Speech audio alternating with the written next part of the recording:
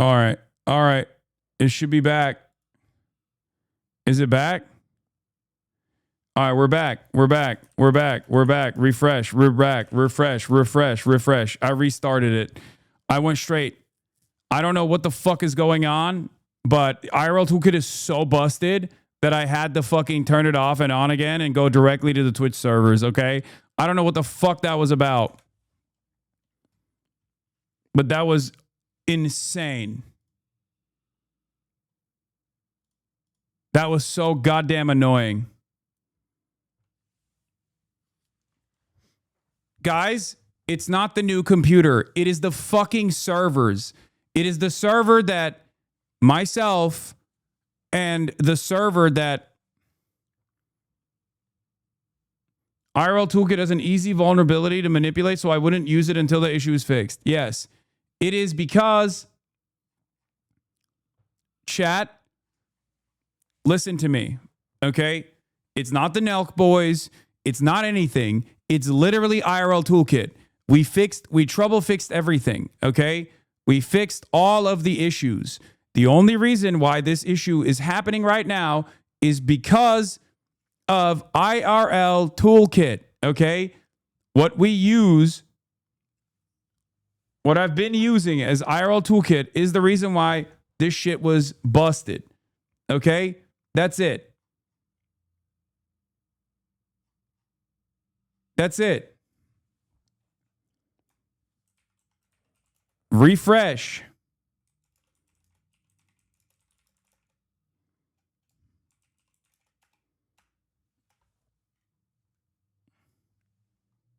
iShowSpeed was mad as fuck because his stream was having the same issues. Yeah.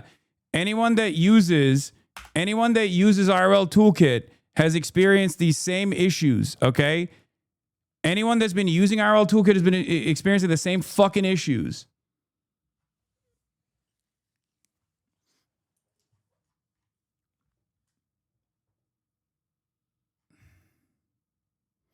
You don't think it's Mossad? No, it's not fucking Mossad. Why the fuck would Mossad care about the FaZe clan? And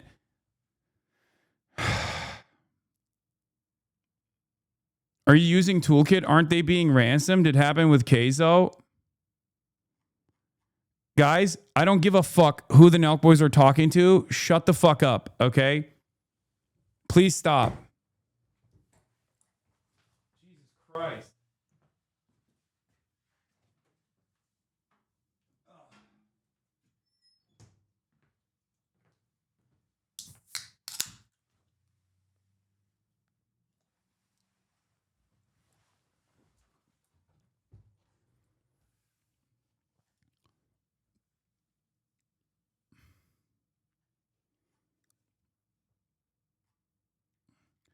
They literally released a podcast with Netanyahu, dude. Come on. Okay, I'm going to start perma-banning people. Okay.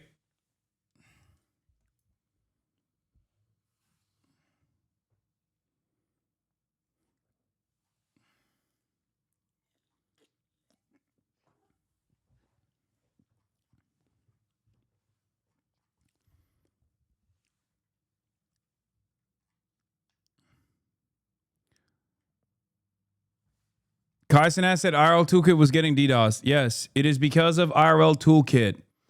It is because of IRL Toolkit. That's it. That's the real reason. They've been getting fucking destroyed.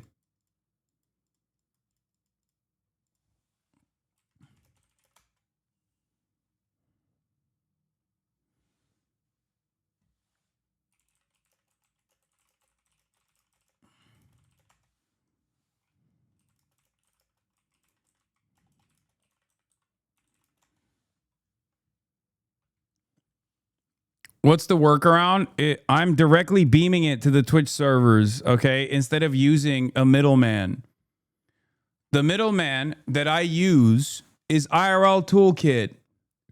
They've been getting DDoSed non-fucking stop for the past couple of days. I thought they've been getting DDoSed for the past couple of days. I thought that they could have fixed it. They could have, troubleshooted the problem. But instead of I mean, they weren't able to, clearly. Like, their servers are still getting fucking fried. Okay? Yeah, the staff itself has recognized that they're getting DDoSed. So the only way to get around it is just to not use the service at all. That's it.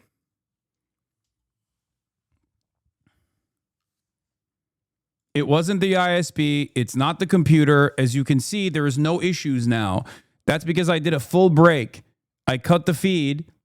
I swapped out of the IRL toolkit, and I am beaming my stream directly to Twitch. So I'm using Twitch servers. So if there's any sort of fucking additional problems, that would be directly related to Twitch's own servers, which are sometimes also fried.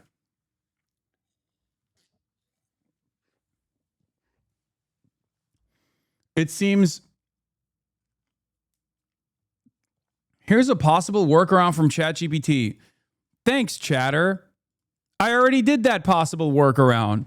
That possible workaround is basically shutting off the stream and restarting it, which is precisely what I did. Okay? Why are you giving me ChatGPT? Oh my God. Oh my God. First day back, I was so fucking chill. I was so chill. And I think we're done. We're done. We're done being chill. I can't be chill any longer. We have literally we have dummies asking grok. What is the purpose of a middleman service? Is it for security? Yes, it's for both security and also, ironically enough, under normal circumstances when their servers are not fucking fried, it's supposed to be used for uninterrupted streaming. Okay? Because Twitch servers also sometimes have issues. It is a way for me to basically swap easily from my regular stream that I'm broadcasting from my computer to my bag if I want to. Do you understand? Why am I explaining all of the fucking nitty gritty in the background of the streaming side? It's just no one knows anything and no one cares, and people are going to make up their own minds and make idiotic suggestions regardless and be like, I don't get it. Why don't you do this? Why don't you do that? You know, and it's going to piss me the fuck off anyway.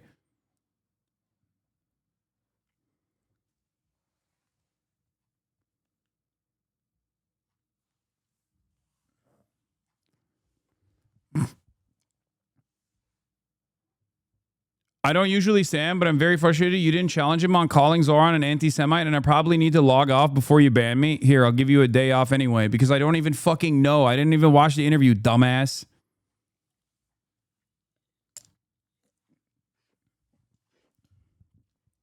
Chatters will literally be like, dude, talk to the Nelk boys right now without even watching the fucking interview. And then they'll get mad and they'll be like, why did you talk to the fucking Nelk boys without watching the interview at the same fucking time? Is it an F again?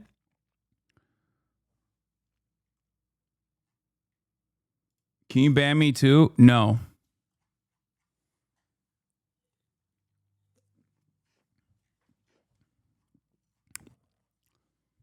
Anyway, we're back.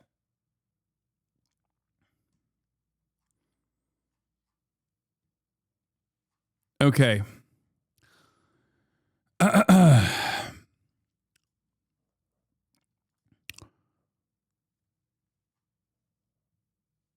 So,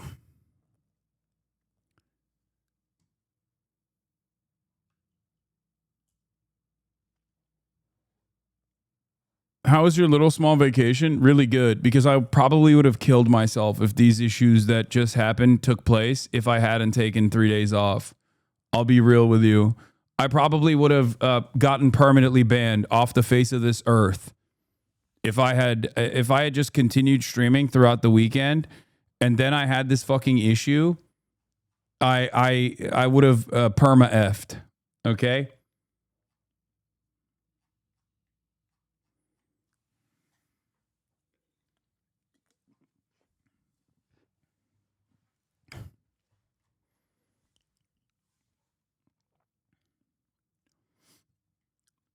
Anyway.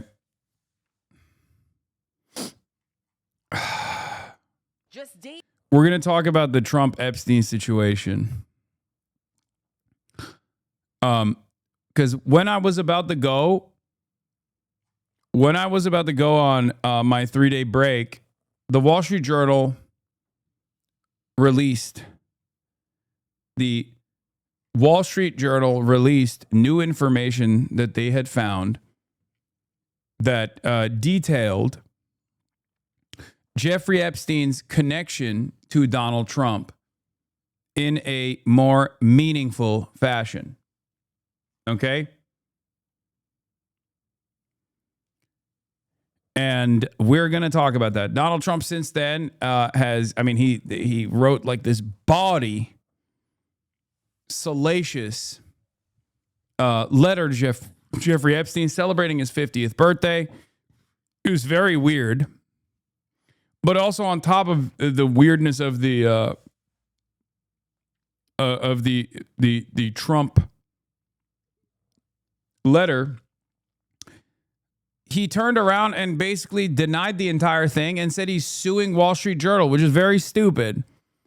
Let's take a look. After the Justice Department requested federal courts to release more information related to Jeffrey Epstein, this morning some Republicans say it's not enough. I think it's a start. I don't think we're ever going to get to the bottom of anything, all of it. This town doesn't give up its secrets very easy. The Justice Department asked to make public grand jury testimony related to the convicted sex offender. Writing in a motion, transparency to the American public is of the utmost importance to this administration. But releasing those transcripts will likely be a lengthy process that could require hearings with a judge to determine the impact on victims. Epstein's former lawyer says the information requested from the grand jury is likely only a portion of what's within the full files. Grand jury information is narrowly tailored by prosecutors only to provide sufficient evidence to result in an indictment. The president had hoped the move would get his supporters to turn the page, but this weekend acknowledging nothing will be good enough for the troublemakers, adding, even if the court gave its full and unwavering approval, it will always be more. Yeah, Wall Street Journal has been booted from the White House press pool. Scoop, a Wall Street Journal reporter was slated to be a part of the travel pool this weekend when Trump travels to Scotland. After the paper's Epstein story last week, the White House booted them from the pool. This is like, this is the peak of like access journalism. They're just basically whipping them. They're just whipping the media into submission. But it's being done in like the stupidest way possible. It's being done for the dumbest story because we already knew that Jeffrey Epstein and Donald Trump were connected to one another. We already knew that. This isn't even a new revelation. So the idea that he's reacting this way to information that we kind of knew about, but just like not the additional details, makes the story even larger than before. It's very fucking dumb.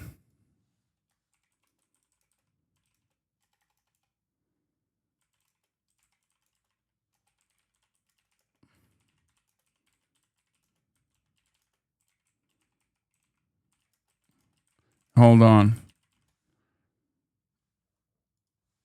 I'm back live and going direct to Twitch servers after our toolkit was taking a beating. No more service interruptions.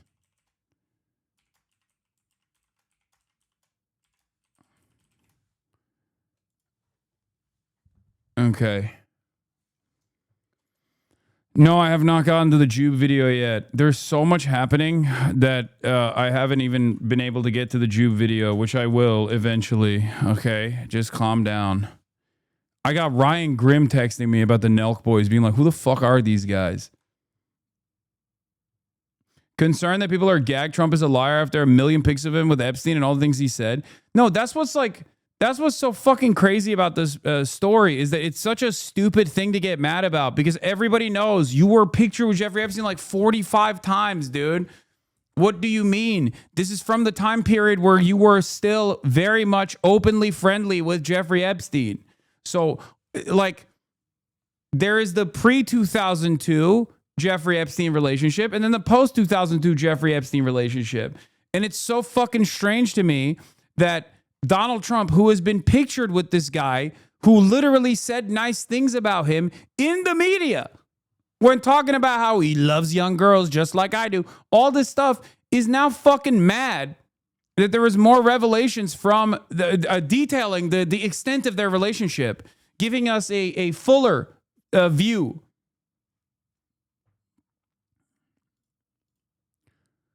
National correspondent for the New York Times, Mike Baker, detailed basically what we do know so far about the Jeffrey Epstein relationship.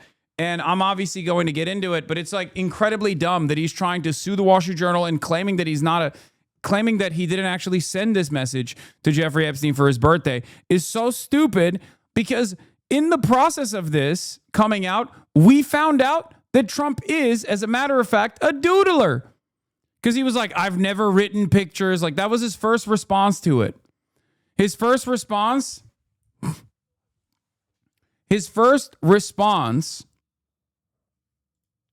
to it was, I've never wrote a picture. It was a fucking lie. It turns out he's a massive doodler. I didn't know this, and I consider myself to be somewhat of a Trump stan turned hater, you know? Okay?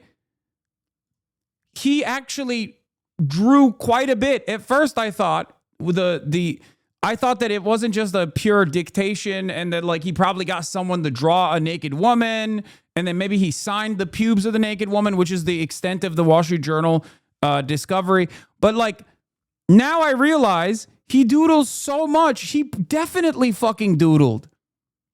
He definitely doodled that picture. Like, look at him.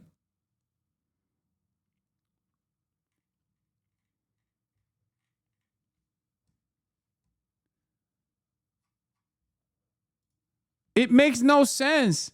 So it's just like every time he just acts like there is no relationship there, it comes out that there is more of a relationship there than we thought. Democrats joining the calls for transparency. So to me, as a former prosecutor, there are times when you release things for the good of the country. This is one of those times. The president instructed the Justice Department to seek the release of the grand jury testimony just hours after a report from the Wall Street Journal, alleging that he sent Epstein a letter to celebrate his 50th birthday in 2003. Trump now filing a $10 billion defamation lawsuit against the paper, including owner Rupert Murdoch, saying the Journal falsely claimed that he authored, drew, and signed a letter to Epstein containing salacious language and that no authentic letter or drawing exists. Dow Jones telling ABC News, we have full confidence in the rigor and accuracy of our reporting and will vigorously defend against any lawsuit.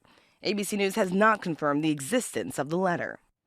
So over on Capitol Hill, there is a bipartisan push for a vote that would call on the DOJ to release the full files. But that vote would largely be symbolic. Congress has no legal authority to force the administration to release anything, but it would get Republicans on the record about where they stand on this issue. And just the fact they're even talking about this vote really underscores just how much pressure the administration is under, guys. That's true. And people want to know about this. A new CBS News poll shows falling support for President Trump.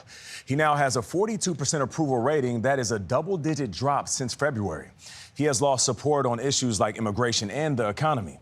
His approval with Republicans still remains very high, even as he's dealing with the backlash over the handling of the Jeffrey Epstein case from both sides of the aisle. Weijia Jiang is at the White House. Weijia, good morning. Hey, good morning to you, Nate. Good morning to everybody. At President Trump's direction, Attorney General Pam Bondi has asked a federal court to unseal grand jury documents related to that Jeffrey Epstein case. That move followed Trump becoming furious over a Wall Street Journal report that led him to suing the publication. The article at the center of President Trump's new lawsuit is about a birthday letter he allegedly sent to Jeffrey Epstein in the early 2000s that included a drawing he reportedly drew of a naked woman. Trump, who denies the report, is suing the Wall Street Journal and its owner, Rupert Murdoch. A great majority of Americans, 89%, believe the Justice Department should release all information regarding the Epstein case, according to our new CBS News poll. Democrats argued Trump's call to unseal grand jury documents does not go far enough. Things should be released. We should know what happened here. And it is a claim that this president has made time and time again. I'm glad that the Democrats are not spiking this. My expectation for the Democrats, as always, is to somehow find a way to mess this up. And surprisingly enough, they have at least establishment Democrat voices that are continuing to push for this. And so that's good. And the American people have the right to know what happened.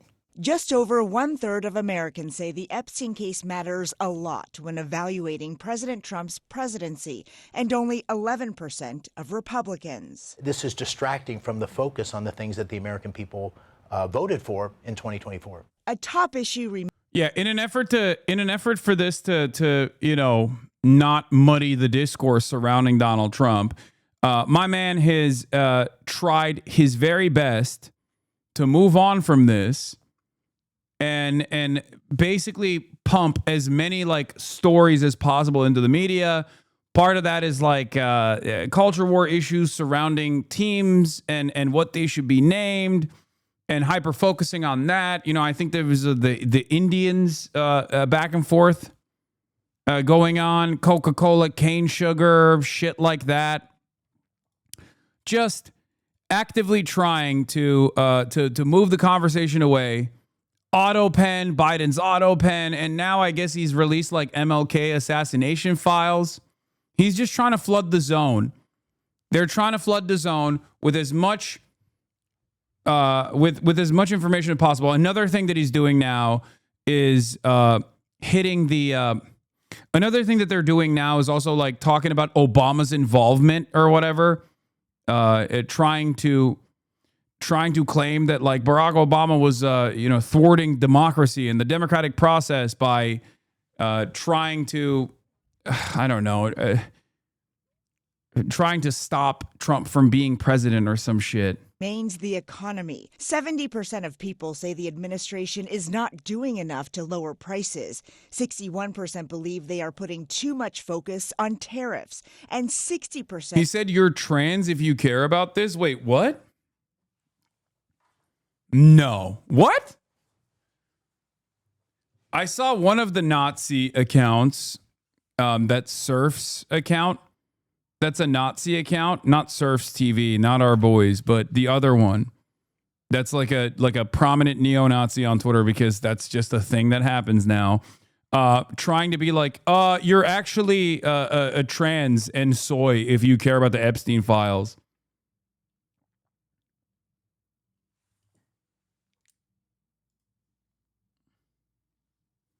Yeah, the Royal Surfs. Yeah, prominent neo-Nazis on Twitter have been posting about how if you care about the Epstein, if you want to release the Epstein client list, that means you're gay. That means you're woke, gay, and trans. Which they think is going to be. They think this is going to be a good enough way to stop people. What?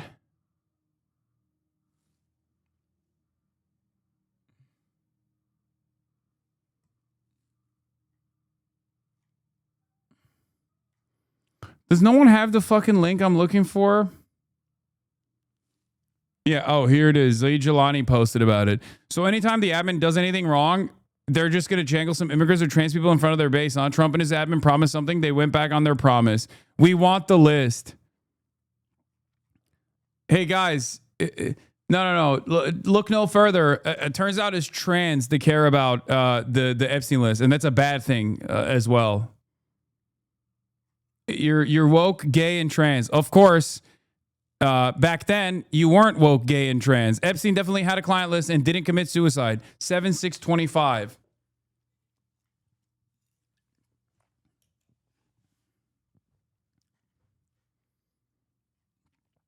Motherfucker, what changed? 2 weeks?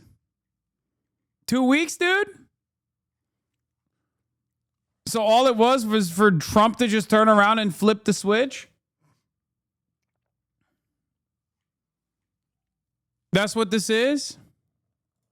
That's what's going on?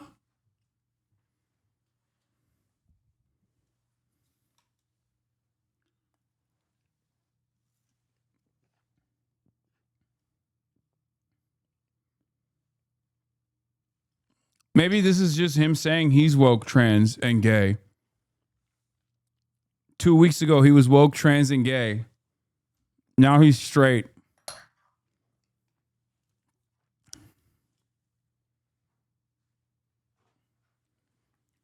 Donald Trump is at a 54-point swing in the 18 to 29 demographic, by the way.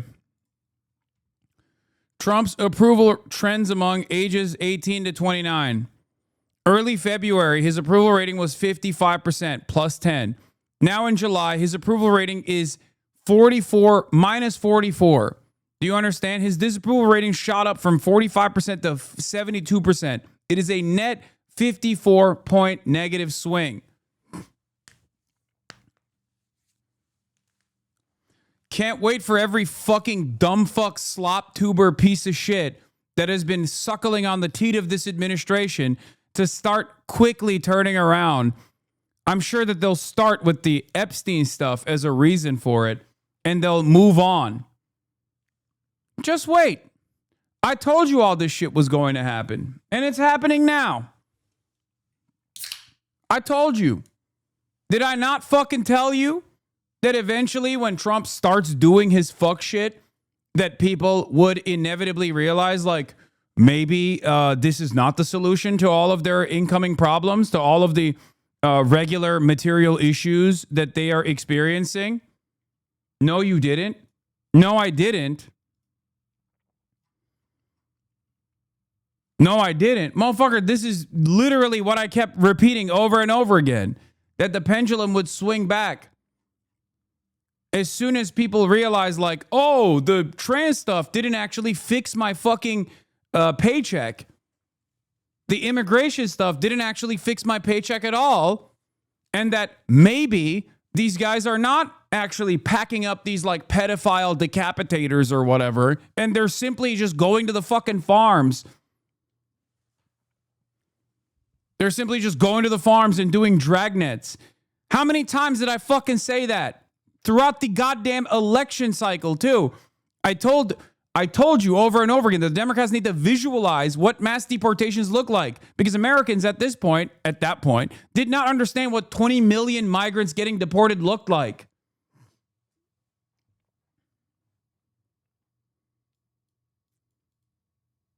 This doesn't seem to be damaging approval among Republican Party members, and they're starting to come around to the propaganda points, just not as much as usual. I saw a poll that said 50% of GOP supporters believe the admin has been adequate on Epstein. This is still really low for Trump. I know. This is not like the death blow. This is not the death blow. But it's an actual major chip in his armor, okay? The point is, none of the fucking policies that he thinks or that he claimed were going to save America are actually going to do that. And people are going to slowly come to that recognition. Not everyone will. And plenty of people will obviously still believe, no, you don't understand. We have to fucking deport every single Mexican, okay? And then things will get better. There is no real death blow, okay? There isn't. Because Trump is a cult-like figure. You cannot tackle a cult like this. You just have to hopefully keep hitting slowly but surely and assume that enough people have decoupled themselves from the administration and its movements. Because they will slowly but surely, at least people who are cognizant enough, will slowly but surely recognize that Donald Trump was basically just lying about all of these criminal migrants. This is precisely the reason why I kept repeating the importance of the Democrats to create adequate counter messaging on the issue of immigration early on. Okay? On every single quote unquote problem that he created, he had no real solutions for because they weren't real problems. That's how it works, is death by 1,000 cuts. It's little by little. Every other day, there is a new person that voted for Donald Trump last time around that goes, yeah, I don't know if this is actually real. I don't know if this was a good thing that I did. Going back on their votes. Okay? That's how it's done. And I said this over and over again. And I also said this about Israel too. And look where we're at with Israel. Uncompromising in the face of clear injustice was the appropriate thing to do. Every cult ends one way. It's never from the outside. I mean, it doesn't matter. Despite realizing that voting for Trump did not solve the problems they were going through by deporting and attacking queer people's rights, it doesn't change the fact that these people are not and can't be allies against Republicans and overall establishment. These people are still racist, homophobic, transphobic, and so on. No, it doesn't matter, because as long as they're not fucking voting for Donald Trump, and as long as you have real leaders on the opposing side, which we unfortunately currently do not, then you can move America in the right direction. Because it's not just about cutting Trump from his audience, okay? Cutting Trump from his base of support. There also has to be a counterbalance that is leading America in the right direction, and we currently do not have that counterbalance. This is why I talk about the importance of having a real competent party that fights back against the Republican madness. Okay? Without that, we just go back to business as usual. Without that, we go back to, another marginally better Democrat that doesn't fix any of the issues, and then that creates an opportunity for even a worse Trump-style figure to come in and use populism to his advantage and to consistently diminish material necessities, material interests that Americans have. That's how we got the Trump 1. That's how we got the Trump 2.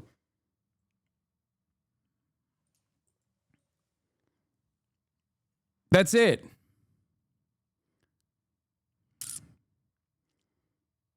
People make up crap about you saying don't vote for Kamala. Meanwhile, you're literally saying people who don't vote for Trump can be allies, literally carrying what is left of non-Republicans. No, I don't. I want real change. I don't care who brings it, okay? I want real change in the positive direction. Why is it so hard for people to understand that a vote is an agreement if you vote for the progressive candidate and you're being progressive, even if you're not always the most progressive in your personal life?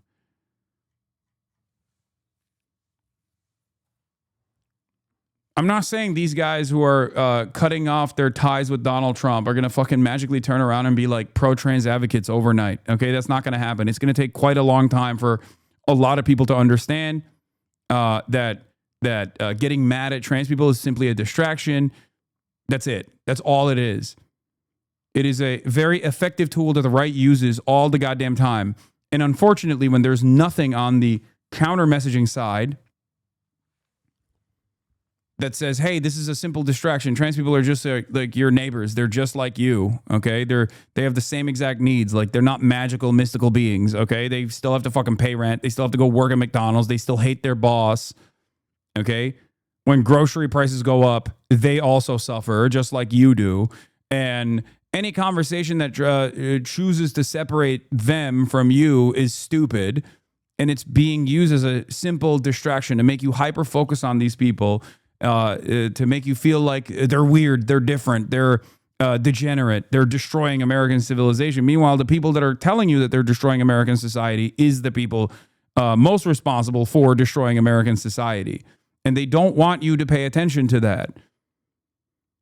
How many times have you heard a Democrat say this? There are some examples that I can point to.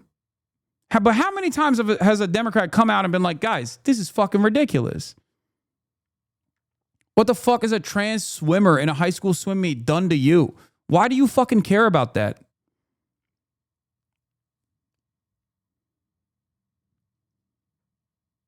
There are very few Democrats who just who will actively defend marginalized populations and will say actively defend marginalized populations and will say, like, the only reason why you care about this kind of stuff is because these guys don't want to actually enact any sort of positive change. They recognize that you're angry. They recognize that you're angry because of the affordability crisis, as Trump, kept repeating over and over again. Okay. But the reason why they're hyper-focusing on trans people or undocumented migrants is because they want to distract your attention away from the real issues that persist in your life. They do not care.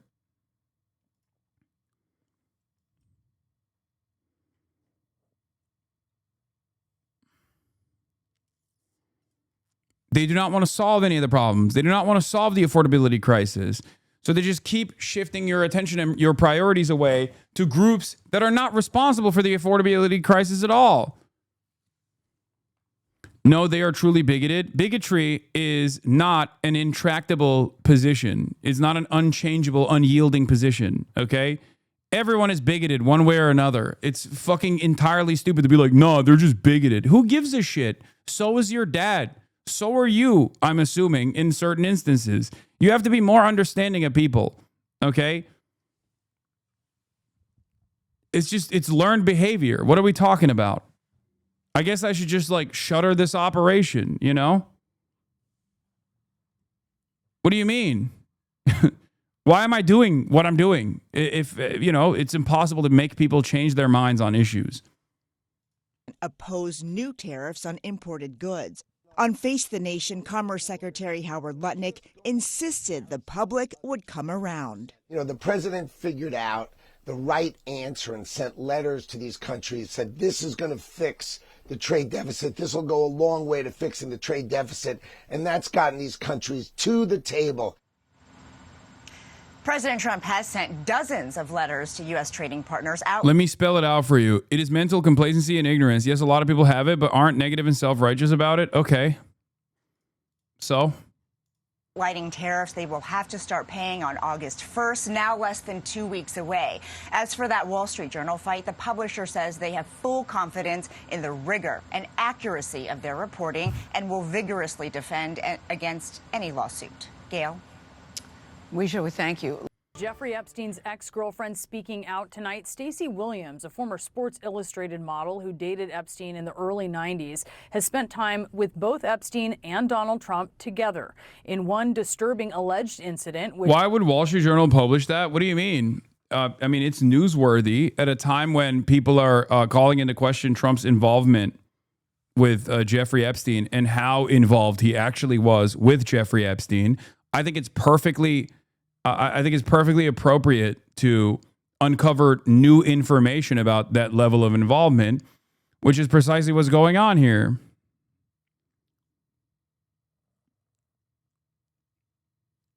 It's newsworthy because people want answers.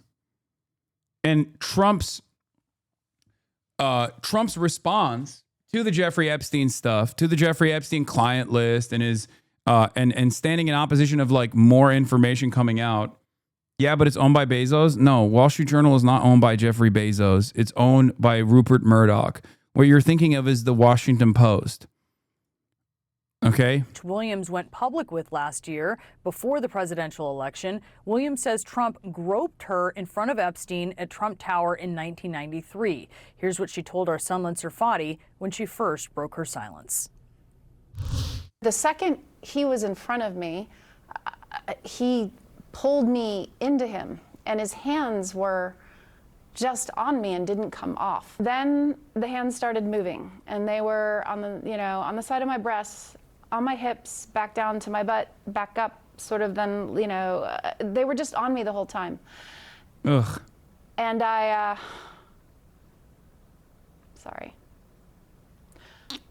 froze.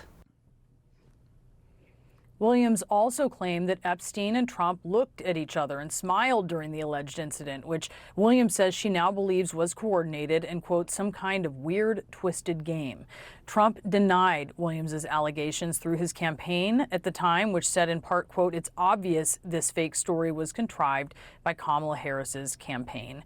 And Stacey Williams is out front now to speak out for the first time since the uproar over Trump's handling of the Epstein case.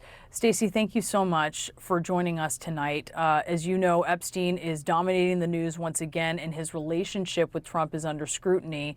While you were dating Epstein, can you tell us how close? I'm not American, so I'm asking this in good faith. You were talking about this sort of imminent collapse of American economy due to the first round of tariffs that would be felt regardless of whether Trump calls off the tariffs. Have you Americans seen a genuine increase in prices? Only limited increase in prices have been seen so far, partially because some of the mediators just ate the cost. And also on top of that, because he called off the tariffs, a lot of people just kept doing the trade regardless. But it is already started.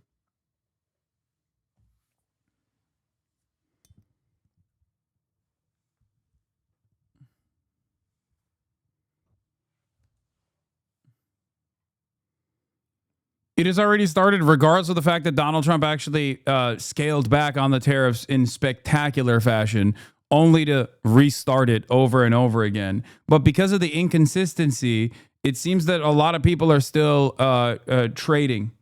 And okay, so here's what happened. Okay? Here's what happened. Knowing that these tariffs were coming in, there was a major amount of imports. They literally came in, and ahead of the tariffs, they wanted to get ahead of. They wanted to have as much of a timeline for like, because of the inconsistency, they wanted to stockpile to the best of their ability ahead of time in an effort to withstand the tariffs. That actually contributed to economic growth, or at least it limited the amount of GDP decline in this last quarter, because people were so scared. People were so worried that the tariffs were going to destroy the prices. We're going to skyrocket the prices. Okay, and they already have on certain products, for the record. Here are Walmart price changes between May and July 2025. 12-piece pots and pans went from $99 to $149, a 51% increase. Mode's Trio 3-in-1 travel system went from $200 to $300, a 50% increase. So there is still, like, coffee went up 17%. Donut Shop coffee went up 17%. A lot of the coffee went up. Gallon of milk went up as well.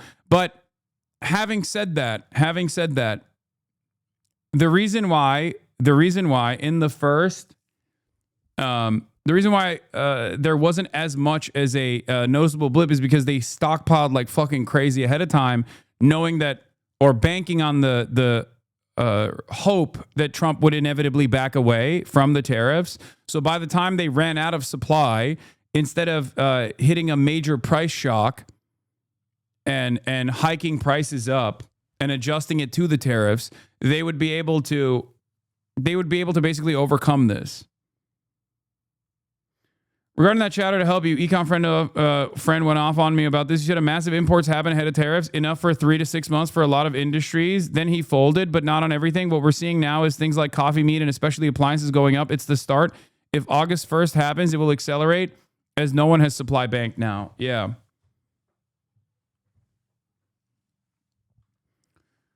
So companies stockpiled ahead of time with the hopes that they could withstand the major tariffs price hike that was imminent. But because he has just like went back and forth, he's only extended the timeline of tariffs. He's extended the timeline of tariffs and the likelihood of a trade hit. So now they don't have enough stockpiles. So their stockpiles are running out, and he's not backing away completely from the tariffs regime. These two men were? They were best friends. I dated Jeffrey for a period of more or less, I think about 4 or 5 months. And the only friend that he would mention every time we saw each other or had a phone conversation was Donald. And he would share a lot of anecdotes. I have plenty of anecdotes. And yeah, they were very close, and they were up to no good. And how did Epstein talk about Trump? Sort of what was the quality of those anecdotes and how he described him? Well, there was a time when he mentioned that he had to check in on him because he was unwell and very upset about something that had happened. I remember because he was late to pick me up, and he was explaining why he was late. They were just, it was such a long time ago, but it was just that was his bro, that was his wingman. It was clearly, I'd hear about Ghislaine and I'd hear about Jeffrey. And I met Ghislaine in his house. She would come wafting in and out, the home in New York.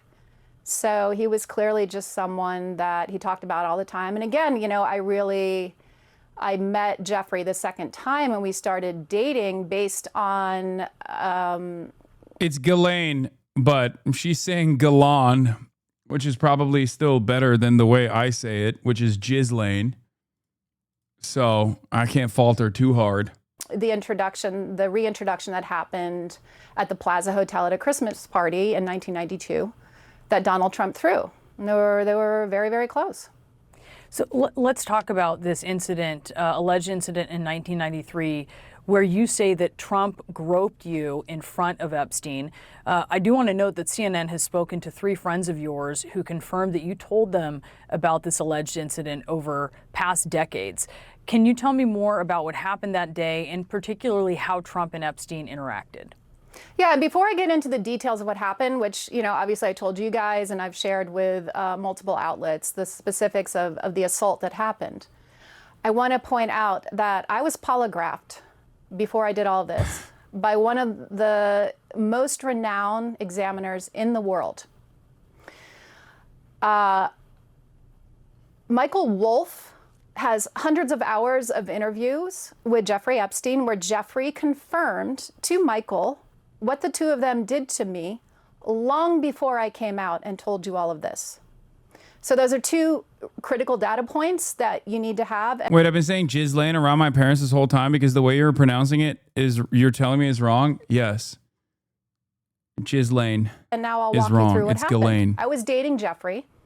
He was always talking about Donald. It was his bestie and everything. And he was joking about how Donald thought I was hot and Donald thinks I'm this or whatever, wants to talk to you. And he was telling me this as we were taking a walk down Fifth Avenue one day. And he said, let's stop in and see him at his offices. So we went up to his office in Trump Tower. And within a couple of minutes, Donald was outside of his door. And his hands were all over me. They were on my breasts, they were on my butt, they were on, my hips, up and down, while the 2 of them just kept having a normal conversation. I don't remember exactly what was in the conversation. Again, this was, we're talking this is 93 now. It was something about, it was irrelevant. It was like, oh, Stacey's career's on fire. She just did Sports Illustrated again, blah, blah, blah, blah, blah. And they were back and forth, smiling and grinning and carrying on a conversation while Donald ran his hands all over me. And, when that happens in broad daylight in someone's office and an assistant's walking back and forth, you're in shock. If it happens in a dark alleyway, right, you defend yourself. But when it's hidden in its brazenness like that, which is Donald Trump's forte, you go into shock. So I froze, and it was over and very quickly. It was a few minutes. And then we got back in the elevator, and Jeffrey's energy had changed. He was like seething. He was enraged. He wouldn't make eye contact with me. And then we got out on the street on Fifth Avenue, and he looked at me and he just started yelling at me, saying, why did you let him do that? And he was so enraged. And then I remember thinking, like, why did I? I felt like I was coming back into my body at that moment, and I was confused. So that's the story of the assault. And I do just want to note, Stacey, that Trump has denied these allegations. Trump is like a serial rapist, sexual harasser, sexual assaulter, it seems, which is not surprising, to say the least, but goddamn. Which you are well aware of. And I know at times you've referenced videos which we have not confirmed the existence. And I say this is like someone who is still firmly committed to the Trump is not even like interested in the sexual gratification aspect of sex in general. Like, I don't think he has sex for the same reasons why you would. I think he's just a rapist. Like, that's the only way that he derives any sort of like it's a power thing. It's a signifier. Being around like beautiful women. It's just about like having control and having power over another person. But I know that you felt that this was coordinated later when you looked back on it. What was it that made you draw that conclusion? Well, I was sort of known in the industry for being somewhat combative with, photographers who would expose themselves or do inappropriate things, or even guys who would touch or harass on the streets. And Jeffrey was aware of that. And I think he was excited. I think the gist in my mind, given what he knew and the way it played out, was, hey, I'm going to deliver this person to you who's actually not going to let you get away with what you do. And I did, because I froze. Like I said, when it's hidden in its brazenness like that, you freeze. And, he's a master of that. So, I mean, he talked about it, right? He talked about pussy grabbing on the Access Hollywood tape. And tonight, if you're aware, President Trump has filed this libel lawsuit against the Wall Street Journal over its reporting that there was this note bearing Trump's name as a signature and an outline of a naked woman that was included in a 50th birthday album for Epstein in 2003, a note that also depicted an imaginary conversation between the two men. And part of it reads, quote, Donald saying, "We have certain things in common, Jeffrey. Jeffrey, yes, we do. Come to think of it, Donald, enigmas never age. Have you noticed that? Jeffrey, as a matter of fact, it was clear to me that the last time I saw you." And then finally, Donald, "A pal is a wonderful thing. Happy birthday, and may every day be another wonderful secret." Trump called that letter fake. He said it was out of character for him because he never wrote a picture or drew a picture in his life. Wrote a picture, I think he said. No, it's not his kind of language. Based on your time with both men, does that sound out of character to you? What, are you kidding me? I know what they were up to together. It happened to me. I was polygraphed. I have the post-assault postcard with a love note. So I have the receipts. Where are Donald Trump's receipts? Where are they? I know what they're up together, and I know what that means. It's very clear. It wasn't baking or fishing. Well, Stacey Williams, I really appreciate you taking the time to speak with us tonight. Thank you so much. Thank you.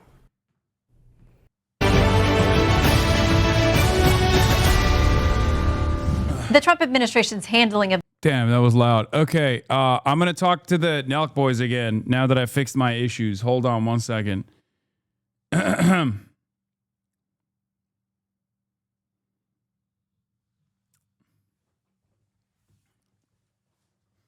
Why? Lol. Dude, half of the chat is like, bro, why didn't you fucking continue talking to them? And then the other half is like, oh, I don't want you to do this.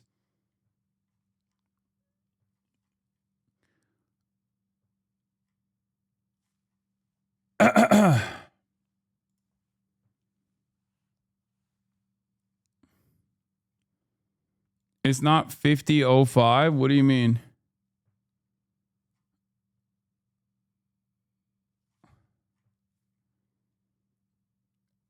Who, bro? No one wants this? I mean, I want to...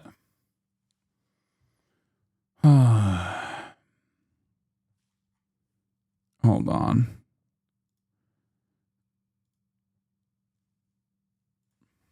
Okay. Hello? Are you good now? You changed your fit. You changed your fit. DDoS hacker. No, we have, this is the same problem that's persisting with, what do you call it? With the Phase Boys too, and like Kai Cenat. Anyone that uses IRL Toolkit's been getting clobbered. Speed has been having issues too. We all use the same service as like a mediator between OBS and Twitch, and their servers are getting fried, which is why I was unable to continue streaming. So I had to shut off my stream and restart it. But it's fine now. But you changed your fit as well. Yeah, I put on a jacket. You threw on the black jacket. You got to look good for the big interviews, all right?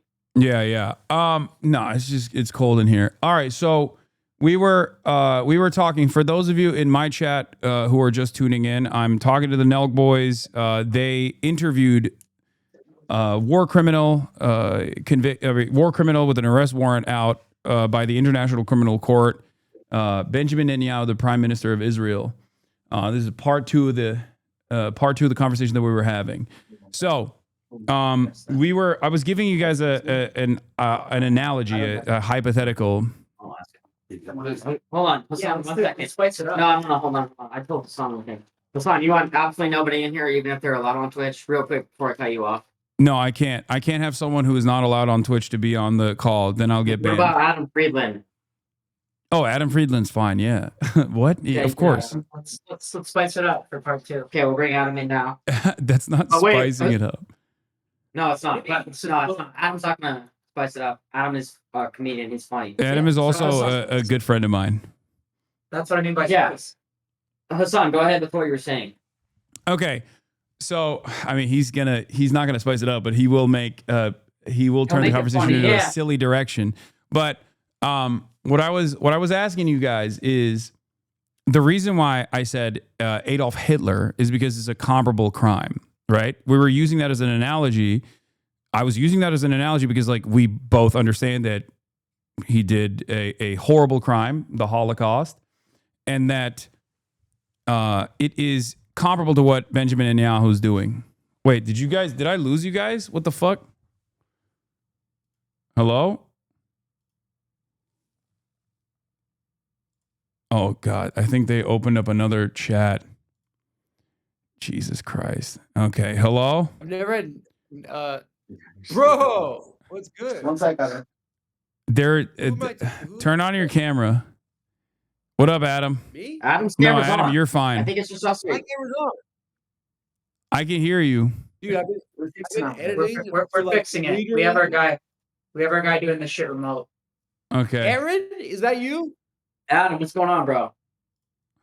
Who's in the pink square right now? It's the Nelk boys. Me? It's Steiny and the other Nelk. It's great to Say his name. Hasan, say his name. Do not be disrespectful up in here. Aaron, what's goody, bro? Did you watch the episode? I did. It was amazing. Hasan, you can't say my name. Having us on. What's up? What is Kyle, right? Funny. You know my name, bro. It's Kyle. Kyle Forgard. Yeah. Is Steve there? No, it's just me and Kyle. What are you guys doing? Hitting happies, doing zaps.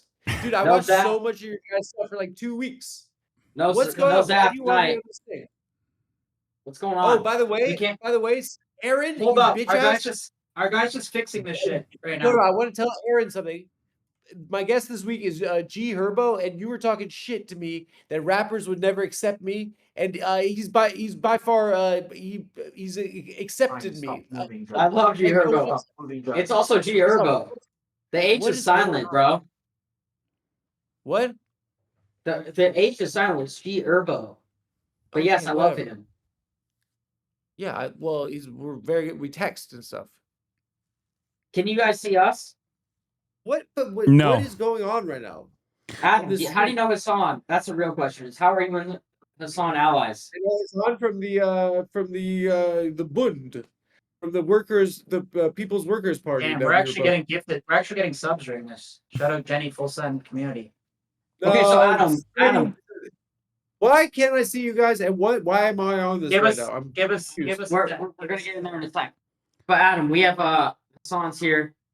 They interviewed. We've had 5 different people in here, and now Hasan. Oh, there you go. Oh, boom! Whoa, it worked. Kyle Forgard. What up, Adam? Good to meet you, bro. This guy, Aaron. Adam's a great guy. Adam's a good guy. Adam seems like good vibes. He's a troll, but he's a good dude. What is going on right now? You guys please explain to me. Hasan will explain. Yeah, wait, Hasan, why don't you go ahead and debrief Adam on what's going on as you changed your fit before you lagged out? Yeah. What happened is these guys, the Brilliant Minds of the Nelk Boys podcast, went and interviewed war criminal Prime Minister Benjamin Netanyahu. And now they're getting they did. What? Guys, in the middle of a war? It was a genocide. Adam, it's a war leader. We have to do it. You know, 60,000 people, lowest estimates, are dead right now. We understand. We have empathy with everyone who's been affected by the war in general, but we are going to have a pro-Palestinian on next week. That's what we do here.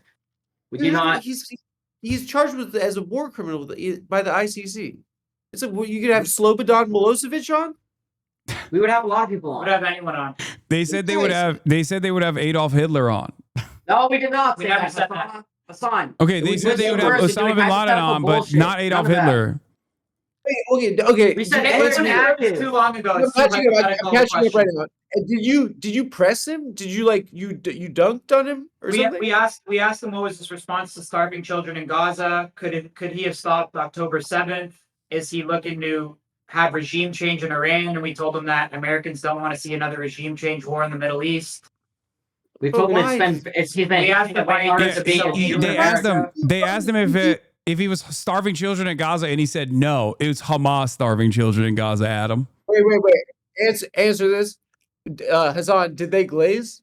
I don't know. I haven't seen the excerpts I yet. haven't seen it either. I was editing the G Herbo interview, and it's one of my finest moments, and now you've ruined my day. What are you guys doing? Wait, guys, can I get Aaron? I was hinting That's at just this what when we I do. met- That's I was just what we hinting do. at this So, when- no. listen. That's just what we do. So I think what we did is we had someone on right now.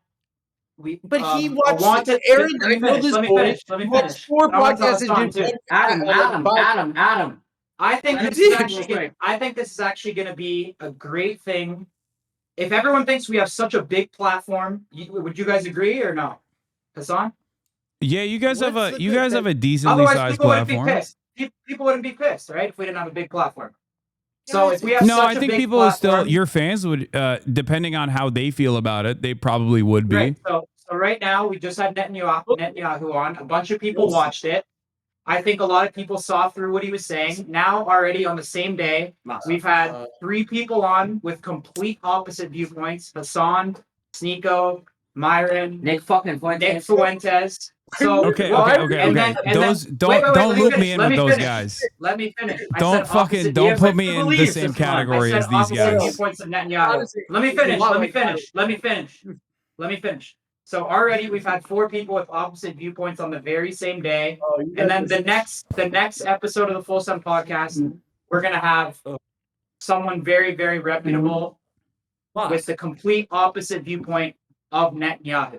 So I personally think, and listen, there's a lot. You guys gotta understand though, Hassan. There's a lot of people. I know there's a lot of people like Hassan though that are educated on this issue, and there's a lot of people like myself who are really not. And I know there's a lot of people watching right now that are the same way as me, that just read shit and don't know what to believe.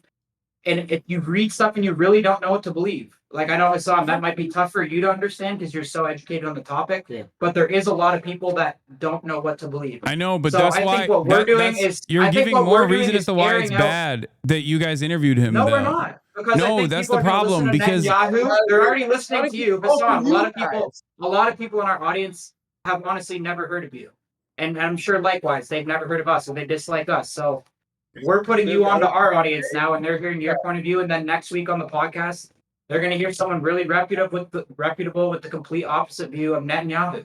So I personally think right now we're going to bite the bullet, and I think we're going to take a lot of flack. But I think within a week or 2 weeks' time, we're actually going to be educating our entire audience and probably the entire internet on everyone's point of view. You're doing crisis PR right now, and I can tell this is really stressful because everyone's mad at you. But please, it's not, you guys bro. Just do pranks. People like to see you guys partying. Why you guys keep we'll still party, bro? In the middle of, people can't leave Gaza. Adam, we were in Central Pay for a few days after this. Half the people that live there are children. We were in 75% we agree of with people you. that have died are women and children. Why are you wading into that?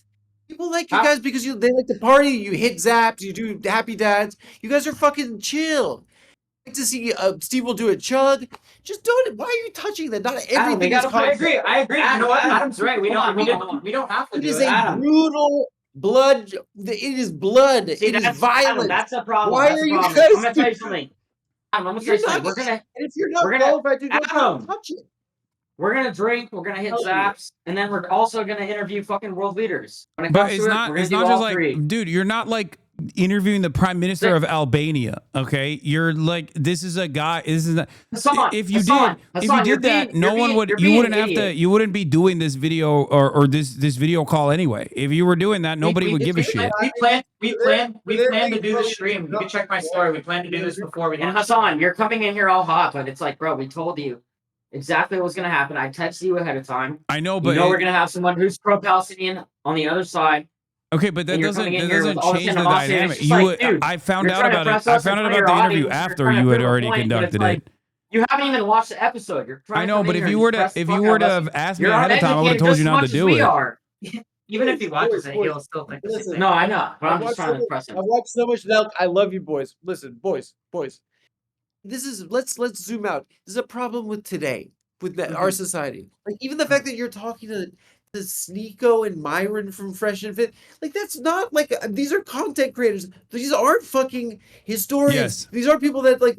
These are the fact that like the experts on on its politics and its war and its violence. There are people that study this, right? It's just not. It's just not everything's content, guys. But that's what Just we're do gonna have on the next episode, you bro. had Coke. Jesse would have never allowed this were he here.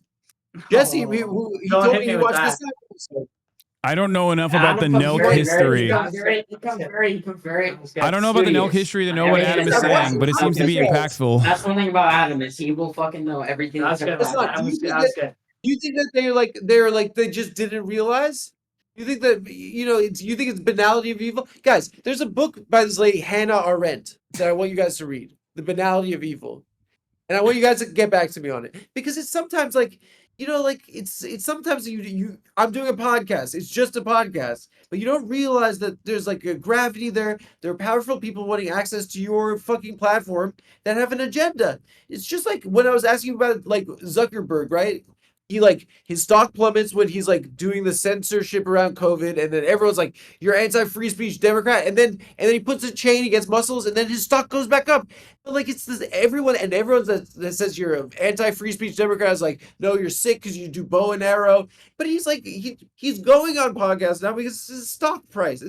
It's an advantage for them, and They're it's like, using you guys. guys. Like, They're using you guys to look good. Hassan, bro. Why does anybody, Hassan? Sorry, I don't mean to cut you off. Hassan, anyone goes on a podcast to promote whatever they're doing. We're aware of that. They're not. But Benjamin Netanyahu's not promoting a book, dog. He's promoting a genocide. Bro, That's we the have point. fucking O.J. Simpson on. We have Entertain on. It's the same shit. Okay, This one none might of be a those little bit things. more. You do realize You're right, that like they don't match. No, this is I the agree with one you. They don't match instance. This is the one instance where it's the worst guess you could have because these We guys agree. are bad people. But what you're talking about is the 100% worst agree, person. Hassan.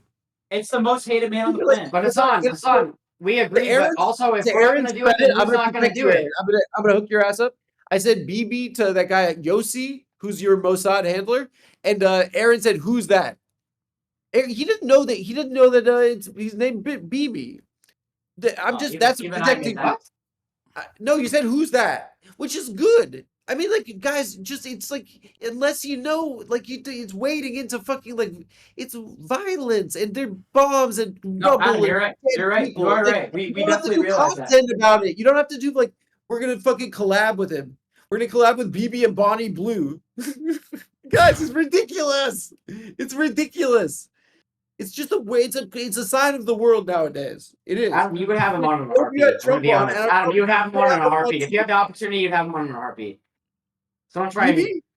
Yeah, I would have fuck yeah, only you if would. Bonnie Blue was there to defend Palestine. You would No, have guys, BB on in a heartbeat. Don't even try and fucking fake the fact. You know what? Like, I am very like I know a lot about this subject.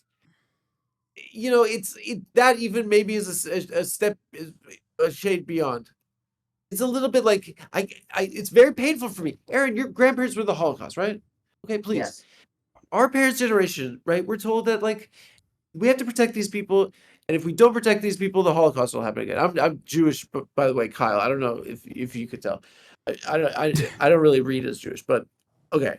Our parents were told that, right? We And can they tell were really right away. scared. They were really scared because they knew Holocaust survivors, right? And it really freaked them out. And they were like, "We got to protect Israel and stuff like this." But like, it hasn't protected Jewish people. It is. I the agree with people you. that live That's why, in Adam, you Israel, can watch.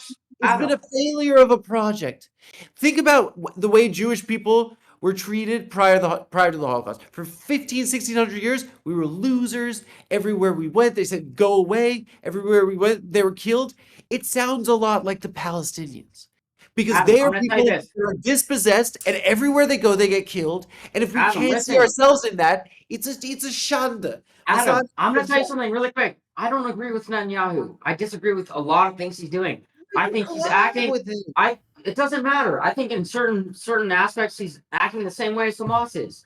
We've talked to him about this. No, there's Hamas no. wants to See, kill this is what I children, mean. You're saying Netanyahu he's wants to acting kill the same. children. No, but Hassan, you're disregarding the point. And Adam, you're not listening. There's no comparison between Benjamin Netanyahu and Hamas. That's my point. The point is that Hamas. You tried to compare them earlier. No, I agree with you. Benjamin They're Netanyahu acting is the same way infinitely sometimes. worse. That's the point. Israel is the Israeli military, and its conduct is a million times worse than anything Hamas could have ever done. It is hundreds, if not thousands, of October 7s that Benjamin Netanyahu has done with superior firepower over the course of the last 2 years.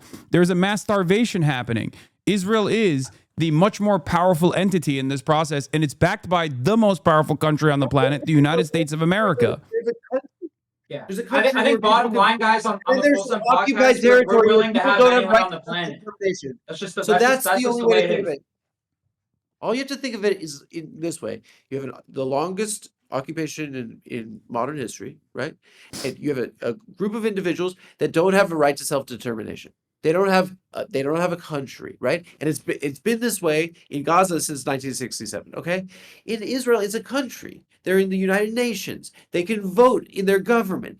These people don't have those rights. And guess what? Right now, there's a fence around them, and they're trapped there.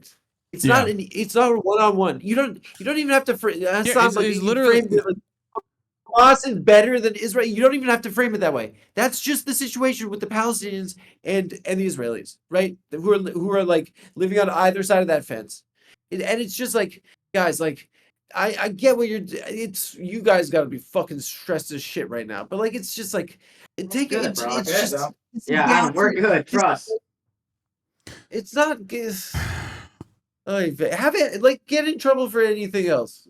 You're right, Adam. I understand your point of view. Though. We do a lot of comedy. We do a lot of fun stuff. So you're right. We actually definitely didn't need to do this. People like to I see totally fun. agree with you.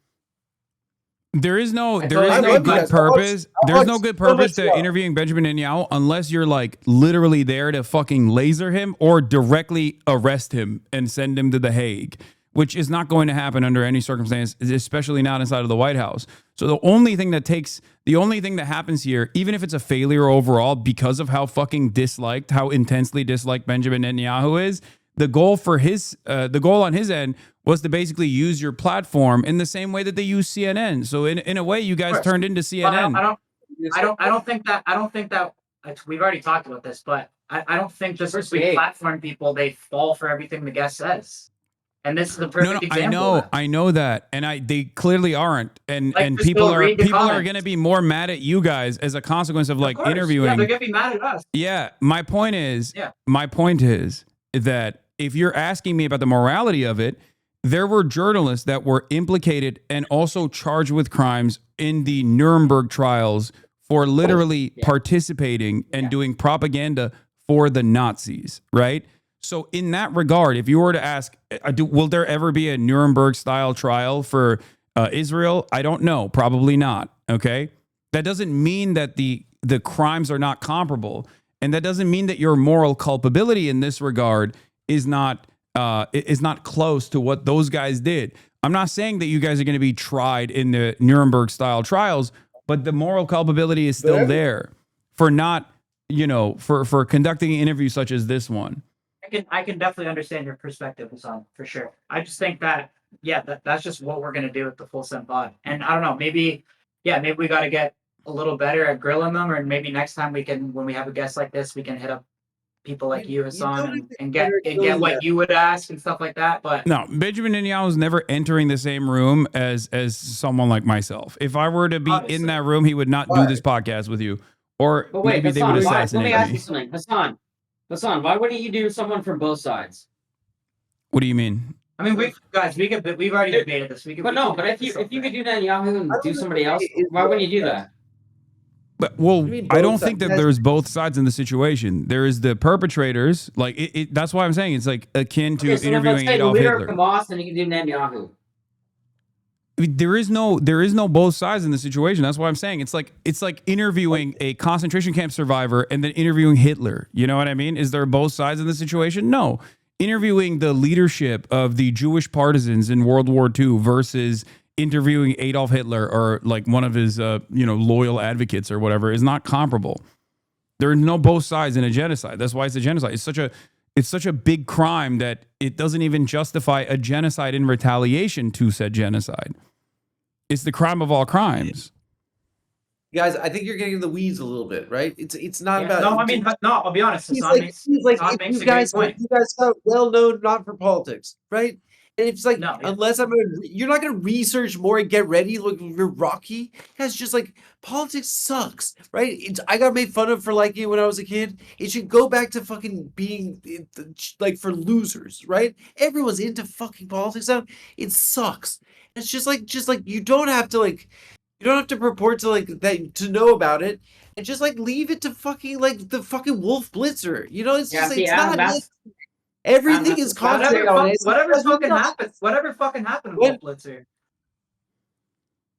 Me too. He did? No, he's still kicking. How dare you guys come for the wolf? Wolf Blitzer still buzzing around? He's still at CNN, yes. But Wolf Blitzer also, ironically, literally worked for AIPAC before he did CNN. For someone that like understands like what's happening in the world, like, and you guys don't have to, because like people love you for prank and lifestyle content. You know, Yeah, and see, it's that's just- where I think I'm gonna be honest. I think Okay, I that's where gotta you're go. gonna stop. What? But yeah, no, go ahead. You're good. I gotta go. I No, have no, to you're finish good. You're this, good. You're good. Go ahead. Go ahead. Guys, Kyle, it was really nice to meet you. Yeah, good to meet you, bro. We'll link that. I'll talk to you soon, man. Are you in I went LA? up to Steve. No, I'm in New York. New York? All right, I'm Adam, in I'll see you, Wilson, buddy. brother. Easy, What's up, bro? Take care. Did he just shut off his laptop? That's so funny. Oh my God, he's such a fucking boomer. So that's actually what I want to ask you because Wait, how do I? Why is he still gets in the pissed- call? Okay, here. I don't know, but he gets pissed at us. Understandably, he gets pissed at us for platforming.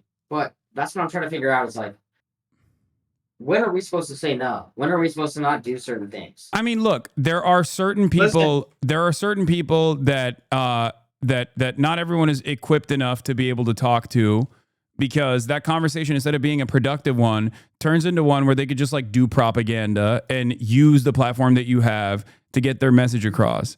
I would use the same principle for Nick Fuentes, for example, except with Nick Fuentes, he's a neo-Nazi, but he hasn't done literal fucking crimes like Benjamin Netanyahu has, while also simultaneously being a neo-Nazi of a different sort. So it's even worse than someone like Nicholas Fuentes, and I don't think that Nicholas Fuentes is appropriate to also platform in this situation. What do you think about the goal of the Full Sun podcast being to platform anybody? What do you think about that overall? If that's the direction we're gonna go, right? The reason why I think it's up to you guys, whatever you want to do. I obviously can't fucking advocate for deplatforming, especially in this day and age, especially in this time and place, because a lot of these institutions that would otherwise be tasked with like taking people. Hello? Oh, your camera pooped for a second. A lot of these institutions that are tasked with deplatforming people spend way more time deplatforming someone like myself, or at least trying to deplatform someone like myself, for having a consistent moral anti-genocide and anti-Zionist position than people who are actually anti-Semitic. They call me anti-Semitic, despite the fact that I'm not anti-Semitic. The reason why I would still choose not to platform neo-Nazis and things of that nature, regardless of how equipped I am at talking to them about these issues and being able to push back adequately, is because a lot of these guys are simply looking for any opportunity to get their message to a broader audience. They don't actually care about the truth. They don't actually care about coming across like good or bad. They just want to be heard, because every single time they go in front of a larger audience, they end up winning over some people in the margins to their side. Okay. And if you understand that they are not honest brokers here, that they don't like care about, back and forth discourse, then ultimately you're playing a role in allowing people to be recruited to that side. You're playing a role in getting more people to be recruited to neo-Nazis, to neo-Nazi groups. And I think that ultimately that is very dangerous. That's why we're gonna have both sides on. But having both sides on doesn't actually make up for that. Is my point. I agree with you too. And then Hassan, there's I've told you also many and there's times. also no comparison to Hassan. Benjamin Netanyahu on the other side anyway. Hassan, I've told you multiple times. Me and Kyle disagree with a lot of things Netanyahu has done. We do not agree. But we stand neutral on this. But I mean, I understand. The whole problem is platforming, but that's why we're gonna have from each side a representative that's gonna fucking tell us exactly what we Well, like, the you know best what I mean? possible thing you guys could have done before this interview, I mean, the best possible thing would have been to not have this interview at all. But the second best possible thing, if you were like adamant about having this interview, would have been to potentially bring someone that is knowledgeable before you did the interview, so it didn't just simply, so that Benjamin Netanyahu didn't use you guys like a fucking fleshlight, is what I'm saying, to just make himself look like not the demon that he is, but instead of a personable person. Like, here, I have something here that was sent to me from an excerpt from the interview that you guys conducted, where you asked him if he prefers, Burger King or McDonald's or whatever. And it's really interesting because like people have yelled at me for doing this with like a dude in Yemen that they claim is a fucking terrorist. Okay. That dude is a 19-year-old in Yemen. He has no power. He holds no power on the planet. He is at any given moment. I mean, it just came up in the conversation. At any given moment, he could be fucking assassinated by American bombs, by Saudi bombs, or any other. Like, he is one of the least powerful people on the planet. This Benjamin Netanyahu is one of the most powerful people on the planet. So in this opportunity, instead of humanizing him, you guys could have had someone that is knowledgeable enough not to ask that question. And instead, when you say, like, are you starving children? And he says no, the person could turn around and say, for sure. Yeah. No, I mean, Hasan, We understand. Hasan, you make a great point, and I understand your comparisons to Hitler. I see your perspective. And yeah, I think just with the Folsom Pod, like I told you, we're just not here to choose the guests. We're going to have anyone on, even if it is a wanted war criminal, and we're just going to let the viewers decide. And I think they spoke very clearly. And I don't think just because we platform people, that people fall for the person's message. Yeah. Like, I don't, that's just the bottom line. Like, go look at the comments. We give you an I just don't think opportunity. that. it's not- I don't think that you guys would do that. Is my point. Like, if there, because there's no other. Because you already said but you it's wouldn't. evident. You It's already said evident you that would I think not, we're- if I given the think we're just opportunity, you would giving- not interview Adolf Hitler. So there is a limit to it. Like, there's an upper limit. And Well, it's we not didn't because say he's- that. We didn't say that. We said a type of them. We said a type. But also, Hasan, it's crazy. And I think it's evident that just because we platform someone, just because Nelk sits next to them, doesn't mean we agree with everything they say or do. One, because we definitely don't. And number two, just because we platform someone, it doesn't. Our viewers are fucking smart. Like, go read the comments. Like, Yeah, but it's also proof that just because we have someone on, it doesn't necessarily mean a W for the guest. No, Hasan, I wanna point out one understand thing. that. Go ahead There and are plenty of respond. people The that I comments disagree with today- that I communicate comments are with. proof. But there's a difference between, there's an upper limit to it, is my point. And that upper limit is like far past when it comes to fucking someone like Benjamin Netanyahu. My limit is far before Benjamin Netanyahu. It's someone like Nicholas Fuentes or someone like Andrew Tate. But even if I were to engage with people like that, it depends on the platform that they have and how much prominence and how much influence they hold over a large enough audience, because I feel like it's unproductive, it's counterproductive if they hold no staying power whatsoever. So I'm not saying that it's bad to interview Benjamin Netanyahu, but if you were going to do that, it's such a important task that you have to take it seriously, and you have to have someone who is knowledgeable to be able to push back, because he's a fucking liar. Hasan, you're missing the point. You're missing the point. As you know, that they're going to be very specific with who they allow to interview them. We've already covered that, right? Is his PR team going to allow him to go on a Hasanabi fucking live stream? Probably not. No, of course not. They would. Someone that's had Trump on 3 times. No, I think. Listen, I think we're gonna wrap this up soon. It's fucking. Wait, last thing I want to ask. We're in Europe right now. Hasan, last thing. We text off stream. Obviously, we are boys. We talked about lifting together, hooping together. So there are things that we can't agree on, but when it comes to this stuff, it creates animosity. So I just want to point that out. Okay, but all right, but you have to. There's a reason why there's 6,000 comments here. I'm looking at the comments right now, and everyone's cooking you guys. We read them. We read them. We know. Hasan, we're aware. But I mean, that should be evident that the Folsom podcast has people on, and the viewers decide. All right. Well.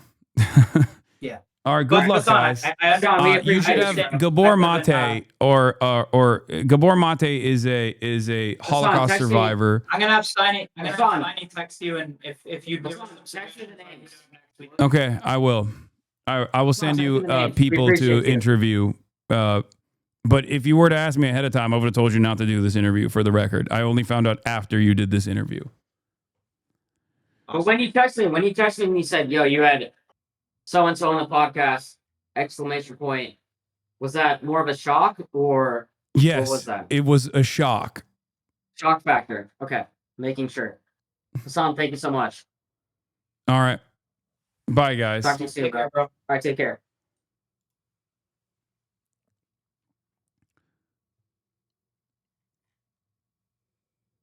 Oh, ay. Don't send them Norm. He's not good on podcasts. No, I wouldn't. Gabor Mate, I think, would be better than.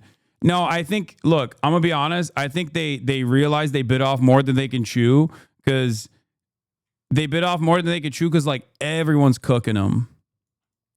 Zero pushback. You literally just let a war criminal talk freely for an hour to millions of fans. Just horrible. You guys are truly. That's what it is.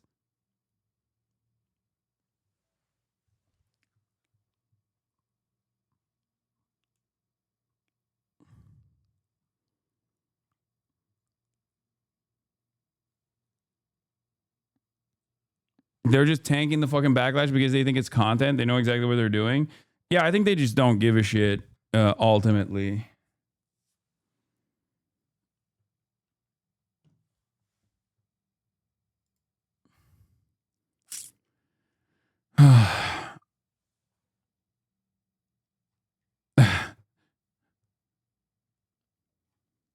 Will you watch it on stream? Probably not. I mean, maybe.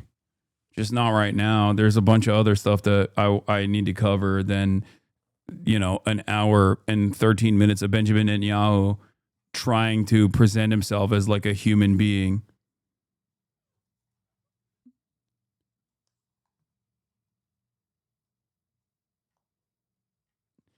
What? Why send them Gabor Mate? Why not just bring on Gabor yourself? They shouldn't be rewarded. Also, what the fuck is their stance on Hitler? What do you mean rewarded? This is like me trying to plug I mean, I think Benjamin Netanyahu is such a fucking repulsive, monstrous piece of shit that it doesn't even matter. I'll be honest with you. Like them doing this. Here's what I think. I think the Full Send podcast interviewing Benjamin Netanyahu is not actually going to win any favors for the Full Send podcast and only invites understandable frustration and enmity and animosity and anger and hate in their direction. And it doesn't even help Benjamin Netanyahu look good. Okay? That's what I think. Because Benjamin Netanyahu is already a fucking demon. And not only is he already a fucking demon, he gets to be on whatever fucking news media outlet he wants to regardless. And if he can't do it himself, he can send someone else to fucking go and one of his envoys from the Israeli state to go and defend the state of Israel and still get fucking clobbered regardless. But if we're asking about like the individual's moral culpability here, yeah, they are morally culpable in a very meaningful way. And they unironically, this is almost like a self-solving problem. Calling them CNN would be an insult that they actually would understand. That I did do that. That's why I kept repeating that.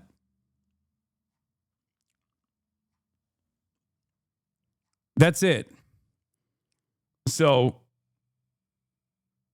it's Adam Friedland's statement was can't believe I'm saying this, but kind of correct, which is it's a sign of the times. It's a sign of the times that like Benjamin Netanyahu, a fucking war criminal and a genocidaire, is going on the Nelk Boys podcast because he wants to do PR for himself. And then instead of getting that PR goal across, because I don't think anyone's going to be like, yo, dude, Benjamin Netanyahu, I'm a big fucking Nelk Boys fan. And a Benjamin Netanyahu seems like a guy I can crack a cold one with. Like, they're not, like, I don't think it's going to work, is my point. Not only is it not going to work, but it actually brings everyone else down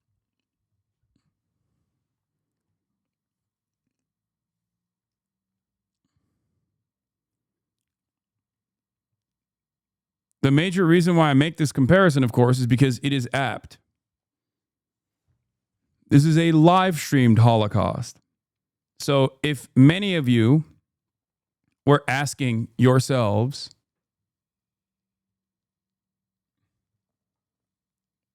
I don't mind having him on, but Netanyahu notoriously avoids Israeli media and loves talking to simpleton American podcasters for a reason. They're his Walter Duranty. Like, it's a good point. Someone said having Netanyahu on is like having modern day Hitler. No, I saw that.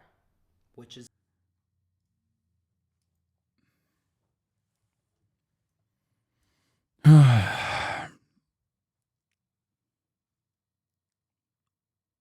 There's proof that the Allies in England knew about it as early as late 1942. The Germans were well aware too via newspapers. No, it's one of those instances where there was surveillance and spies that actually were able to get message out. But it's not the same. It's not to the same degree. Like there was evidence. There was certainly evidence. But how can you say it's identical to what you can see today? It's like literally having a direct CCTV footage inside of the gas chamber, dude. What are you talking about? Do you think that it is the same? There is no modern day comparison due to the technology, like the limitations of information disseminating worldwide.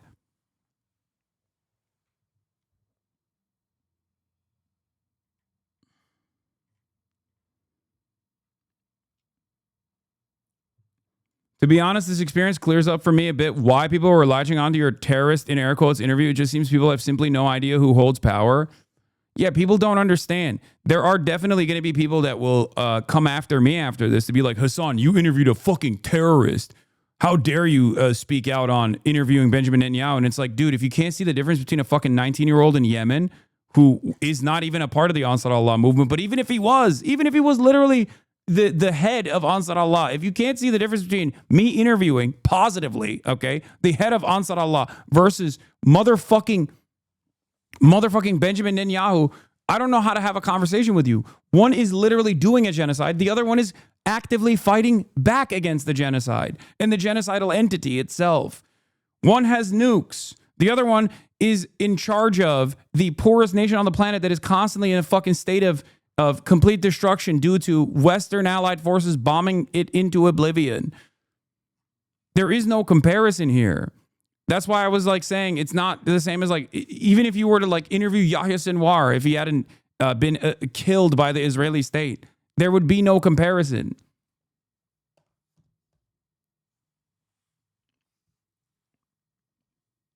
That's it.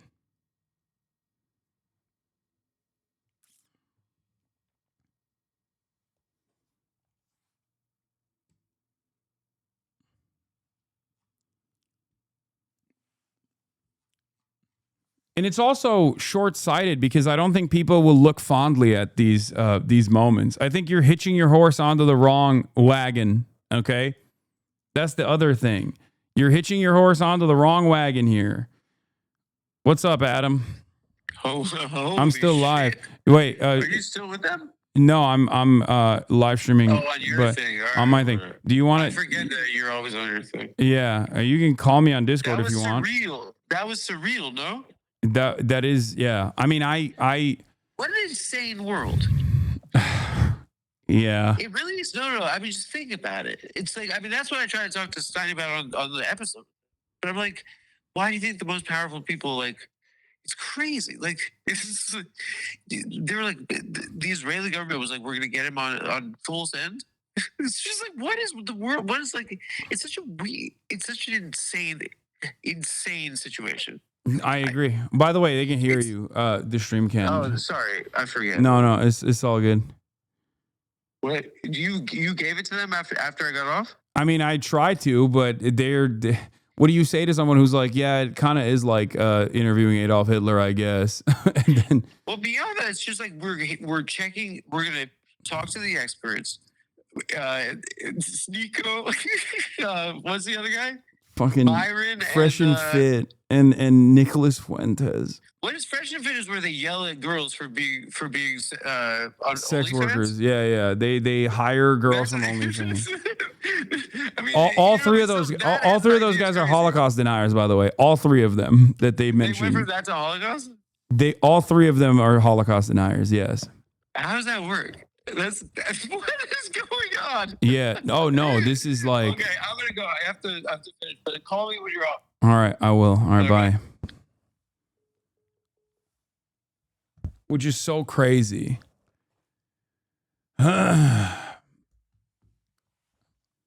It certainly wasn't known by civilians or even the average gun on the ground in the U.S. and UK, even if their intelligence committees were aware before the end of the European theater of war too. That's what I'm saying.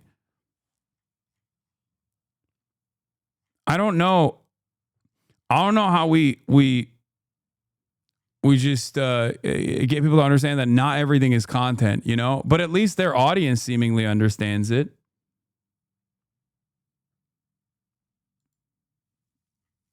So there is nothing that is in comparison in the modern history, human history of the world. We have never seen anything like this in the modern human history. And what is being allowed to be done to the Palestinians with the complicity and permission of the entire world ensures that near future is filled with more of this. Palestinians are collapsing in Gaza Street from Israeli-imposed starvation campaign. A frontline report on people forced to face death from starvation or being shot in a perilous quest to obtain meager rations. Like when people try to say this is normal or like, oh, this is nothing. This is a mere blip in the history of mankind. Like what they don't realize is no, it's not. The only reason why you are saying it's normal is because you want it to be like the world is a cruel place for sure.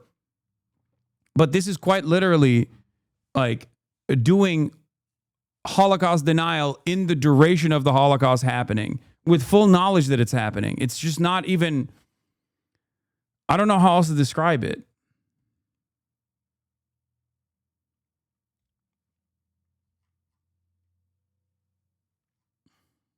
It's unprecedented because it's live streamed in broad daylight. So it just shows the depravity, the endless depravity that humans have. Like our cruelty is so epic. It's like shocking.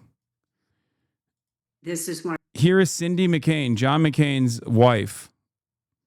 Okay. Speaking as the spokesperson for the World Food Program. The worst tragedies we've seen so far in this particular war.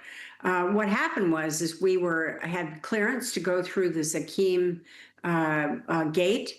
We were through the gate. The Israelis had, as you know, they clear everything and they decide when and if you go in. And we began our trek down the road, and what we saw were thousands of people running towards us, and they were hungry, they're starving.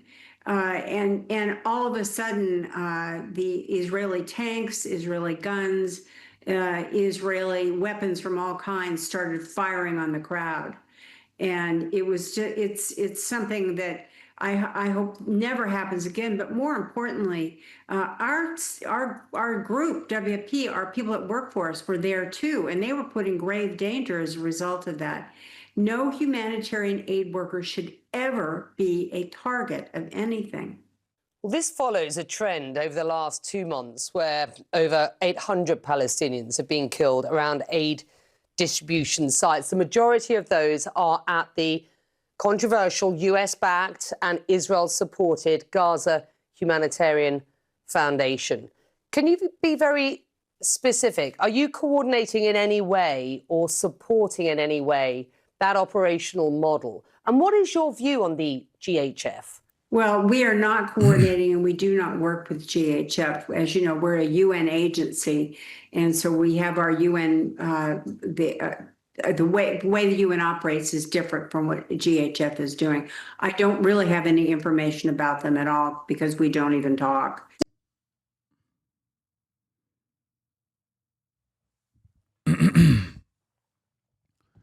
GHF is an aid scheme, is a fake aid scheme that they have cultivated, that they've created so they can kill Palestinians at the point of aid distribution.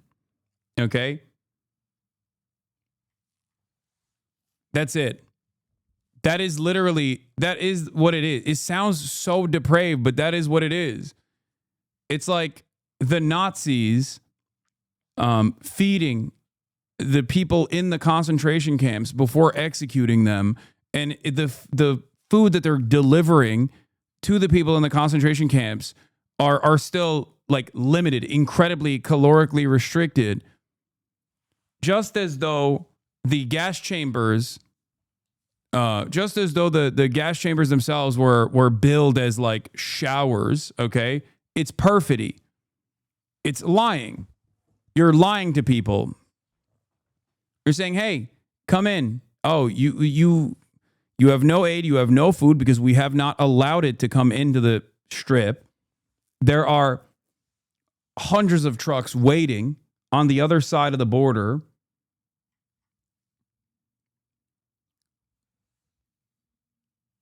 And basically, the remaining starving Palestinian population is so desperate for that aid that even if they shoot at them every single day, which they have, they've killed hundreds of people, more than 600, 700 people, just at the aid distribution sites. They're using the aid as bait to lure Palestinian children and Palestinian men and Palestinian women into the aid distribution sites where American mercenaries shoot them and kill them. The Israeli occupying force uses tanks to kill this civilian population desperate for food, a crumb of food.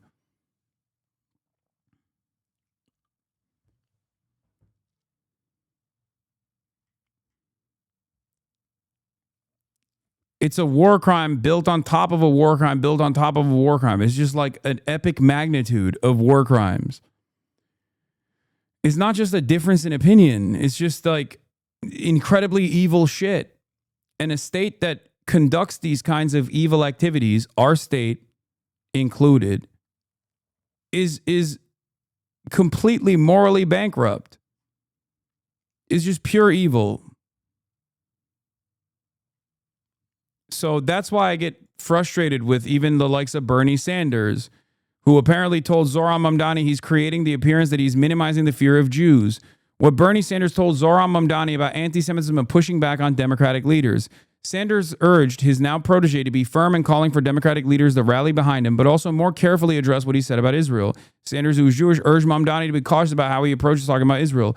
According to the person familiar with their conversation, Sanders told Mamdani he had to do a better job explaining what his criticism is not anti-Semitic and to not let himself seem like he's minimizing the fear of Jews in New York and elsewhere, feel from the threat of hate against them.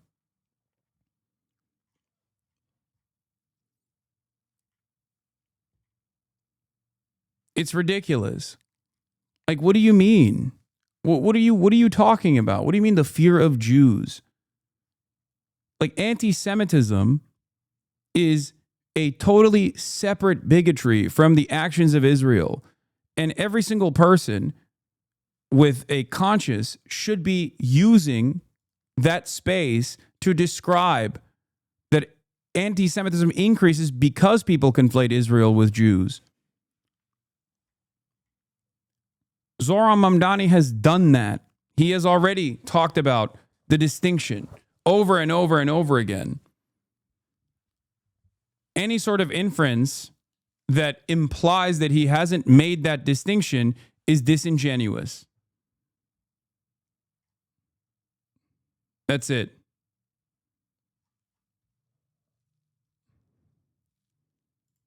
Aaron Mate says it's Mamdani who should be saying that to Sanders is true. Sanders told Mamdani to be more careful, to more carefully address what he said about Israel is ridiculous.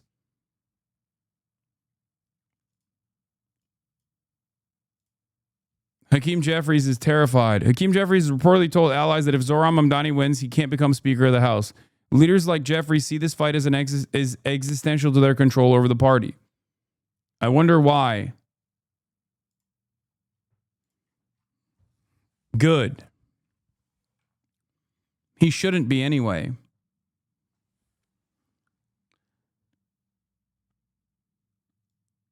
I watched a video of an IDF soldier saying they would never listen to anyone who doesn't legitimize the Jewish fear. It's an interesting choice of language.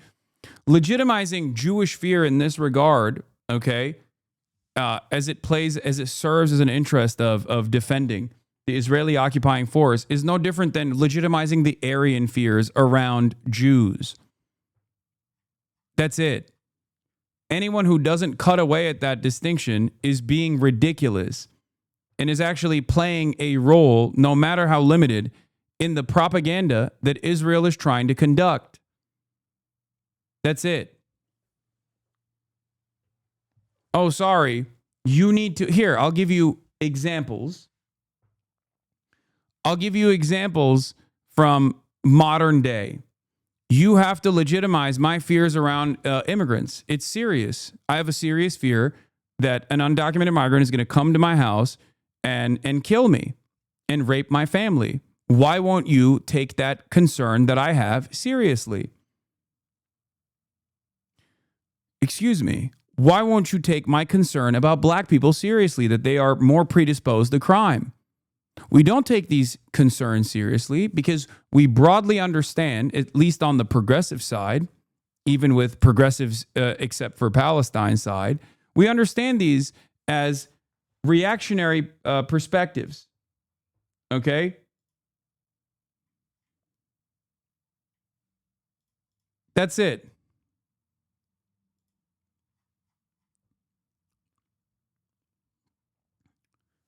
Is anti-Semitism a real bigotry? Of course it is. But in this conversation, it is not a real fucking important part of the puzzle. When we're talking about Israel, you cannot bring up anti-Semitism. You just can't. It's ridiculous. When talking about Israel's monstrous crimes, the only way to talk about anti-Semitism is how much Israel's monstrous crimes, due to the negative conflation, the ridiculous and false conflation between Judaism and Zionism, has contributed to anti-Semitism increasing. It's that simple. It's fucking ridiculous. Any other serious point of contention around this is pure hysteria.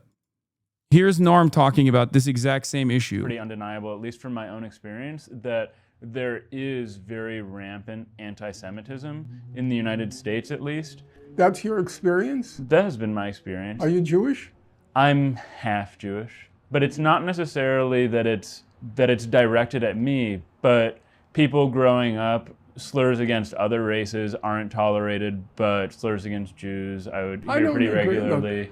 Lots of Jew jokes where you wouldn't be able to make black jokes. I don't agree with that at all. First of all, there was an era in which one calculated anti-Semitism not by a person's thoughts, because you can't control a person's thoughts. And even you can't control your thoughts. And even you probably can't figure out what's your quote-unquote real motive for whatever you do. Are you interviewing me now because of a sincere inquiry into the life of the mind? Or does it have an egotistical component? Or does it go back to something your mother said when you were 5 years old? You know, the human psyche is very complicated, and it's not susceptible to easy analysis or control. So there was an era where nobody ever thought about those things. When you talked about anti-Semitism, it meant, does it affect your job opportunities? Does it affect your access to hire certain institutions? Yeah, he's talking about institutional forms of bigotry, not like a personal slight. He's talking about systematic and pervasive forms of bigotry, the actual impactful form of bigotry, not someone that is like being mean to you and using a pejorative. This is why I always make the distinction where a lot of white people get this wrong, where they think the N-word is simply just a word that hurts black people's feelings. No, that's not the reason, okay? That's not the point. The point is that there is still ongoing systemic inequality and disenfranchisement and historical systemic inequality and disenfranchisement and death and destruction that is associated with the N-word. That's why the word holds power, not because it makes people feel bad, not because it hurts black people's feelings. And the same goes for anti-Semitism. There has been historically institutional anti-Semitism in this country, but in contemporary American society, there is no systemic anti-Semitic bigotry. Okay? Now that might change in the future, but as it stands currently, anti-Semitism is like an individual basis, on an individual basis, is a hate crime. It's still completely unacceptable. It's a unacceptable form of bigotry. But there is a distinction. There's a difference. And this isn't to undermine people who are fearful of anti-Semitism exploding. This isn't to undermine the feelings of Jewish people who say, well, I'm fearful. I'm scared. Someone is going to fucking shoot up the synagogue when I'm there with my family. That's a understandable and very real fear, okay? And it is obviously an incredibly violent and immoral act that is completely unacceptable. If C-Mac and Mike from PA continue to fucking duke it out in my chat, I'm going to ban both of them. Everybody shut the fuck up, please. Jesus Christ. What are you guys doing? What are you doing in the chat? What are you doing? Both of you. Please stop. What the fuck is happening? Jesus Christ.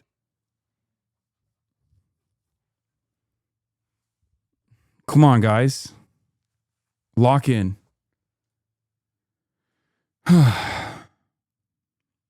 Anyway. There is, however, institutional Islamophobia. Okay? Islamophobia is perfectly permissible, perfectly appropriate, perfectly allowed, and can even be seen as a means of upward social mobility. Even you can be as Islamophobic as you want to. You can be as Islamophobic as you want to and literally gain clout off of it. You can be as not even clout, because you can gain clout off of being anti-Semitic now as well. But there is no institutional permissibility for anti-Semitism in the way that there is clearly institutional permission, if not an invitation for being Islamophobic.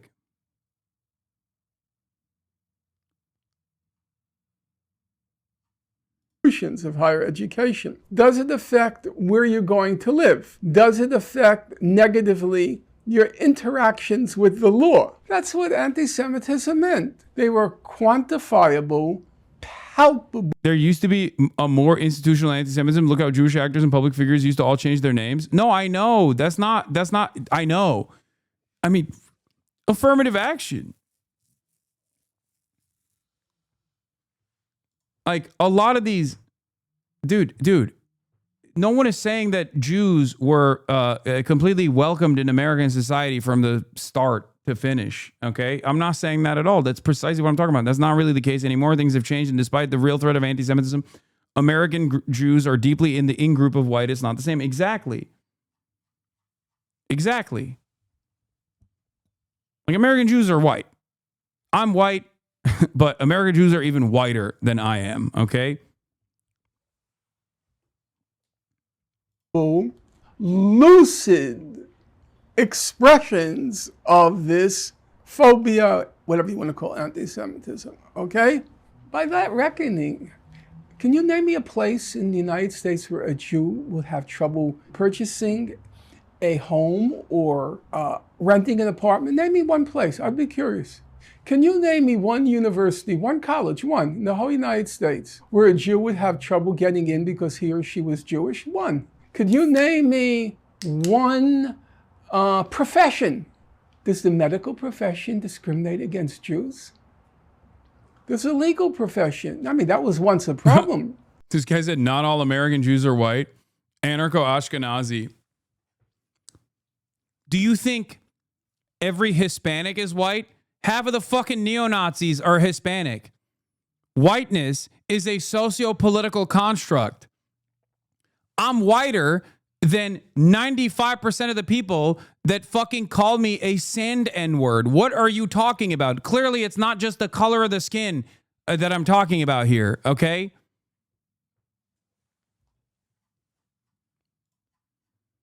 God damn, dude. Also, it's hilarious, for the record, to make this point in America because the overwhelming majority of American Jews are Ashkenazi. So yeah, they are white. Like literally pale skin white.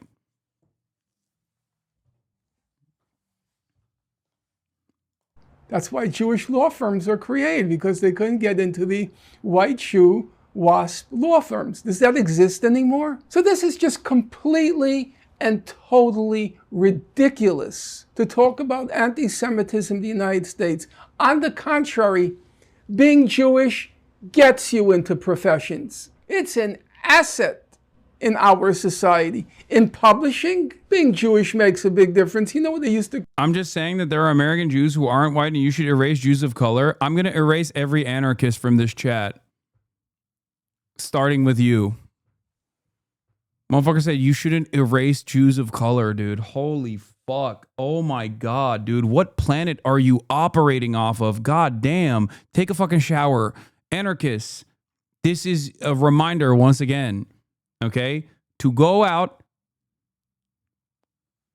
draw a bath, get in it, clean yourself, okay? Jesus Christ. 2025, motherfuckers are still doing this shit, dude. Doing it while also, I guess the earwax is getting in the way of fucking hearing the words that are coming out of my mouth, that whiteness is a socio-political construct. Like an Ethiopian Jew is not being treated as a Jewish person. They're being mistreated as a black person, okay?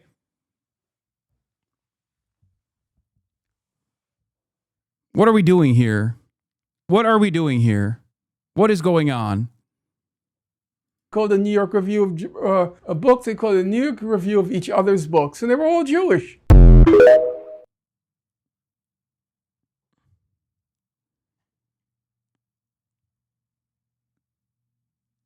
Anyway.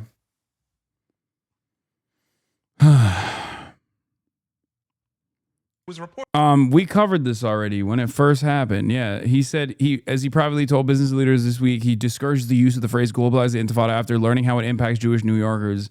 I think it's not that relevant or significant. I hope Zoran is seeing how the liberal Zionist advice he got from Bernie and AOC is completely untenable if he wants to keep grassroots support and actually win in the election.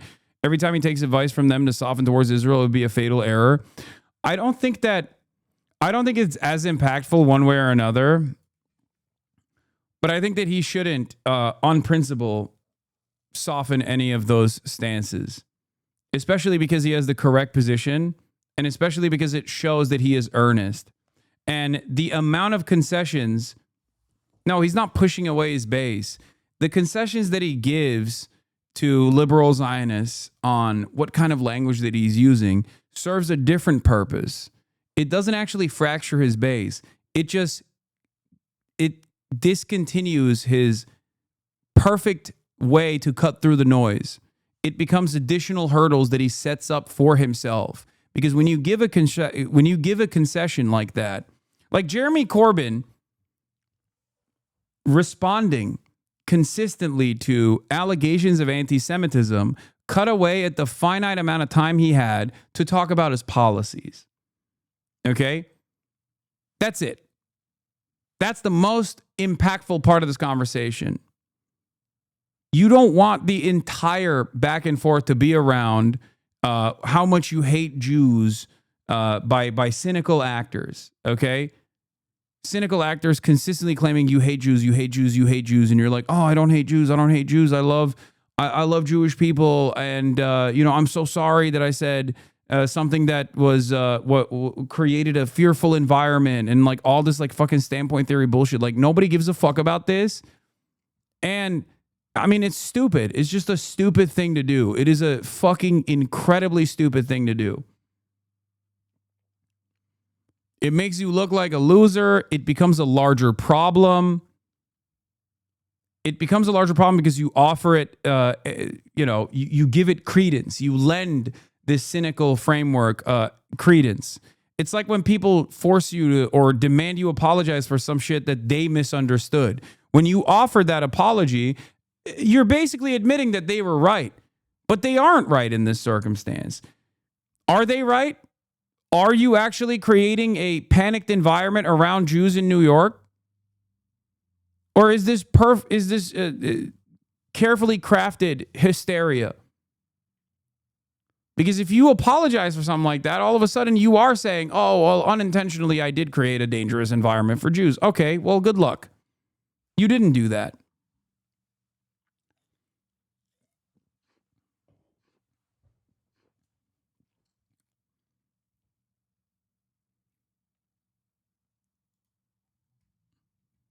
My record on Palestine speaks for itself. I'm proud of it. One of the strongest in Congress. I throw down for pro-Palestine candidates, largely unrecognized work. That's fine. Disagreements are also fine too. But if you want to toss all that for one half-assed MTG stunt, be my guest. I know where I stand.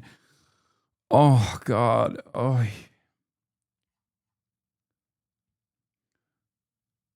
For someone like myself, okay, her record on Palestine is precisely the reason why I expect her not to make a decision like this, to go out on a limb to say like, oh, we need to keep giving defensive weapons to Israel.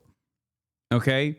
That's it. It is her past record that doesn't make sense with this. Like, Israel's doing a genocide. Okay, Nazi Germany is doing a Holocaust, but we have to give them anti-aircraft weapons is crazy, right? Like, that's... Anybody that says that would be laughed out of the fucking room. What are you, Nicholas Fuentes? What the fuck do you mean we need to give them anti-aircraft weapons?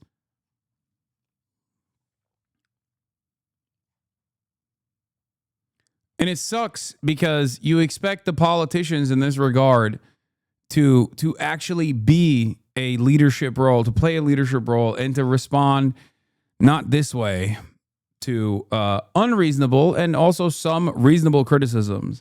Cutting through the noise in this regard is very difficult as someone who obviously eats a lot of this kind of stupid, silly shit online. But the worst possible thing to do in this regard is to unironically keep responding to the online left. That's it. Yeah, here's her record. Rashida Tlaib, 97%. Omar, 93%. Ramirez, 89%. Summer Lee, 88%. AOC, 86%. Ayanna Pressley, 82%. Garcia, 77%. Jayapal, 71%. Greg Kazar, 71%. Watson Coleman, 63%. Out of Senate Democrats, Sanders is at 100%, but that's only because a lot of these are House bills. There's more House bills that come out in defense of Palestine and Palestinians. Merkley is at 83%. Pete Welch is at 75%. Van Hollen is at 60%. And Warren is at 54%.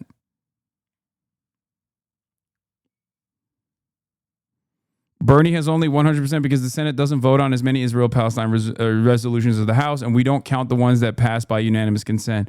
He'd probably have a lower score than AOC if he were in the House. This is also not wrong.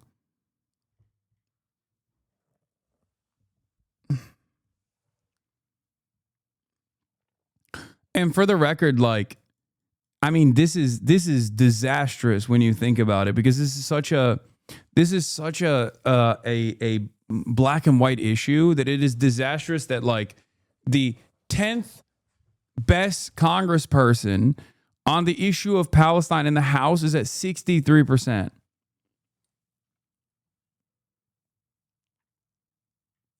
Like, it blows my mind.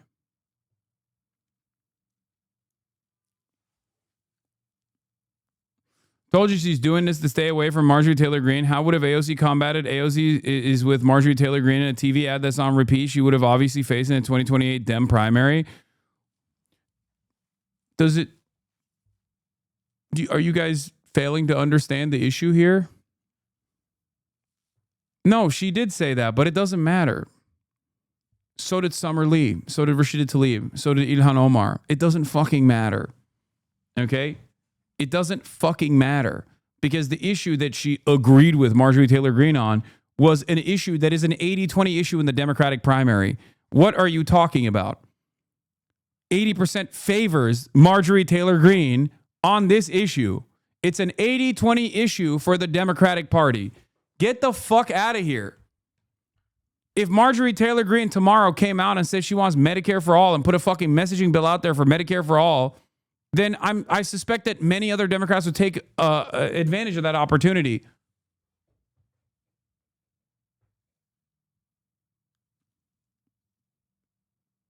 Can one of your mods approve my chat message? I have to head out. What is this?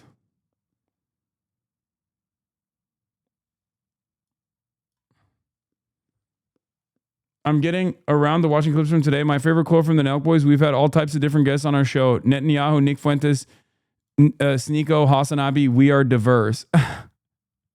I know. It killed my soul a little bit when I saw that. Also, not only did she not just talk about Marjorie Taylor Greene, she also elaborated further on why she thought it was a good idea to vote against the MTG amendment, which was defend the reason. Defend the reason by saying, well, you know, Israel still has a right to defend itself with our defensive weapons.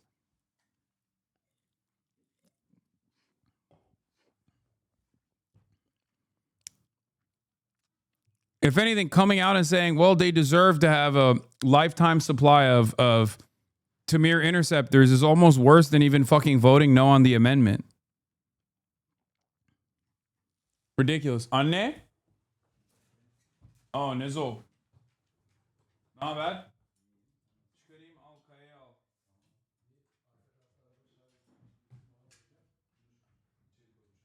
Neyi? Oo, arabayı dur. Benim şarjda takılı şu anda.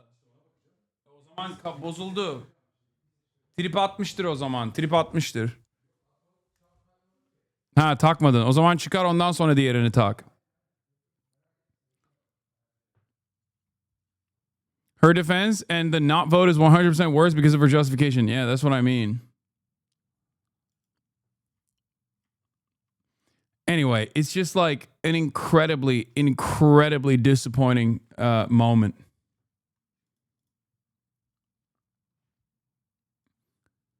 Alex Thompson reports, new, Mamdani is scrambling to woo the Democratic and New York City business establishment.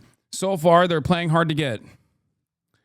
Given the extremely low approval ratings, Brian Tashman reports, given the extremely low approval rating of congressional Democratic leaders, including among Democratic voters, not sure an endorsement from them means as much as it once might have. Who is the guy in the video you just played about anti-Semitism? Norm Finkelstein, the GOAT.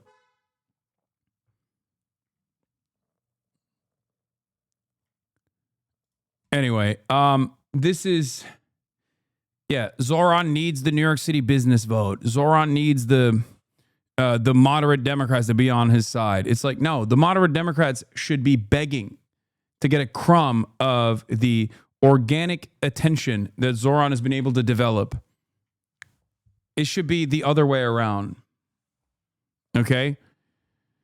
If a more moderate Democrat beats a progressive in the 2028 primary, as in 2016 and 2020, it will be tough to convince progressives to unite behind the nominee when the Democratic establishment won't rally behind Zoran Mamdani after his convincing primary win, says Dan Pfeiffer, and he is not wrong. Except he's saying that to the moderate Democrats to try to get them to wake up, when in fact the moderate Democrats don't care about that. Moderate Democrat, not voters, but moderate Democrat leaders see someone like Zoran as a major spoiler, a much bigger problem that must be addressed than the right-wing neo-Nazis even, okay? That's the problem. Because Zoran presents a real threat to their cushy jobs, to their these are creature comforts, okay? They like being in this position of power and not really doing anything and being able to farm donos off of how fucking awful the Republicans have been. After your meeting on Friday, are you prepared to endorse Mamdani? And if you don't go that far now, or if you keep dragging this out, do you run the risk of turning off more progressive members of the delegation, or excuse me, of the Democratic coalition? At the meeting on Friday, we agreed to reconvene with other members of the delegation and high-level community leaders in Brooklyn upon his return to the country. After your meeting on Friday, are you prepared? Yeah, Hakeem Jeffries is apparently worried. It's as if the voters are saying, I'm in charge now, and that's not hard to see why. Today marks the one-year anniversary of Joe Biden dropping out of the presidential race. On Saturday, 35-year-old Minnesota State Senator Omar Fateh won the Minnesota's governing party's endorsement for the mayor of Minneapolis. Without any major organizational backing, Fateh defeated the two-term incumbent Jacob Frey, who had the backing of Senator Amy Klobuchar, former Minneapolis Mayor Sharon Sales Belton, and a long list of party officials. Mamdani, meanwhile, is poised to become mayor of America's largest city, winning the primary without the support of his party's leadership, and now snubbed by the very same leaders who made excuse after excuse for Biden right up until it was too late to find a candidate who might defeat Donald Trump. Trump is left having to argue the Jeffrey Epstein scandal is a nothing burger. Party discipline is on its deathbed.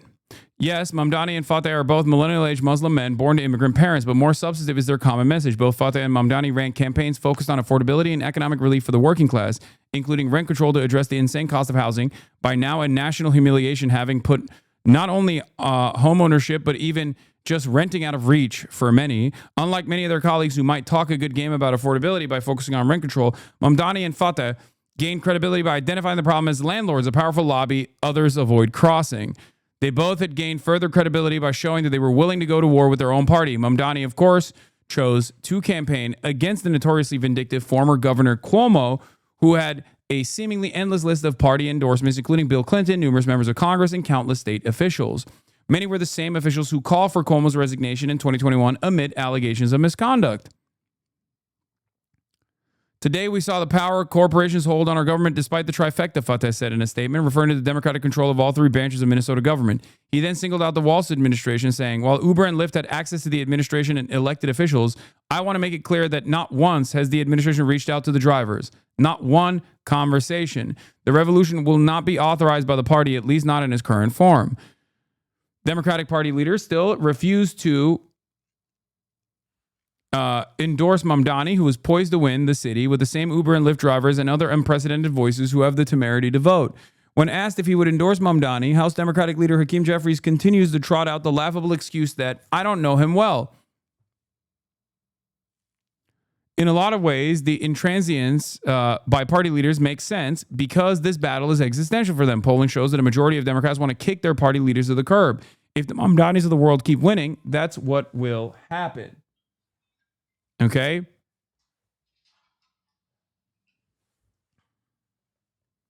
Speaking of the Omar Fatehs and the Zohran Mamdanis of the world, I have a guest coming on right now. His name is Dr. DrAbdul El-Sayed. And I'm bringing him on in a second. I'm bringing him on right now. Hold on.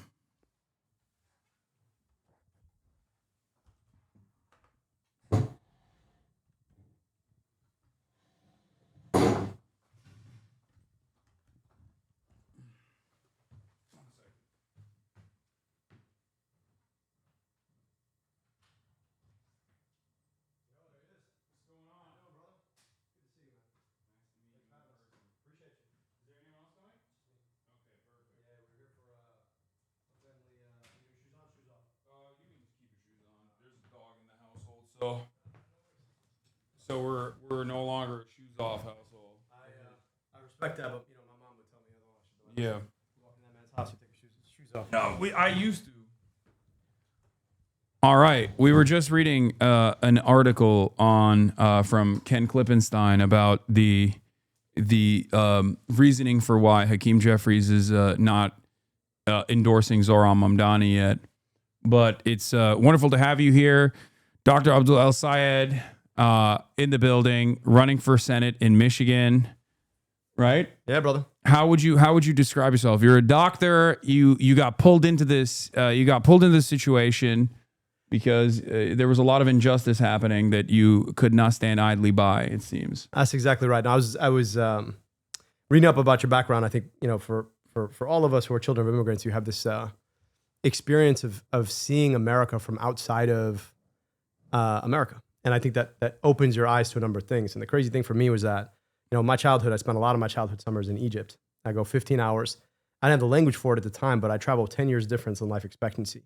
And I didn't have to go 15 hours. I go 15 minutes into the city of Detroit, travel that same gap. And for me, it was personal. My grandmother, wisest person I ever met, she had 8 kids, 2 died before their first birthday. And in Detroit, you have the same infant mortality rate that you have in Egypt. And that for me was crazy. Like the things that I got to go to amazing public schools, vaccinated against diseases that killed my aunt and uncle I never got to meet, and go to public university, and like 15 minutes away, kids whose families been here for far longer than mine don't get those same things. And for me, the work was all about trying to solve that problem. And so I've set about doing that as a doctor, trained in medicine, realized that our healthcare system is too often part of the problem, and then found my way into public service, rebuilding health departments. Hell yeah. All right, wait, hold on. Let me see if the mic is fine. All right, I think it is. We're doing live production here, so there's usually issues, but yeah, I turned your mic up. But yeah, speak into it. Y'all if hear me you now? can. Yeah, this should be fine. Okay, so you did you? I was talking to a friend of mine who works with the Pod Johns, and he said that you were doing a podcast with them beforehand as well. That's right. How did that work? You were doing a podcast? You're a podcaster? Yeah, so I host a podcast, still do, called America Dissected. We look at the relationship between health and society. And too often when we think about health, we think about healthcare. What happens inside a clinic or a hospital? What happens inside your body? And more often, the things that shape your health have a lot more to do with our community, our politics. You get to breathe clean air, drink clean water, eat healthy food, walk in your community without being victimized by a neighbor at the state itself. And so actually, I got to go on their show when I ran for governor back in 2018. And coming out of that race, I'm like, it'd be awesome if somebody built a podcast on this. And they're like, why don't you do it? So we did, and we've been hosting for a minute. We're independent now, but really just appreciate the opportunity they gave me. Hell yeah. Oh, do you want something to drink, by the way? I have multiple different sodas back there. Diet Dr. Pepper, cream soda, Diet Mountain Dew. Mostly Dr. Pepper now because Coke is BDS. And you got protein shake, which I appreciate. Yeah. I used to be a big consumer of Diet Coke, but since BDS I've had to change it. It's like, I think it was like the thing that I was addicted to the most. What do you think as a doctor? That's an interesting question you asked. So, generally if you're drinking the real stuff, don't drink it. I mean, that stuff is like packed with sugar. If you actually saw like the amount of sugar crystals that go into that, most people would be like, that's insane. Yeah. The diet stuff, honestly, people will say is probably less healthy, but like, frankly, if you're making the transition and it's that instead of the real stuff, drink the fake stuff. And frankly, like, I'm one of those people who are like, look, they say you don't want to major in the minor. If you're getting the big stuff right, you're working out, you're eating healthy. If you have some diet or fake sweeteners every once in a while, it's fine. Okay. So I enjoy it. That's good. All right. Well, doctor approved. Okay. As a doctor, he's giving doctoral advice. That's how it works. I'm just, do as I do. Right. So you're pretty brolic. You did a video with Mike Israetel, as a matter of fact. I think it makes both of us. Am I wrong? Yeah. He came here and lifted you. Am I wrong? Yeah. We lifted together. He said my pecs were small, which was devastating. He said mine were big, so there's that. Well, yeah, you also outlift me and many others by quite the margin. Except for Jamal Bowman, who makes us all look. Yes. I mean, like, I remember seeing this video, and he's wearing like this oversized. You don't even see it on him. He's wearing this like oversized hoodie. Yeah, puts pump 4 cover. plates on, and then proceeds to do it like 5 times with no problem. Yeah, I saw you doing 3 plays. You were doing 315, and that was a big point of contention. People were not believing you, but where is it? Let's see if we can find it. We can pull it up. You were duking it out with people in your replies, being like, "You're small, you're not swole, all this shit." Oh, here it is. You said that's 315, Habibi, to a person who's probably never seen that before. And then my guy later on the mentions. So the mentions on this get wild, but this guy proceeds to take a picture of 4 plates and he's like, "This is what I do." I'm like, "Okay, video or it didn't happen." I dropped my video in the feed. You could see it right there. Yeah. Also, a little bit of that's true. Elevating your hips a little bit to use like some lower back power is fine. Okay. I mean, it's very heavyweight to do that with, but you clearly have a decent control over a 315. Let me defend myself on this. If you're a power lifter, that doesn't pass. Oh, yeah. It was not a powerlifting competition. And on top of that, if you're lifting for strength, you want to use some leg drive, right? Yeah. Because it lets you maximize the amount of power you can drive through your chest. Yeah. And you want bigger weight because that's the point of being able to grow muscle. So I don't know, man. There was a big debate. I'm not a power lifter, never have been, never claimed to be. Yeah. But no, it's crazy. But foreign policing is like number one on the internet. Number one by people who actually don't even lift, ironically enough. They love foreign policing. You should be required to submit a video of you doing the same weight to be able to foreign police somebody else. Okay. I feel like the internet would be a better place if you did that. I think you should be required to do that just to speak online.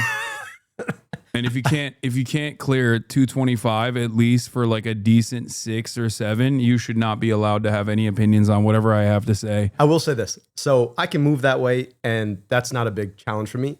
Holding like a crane pose in yoga, I can do it for about 15 seconds. It just makes me mad. Yeah, you're not big into calisthenics. No, that or like I got mad respect for like different ways people engage in fitness. As long as you're doing it your way. Because like some of these things, I mean, some folks are built for power, some folks are built for flexibility. And like, I feel like if you're not being physically active in the way that you can, then at that point, like, I don't really want to hear it. But I got a lot of respect for folks who work out in different ways. And like, this just happens to be the way that you and I enjoy doing it. Yeah. And definitely Dr. Mike.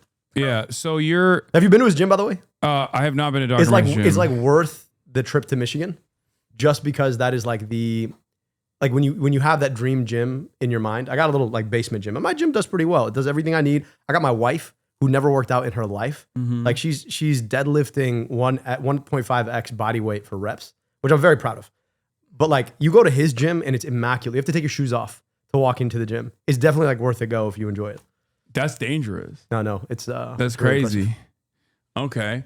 Yeah, I mean he's an interesting dude for sure.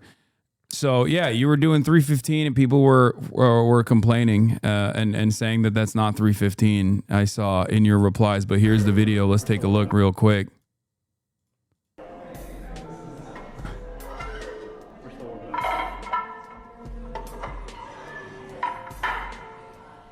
That's three. That's 3 plates. Some folks haven't seen those interlocking plates before.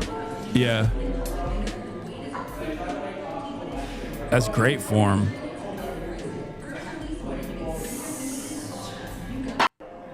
That's what I thought, man. That's what I thought. I can't do it. I can't. I'm like at my peak.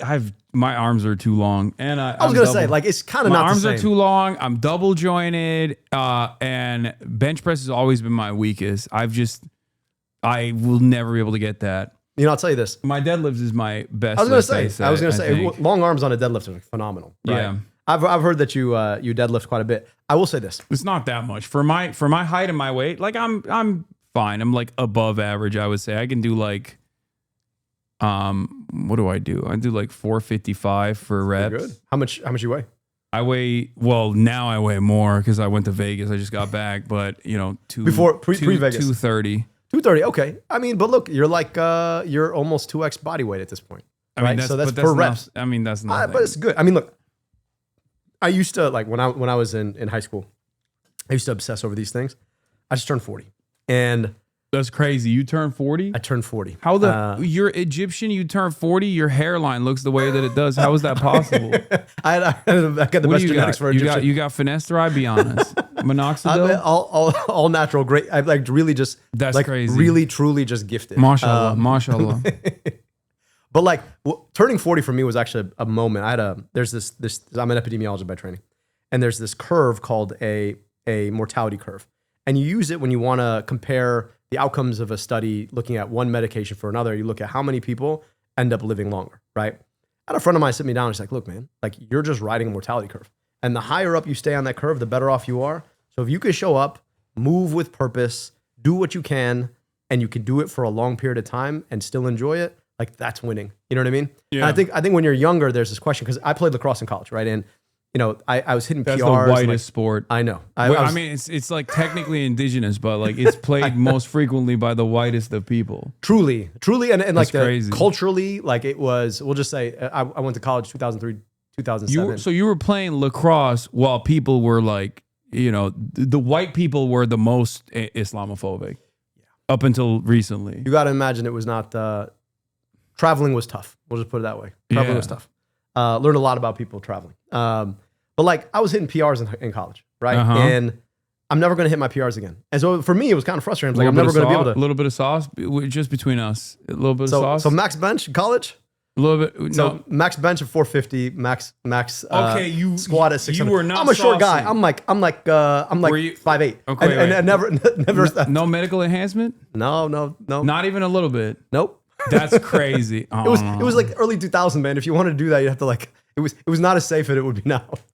Yeah. But anyway, all of it is to say I'm never going to be as strong as I was. So like finding how to stay strong and like enjoy it. That's what about I'm what about grateful. TRT? Okay, so let's talk about healthcare real quick, and then we'll get to the most important aspect of healthcare. So you're a big part of your proposition, a big part of what you like, why you are running is because of access to medical care and Medicare for all. That's right. So, would you put a bill down that dictated that everyone could get free TRT?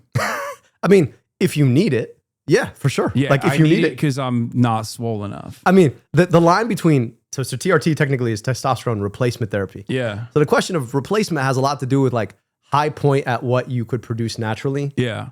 And the line, Like a I got a plateau. lot of friends who are like at this age, they're like, Yeah, yeah, I'm like- on TRT. I'm like, how much? They're like, like 1,500. I'm like, that's not replacement. Yeah, that's. But not, hey, I actually, honestly, part of me is like, do you, man? At this point, like, do you? I'm just saying, like, imagine that would really be like the RFK agenda. He's like talks about Maha, That man make is- America healthy again. Which, by the way, he does TRT. Absolutely. I mean, way more than TRT. that man is just yeah, straight he up on does, gear, like straight up. He does gear. I think he also does something that like makes you. I forget what it was. It might be like peptides or something that makes you orange too. Like that weird skin condition That's you just don't like spray get. tan, man. Just spray tan. I don't think it's just. Well, You don't he- think so? No, he's not a spray tan guy. Are you kidding me? That's He's fair. definitely like a natural. Except for you saw him house at McDonald's when Donald Trump made him do it. Yeah. Right? I mean, like, that didn't look like a man who's never eaten McDonald's. That looks like a Yeah. man who knew exactly what he was eating. Yeah. I just think, okay, so I thought, when I voted for Donald Trump illegally twice, 3 times, okay, I'm sorry.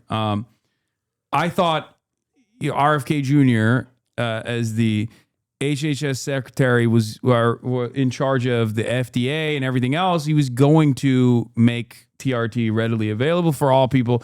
And I'm a little disappointed he has not done so. Medicare for all. Just saying. Yeah, Medicare for all, free TRT, free HRT in general for everybody. If you need That's it, what I think. I'm just saying, if you need it, this is qualified medical training. Here's the interesting thing about it, right? The same people who go crazy about anything having to do with gender care, right? Ask yourself what TRT is. That's I'm just saying. I'm just saying. 100%. That's why I like Joe Rogan and them when they like constantly chirp about trans people and like hormone therapy. It's like, bro, you're doing that. He should have done. I'm on it. TRT is gender affirming care. I do gender affirming care. I take DHT hormone blockers for my hairline. So that is gender care. Technically, it's hormone therapy, and it's perfectly fine when men do it because they want to overcome male pattern baldness. But God forbid someone who's trans does it. It's like not allowed. Or the same people that do TRT, of course. Speaking of which, I've been on a almost 48-hour fast at this point because I just got back from Vegas and I was not very hungry because I ate like a monster, and I've lifted fasted. Do you lift fasted? I do. Okay, me too. I can't lift when I eat. It's just I've you get gotten a so queasy used to feeling. it Yeah, after yeah. years. When do you lift? Morning, evening? I lift in the mornings. Morning, yeah, same. That's the thing. Part of me is just like, if you try to eat, then you try and lift. Your body's like, what are you doing? This is too much. I figure it's either eat or lift. So Yeah. So we're gonna order some food. Let's do it. So hold on, I'll get it from this place because it's closer. I get chicken. I want you to go through my daily consumption as a doctor, and tell me if this is like, because I weigh my chicken as well. Good for you. I get the chicken tavuk here. Hold on, and I'm gonna give you the thing after, so you can pick what you want.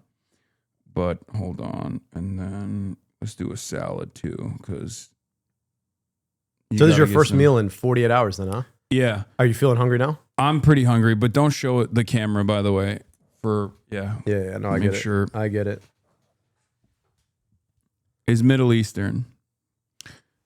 We're eating Middle Eastern cuisine. Show the doctor your 335 squat. Dude, it's not good. It's like embarrassing. That's not a heavy. That's good, man. It's not heavy. It's not heavy enough. My squats are terrible. My knees are terrible. I got a laparoscopic surgery on my right knee. I had a patellar dislocation. And then that, like, I guess in the process, it like ripped off a chunk of, I don't know. I think it was like ripped off a chunk of the bone, and it was just like swirling around in my knee for years and years. And then I got this like not super invasive surgery. Laparoscopic surgery is not that bad. No. And yet I was never able to recover fully from it. And now it's just like, you know, I got a lot of issues. It's so as a, I mean, but look, 33-year-old, So 34. you're 33. You have the like height and flexibility of Gumby. All right. And you're putting on muscle. And you're doing 300, this is what, 1.5x body weight? Almost? That's like 1.4x body weight? Yeah. That's great. I feel like people get so focused on the numbers, man. It's like, you know, if you feel good about how you're moving, let's see it. Are you an ass to grass kind of guy? No. Wait, Okay, first one is not the best. First one's not the best. Okay. Hold on. So just warm up. This is my top set. That's why. That's good. I mean, it's all right. It's I not mean, great. if I had to tip it, I mean, you already know what my tip would be. Right? What? Go deeper. Like, yeah, there you go. That one was good because you're going to 90 degrees, right? So Yeah. once you get to 90 degrees, I mean, you're there. How do your knees feel when you go that low? Not great. That's why I have That's the knee the hard wraps part, yeah. on. I mean, that's what I'm saying. It's just not. I lost it. Sorry, man. Oh wait, hold on. I got you. It's too. Wait. Oh, do you want the chicken tabbouleh? Yeah, let's do it. Okay. Or salad. It's perfect. Tabbouleh salad. And then what kind of dip do you want? Hummus, baba ganoush, spicy hummus. You can add rice too if you want. Okay. Yeah, that's good. Also, I mean, it's just that. You don't want anything else? No, we had a family wedding, which is what I'm here in LA for. So we had like a lunch this morning. They had like I've never seen this before, a mobile Brazilian barbecue. That's awesome. Which is phenomenal. Like truly someday goals in life, have a mobile Brazilian barbecue. Get a live autism diagnosis. We don't have to do that. I already did the RAD score. Also, you're an epidemiologist. I am. Yeah. He's not like a my wife in here, she's a psychiatrist. He's not a psychiatrist. Can you ask him what he's a doctor of? I just did. I just told you what he's a doctor of. But yeah, my knees are dusty. I play too much basketball on. You still play? Yeah. Here's my question. What's your goal? pavement. Like big picture for you? Like, let's say you're my age, maybe a little bit less than 10 years from now. What do you want to be able to do? I want to be able to dunk. Okay. Yeah. Are you doing like plyo training on top of it? Not. I was for a while. I haven't really been doing too much plyo training. Right now, I'm all over the place because like I've just been. My schedule has gotten insane. Destroyed. Yeah. So, but I was right now in the short term, I got to go back down to 220 because I've been just like packing it on. My dad was here, and when he's here, he's a feeder. Yeah. You know I feel like all our dads are. You know how men of parents are. Like they can't talk to you about your problems, but they'll feed you the hell through them. He got a gastric bypass. Okay. To literally survive because he was like 500 pounds. He's crazy. Wow. My whole family's gotten gastric bypasses except for me, and he can't really eat that much, but he loves to just like get as many pastries as possible in the house, and he'll just like eat it in front of me, and he'll be like, "Oh, you want some?" And then I just like when he's here for like 2 months, 3 months, I just keep packing it on. I know that's the and then he leaves, and then I have to, and then I lose all the weight. This question, I told you about turning 40. So like my last campaign, I gained like, I don't know, 30 pounds. We were eating like Happy Cola and ice cream. And this is the way I was handling the stress. So during the pandemic, that's when I built this garage gym. We bought a house, built the garage gym. Yeah. And at that point, like I had a really unhealthy relationship with working out, in large part because it was just always outcomes driven. And I had to get to a point where I'm like, all right, so what are my goals here? Like what am I actually trying to do? And once I articulated the goal, then it became a lot easier to be like, okay, like I can optimize around that. And it's not awful if I miss a day. It's not awful if like, one day I'm just enjoying a meal. I'm going to enjoy that meal. But like it helped me get to a sense. So that question of like, what do you want to do in 10 years? I think if you can always adjust that like every year, what do I want to do in 10 years? That's the key thing. You do cardio? Yeah. All right, but that's good. why I do that's why I play basketball. There you Because it's go. like I can't run. I hate running. Unless you're chasing a ball. Yeah. Which is the cardio way all of us are programmed. But it's the best cardio basketball is. The only problem with basketball is like it's horrible on your joints. Yeah. And when you're playing out there, sometimes like you have like a really aggressive defender who will foul you, and then you'll like I rolled my ankle. Yeah. And You got I rehab feel like- forever. Yeah, and then the more you roll your ankle, the worse it gets. So it's just like now I've just been nursing that nonstop. You ever bike? No. You might like it. I used to when I was younger. I don't really like it. No. Oh, here. Let's watch a video of your agenda so people will get a better understanding of who you are and what you represent. An all-American story. Public schools, high school. Wait, also, there's this funny video that I want to show you after as well, but that's later. Football captain, scooped ice cream, loved his Camaro. Lacrosse at U of M, an academic scholarship to med school, Michigan values, and a life of service to Michigan. His name? Abdul El Sayed. I know. It's a name built for American politics. My name is Abdul El Sayed. I'm running for U.S. Senate because in the state that built the American dream, it shouldn't be this hard just to get by. To pay our bills, or afford our groceries, or see our doctors, or get our politicians in D.C. to give a damn about us. Michigan made my dreams possible. I grew up all-American here, became a doctor to help people, and spent my career making government deliver for us. I took on politicians and rebuilt Detroit's health department, got glasses for thousands of kids, helped young moms, and took on corporate polluters and led in our schools. Then I ran the state's largest health department, where we built big things, model programs for veteran services and to protect our kids. Dr. El Sayed named Public Official of the Year. Cancels medical debt for thousands of Michiganders. And yeah, I'm a bro with a podcast to dig into the epidemics America's facing of economic and health insecurity and the political system that holds us back. Here in Michigan, anything should be possible. We need a little bit more of that Michigan grit and values in Washington.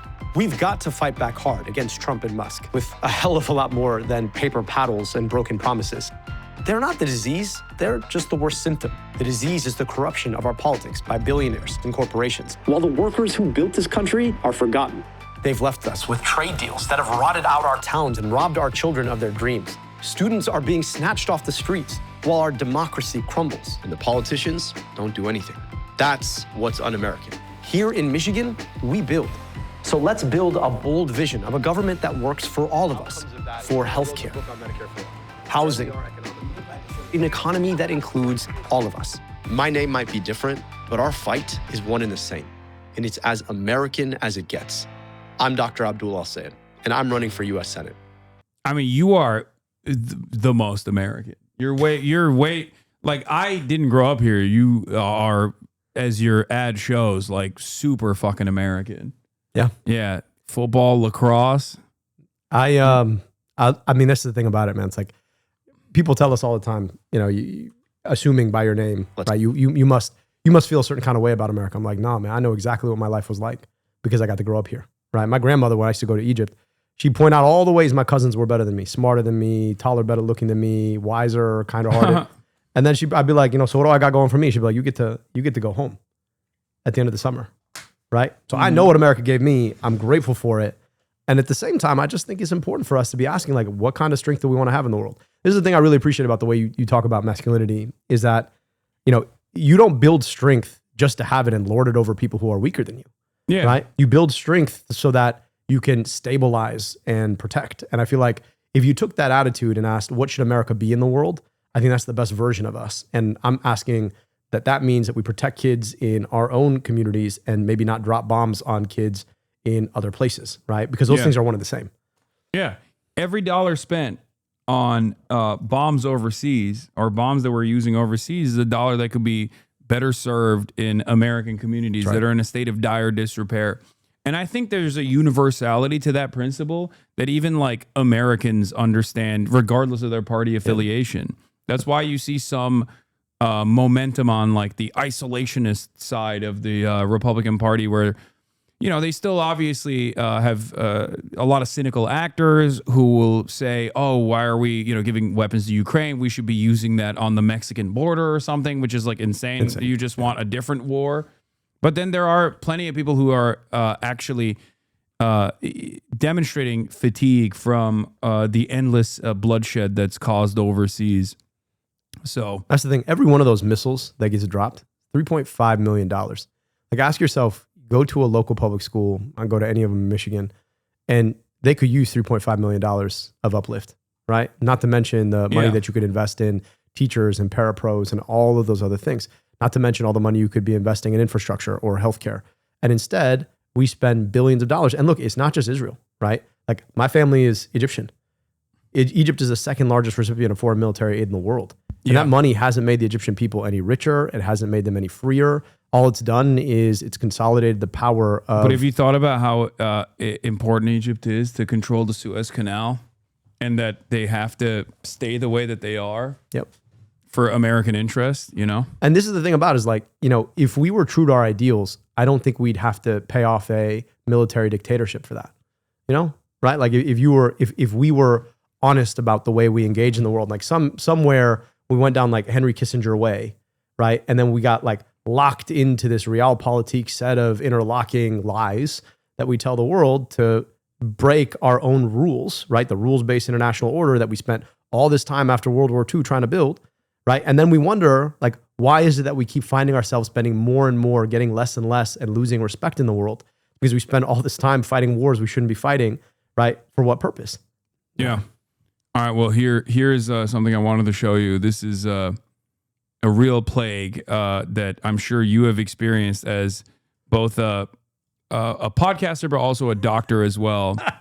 Someone says epidemiology is a hoax science anyways. They don't know shit. Hoax science anyways. They don't know shit. You're a fucking baboon, dude. Not even a baboon, because I feel like even a fucking baboon would be like, there's disease, I think, here. I should move away. You, on the other hand, are rushing towards the fucking disease. What do you know? You're a fucking Twitch commenter, dude. What are you talking about? What happened to the fucking universe, dude? All technological advancements, fucking academia, the field of research, scientific discovery, cast it aside. Throw it away. Look alive, gentlemen. There's an American here. People just straight up, they go, excuse me, thousands of years of research, ain't never seen a guy like me before. All of the fucking experts are stupid. You're not even literate. Shut the fuck up. Americans unironically think they know better than, like, people who have poured their entire lives into this shit. So much of the shit that you take for granted is unironically experts working tirelessly behind fucking closed doors so you don't get trichinosis from the fucking meat that you're consuming, but you just take it all for granted. You know nothing. Like, I don't know what a germ is because I can't see it, so it's fake. But we needed this. Like, you've spoken all the things that epidemiologists have been thinking for at least since the beginning of COVID-19. Yeah, it's just there is a real thing that angers me with there is definitely an anti-intellectual slant that has always existed in like historic fascist movements as well, certainly, but like lately I feel like it's gotten way crazier online, and I don't know how to deal with it. I mean, we got the Nelk boys, who I know personally, who I spent the other half of today's stream talking to, interviewing Benjamin Netanyahu. That's a real thing. Do you know the Nelk boys? I know of the Nelk boys. Don't know them personally. Yeah. Well, I mean, I didn't assume you knew them personally, but yeah, they interviewed Benjamin Netanyahu. Why? And my question exactly, like how we have devolved so spectacularly that like you got international war criminals going on podcasts to do to basically, I guess, do rehab on their image. I mean, I guess you could ask them the hard questions. Are they asking them the hard questions? No, they were just like, are you guys starving Gazans and children in Gaza? Look good. Yeah. Oh shit, this one banged on Twitter already. They're using you guys to look good. Hassan, bro, why does anybody, Hassan, sorry, I don't mean to cut you off. Hassan, anyone goes on a podcast to promote whatever they're doing. We're aware of but that. they're not. But Benjamin Netanyahu's not promoting a book, dog. He's promoting a genocide. Bro, That's we the have point. fucking OJ. Then he's So that's the situation in front of us in terms of like public discourse. That's where we're at this point. But the other thing that I wanted you to look at was not the Nelk Boys necessarily, because who knows? I mean, you're doing the bro slant right now. I'll go on. Maybe the Nelk Boys will have you on. I'll hit him up and be like, yo, here, talk to this guy instead. He's a bro. Not that they lift. They don't really lift. Only Bradley Martin lifts there. And Bradley and I can get a workout. Then we can talk to the rest of the Nelk Boys. Yeah. But there is one other thing that are you a big Twitter user? Ish. Honestly, Okay. man, like here's the problem I have with Twitter. Every time I go on it, it like pickles my brain a little bit. And then I have to come back off of it. I ask myself, why did I even go on it again? And then inevitably somebody says some stupid shit and I find myself back on it.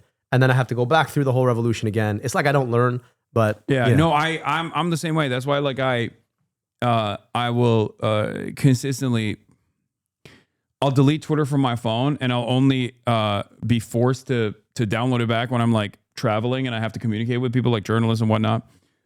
But one thing that I've noticed especially is that it's just so negative. It is. It's just so negative. It's so awful. It's obviously like you determine what your For You page looks like and what you engage with and what you read. And I guess I'm reading too much, Nazi shit that angers me. So it's like what's polluting my For You page.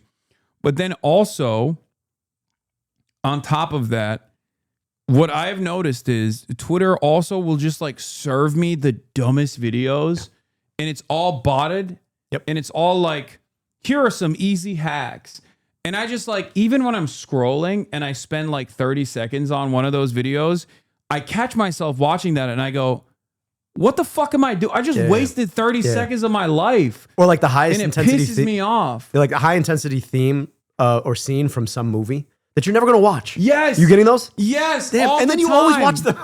All the time. And I hate it. And I feel stupid. I feel like a fucking bot. When I'm like, why am I watching this? Like, it's just like they have these clip bots. Yeah. Like they're just constantly pumping excerpts from a Hollywood movie with like an AI voice being like, and then this person did this, and then this person did that. And I like, when I spend any time, and there's always a line on it too. I don't know why. They always have like the weird line on it. Because I think that way it doesn't violate any of copyright? the copyright laws. Oh my God. Yeah. And then the voice does the same thing. I'll be honest with you, like, I will say this, like Twitter has become so much more garbage, but if the goal is engagement, whatever they've done to like grokify it, so it feeds you stuff that reads your limbic system and keeps you on, I will say like the experience of reading Twitter has become way weirdly more engaging. I don't love it. It's like engaging in the worst possible way. Yeah. It's like, it's tickling the lowest common denominator, attention-seeking part of your brain. I don't know what it is. It's so fucking annoying. Weird scenes from mid-2000s movies that you're never going to see. Yeah. Honestly, at first, I was annoyed because it was like constant fucking insane right-wing Nazi shit. And now I'm annoyed because it's also anything that's not constant rage bait is just content slop that is like movies and things like that. And they're both bad. I feel like it just makes me dumber when I go on it. Like back in the day, this was my primary mode of like figuring out what was going on in the world. Journalists were breaking their stories on this goddamn platform. They were doing investigations. They were writing. People were writing thoughtful things on this platform.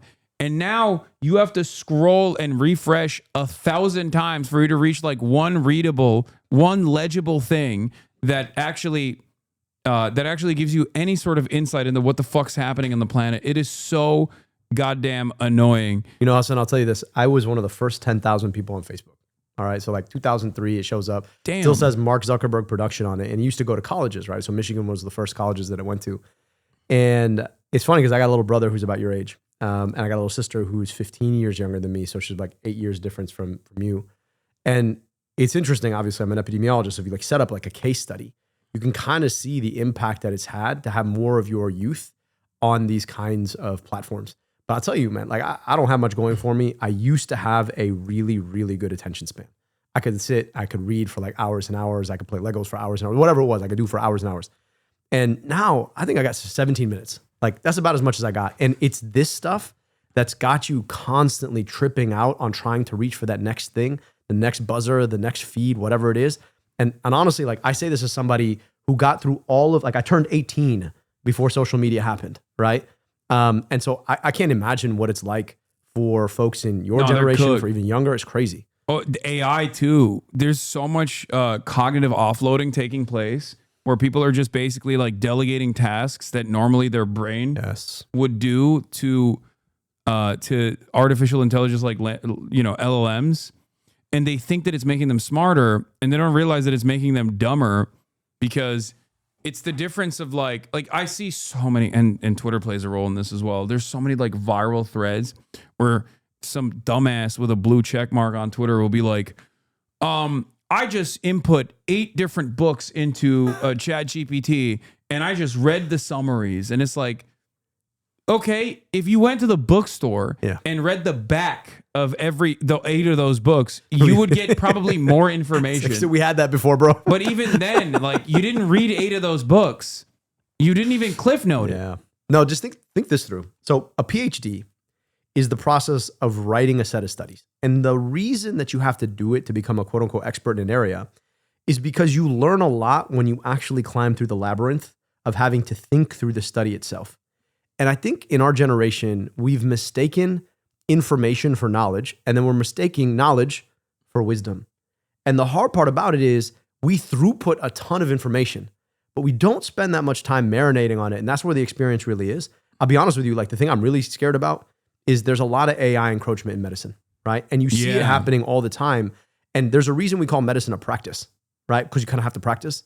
And there's going to come a moment where people have relegated too much of the thinking to AI, but you haven't really thought through the difference between cases that might present a certain way. Like we talk about horses and zebras. And the reason you pay a great what makes a great doctor is their ability to tell a zebra from a horse.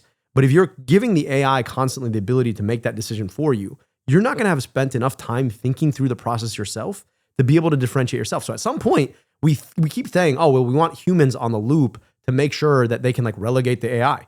But like you assume those humans have actually done the thinking. Yeah. And over time, if you're just not thinking through your cases, you're just not going to be able to do it. And it's going to happen across all these different fields over time. And I just shudder to think about what that reality is going to look like. Yeah, it's truly terrifying. And what's even worse is that there's a lot of people, especially growing in this environment, that thinks like, no, you're stupid. You're a dumb boomer for thinking that my mind should be doing this when I can just like let the machine do it. You know, there's also, and there's even people in my community, they get mad. They say I'm a boomer and I'm anti-AI. I'm not anti-AI. I just think that there are certain tasks that it's good for your brain to use. It's kind of like, I don't know, maybe it's because I'm Turkish, but like we had calculators when I was growing up. They wouldn't allow us to use them. We had to use like we had to use our brains to multiply. The other thing I'm really worried about is just the incentives behind AI, right? Like there's a world in which you build the tech, you're really thoughtful about where you deploy it. It really does deliver a world where like a lot of the hardest things get easy to do and people get their time. The problem though, is that all of these AI companies are on a 7-year VC cycle. And that 7-year VC cycle, those VC companies expect to have a return in 7 years. And they're going to pick the lowest hanging fruit. And the lowest hanging fruit, guess what, is your job. Yeah. And that's the thing about it is like, you think about, you know, in the last... Not my job. Not your year. You're not, No, well, I mean, I'll just say, man, like all of our jobs at some point, right? Like as a creator, it's a pretty crazy thing that you've got like AI that can make a podcast out of they have it. Like, They have it. They can do my job too. Like I didn't think it would happen this fast, but that's truly a thing that's happening. And like you look at the numbers of kids graduating college, and you're starting to see fewer kids get placed. Like what, Harvard Business School couldn't place 20% of its kids? That's pretty crazy. That's a crazy thing. And so, you know, and the funny thing is like you'll ask the AI companies, and at the same time they'll say, yeah, we're producing AI coworkers. And they'll be like, but we're not really responsible for all these kids who can't get jobs. And you're like, there's a clear mechanism. It's clearly how you're trying to sell your technology. Yeah. And I mean, this is the other crazy thing. I mean, yeah, they're using it as a mechanism of labor displacement, Exactly. which is how all technological advancements work under capitalism. So the problem is capitalism is not technological innovation. I will say this, right? Like there's a world in which you could say the tech placed in the right place under the right incentives could be great, right? The problem right now is actually not even capitalism, it's corporatism, right? It's like, if you're a small business, right, there's an opportunity for you to say, listen, like I see the people I work with, and actually as a member of a local community, delivering a service in the local community, employing people in the local community, like I don't want to displace these folks. As a corporation based in Delaware whose CEO lives in Washington, D.C. or California, at this point, you're completely dislocated in the first place. So it's just a labor bottom line for you. And, you know, I just think that there's an opportunity we have to like try and get much more local to try and take the problem on. And then, you know, regulate the use of AI in corporate work. I mean, like the idea of a 32-hour work week, it's a buttress against AI. It's basically saying, like, instead of you displacing 20% of your workforce with AI, let them work less. Exactly. Now that you have more technological innovation. Yeah, but that's, you know, exactly. That's just the profit incentive. Yeah. People putting the interest of profit over the interest of people. What's your sense on where this all goes? Nowhere good. Yeah. Do you think we're going to like actually be able to regulate it in a real way? No, 100% no. Fuck no. I don't think so. I think America is a hellish libertarian dystopia, and it's going to become worse and worse. It is nightmarish already, and it's getting only worse. Now you have a global hegemon that is actually a competitive superpower against the United States of America and is slated to actually overtake America in terms of like manufacturing. It already has. China. So that has, I think, caused even more panic among American investors and American capital and American politicians in general. And instead of trying to redouble our efforts onto R&D and investment, fixing our infrastructure, making sure that we have the proper educational infrastructure and a better positioned labor force, we've decided to just completely accelerate in the opposite direction, in the wrong direction. I mean, the big beautiful bill obviously took away incentives for all green energy, renewable energy at the behest of fossil fuel production, because China now has a monopoly on renewables. This is the thing about it. There's a massive brain drain happening in reverse as well. Ironically enough, I mean, you're here, like I'm here.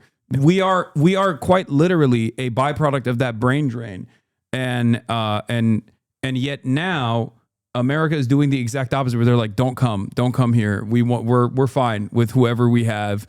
And if you come here, we're going to throw you in jail. If you come here, we're going to make your life miserable. And that is destroying the American future, like 100%. And I think these guys are too stupid to recognize that. I think they know exactly what they're doing. I think, you know, if you look at a Peter Thiel, right, and you look at I don't know if folks saw the clip of him on Ross Douthat's show on New York Times, like, they think that instead of having the smartest people from all over the world want to come here and build here, that they're going to be able to offload all of the actual thinking to a few corporatists based out of Silicon Valley, armed with armies of AI. And to your point, right, like, there's a choice that we have to make. We should have made it like 5-10 years ago about what kind of future we actually want in America. Like what you described of this, like this libertarian techno autocracy, that is a possible end outcome. I'm like, if you think about dislocating labor, especially middle income and high income labor, you're now talking about like this new sort of kind of serfdom that they're all envisioning.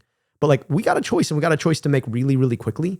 And my point to everybody who's looking at our political cycle, we get caught up in the horse race.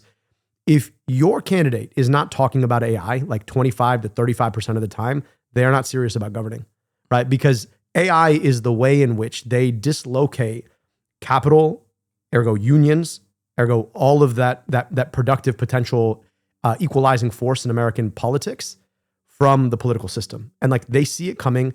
That's part and parcel of the goal.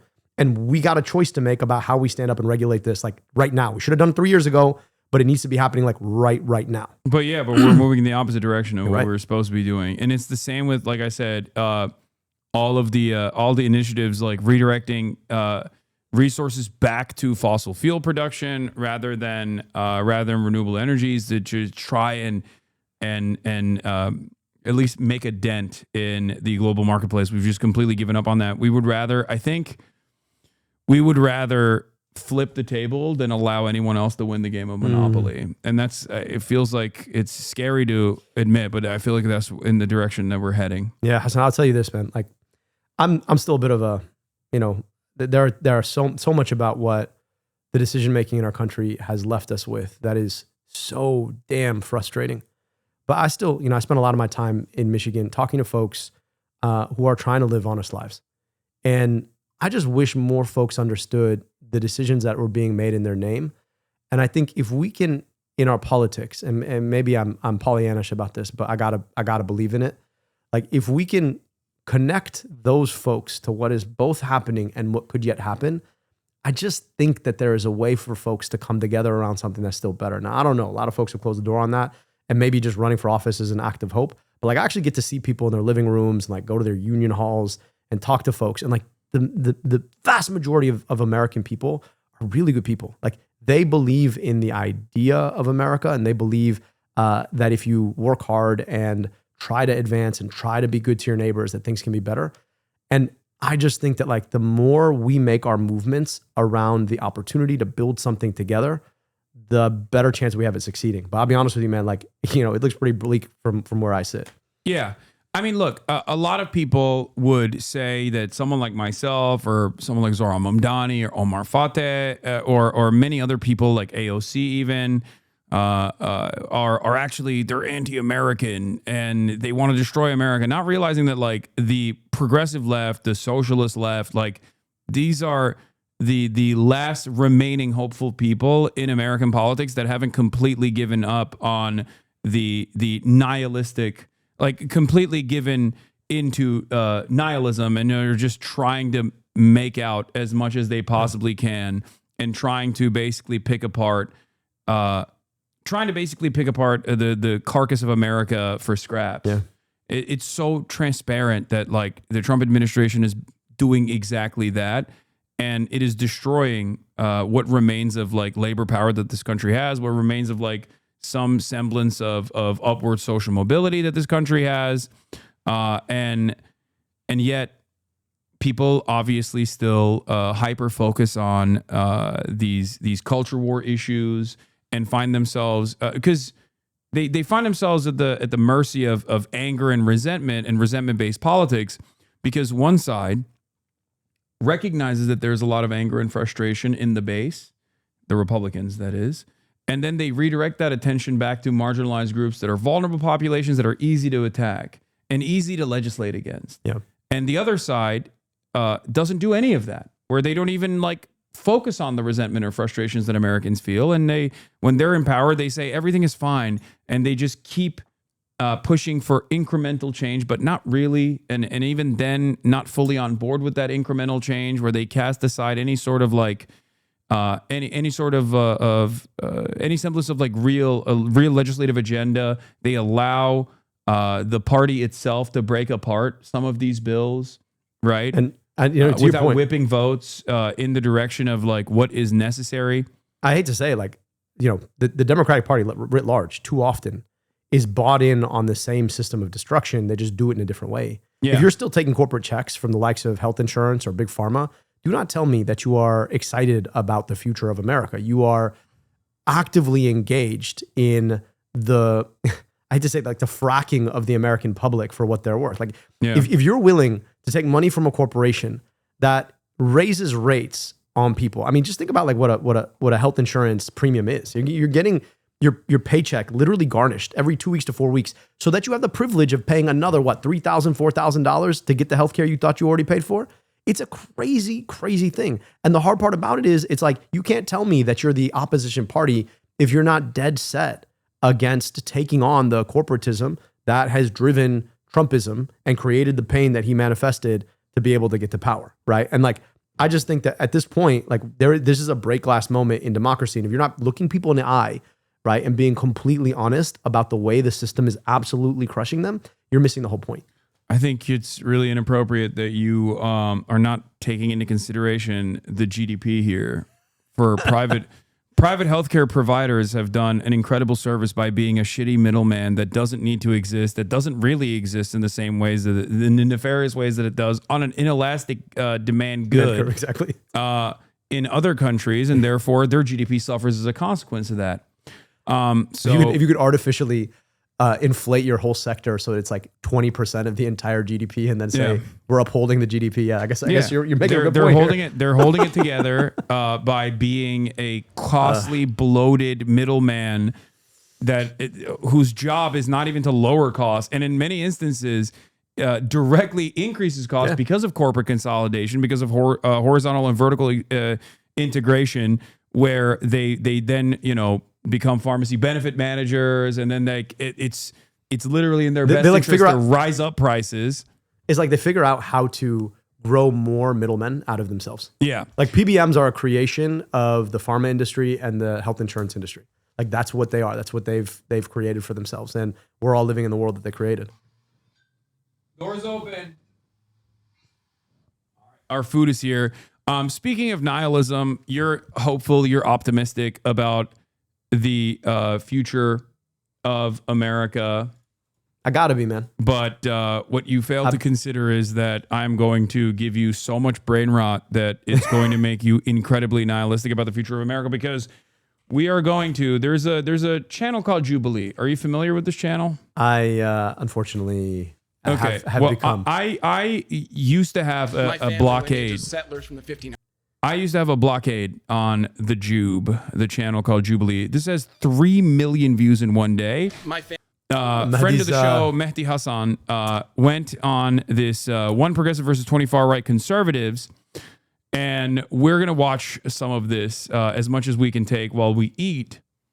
So at least there's a little bit of good here. You're going to be eating some Middle Eastern food, but then you're also going to be watching this brain rot together. And, hopefully try not to get black-pilled challenge.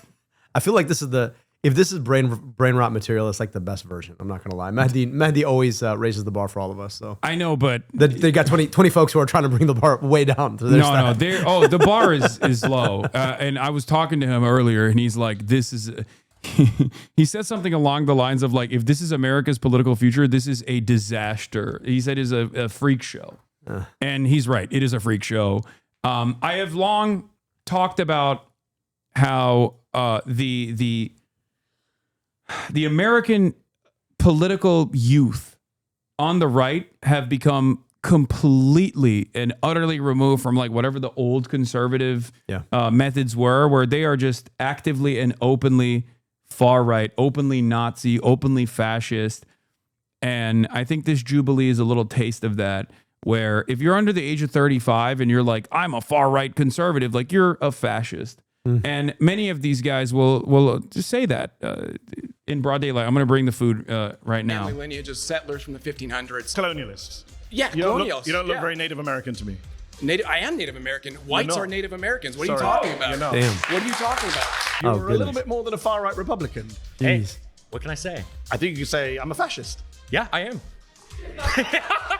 Man, that laugh though. I am an immigrant. I'm speaking from personal experience. Get the hell out. I don't even like. I should get the hell out. Yes. Why? I don't want you here. I'm Mehdi Hasan. I'm a journalist. I'm the editor of Zeteo. And today I'm surrounded by 20 far-right conservatives. My first claim is Donald Trump is pro-crime and pro-criminal.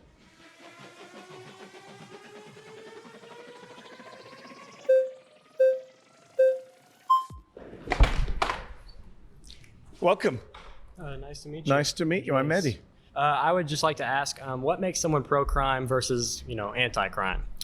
I think when you're soft on criminals, when you let criminals out of prison, when you pardon people who've assaulted police officers, you're pro-criminal. Donald Trump pardoned almost 1,600 people who were involved in January the 6th. I think 600 of them had been charged with assaulting a police officer or obstructing a police officer. 170 had pled guilty to assaulting a police officer. 70 had pled guilty to assault with a deadly weapon. J.D. Vance said, we're not going to pardon the violent criminals from January 6th. Donald Trump pardoned all of them. Are you okay with that? I would say January 6th is a very special case. I would say it's almost a climax point in history. I would just phrase the question this way. Climax right now history. in the LA protests, if they were to, just for example, they were to rush the capital of LA, I mean, they'd have to move over all the homeless people living in tents on the steps of the Capitol. But if they were managed to get into the Capitol and they were just protesting, peacefully, let's say police officers were rushing them Yeah. in. They were letting them in and saying, hey, you guys can go in, like we have many testimonies that say. What about And the then- violent ones, though? Okay, violent ones like Like what? a man named David Dempsey, a judge, a Reagan-appointed judge, sentenced him to 20 years in prison.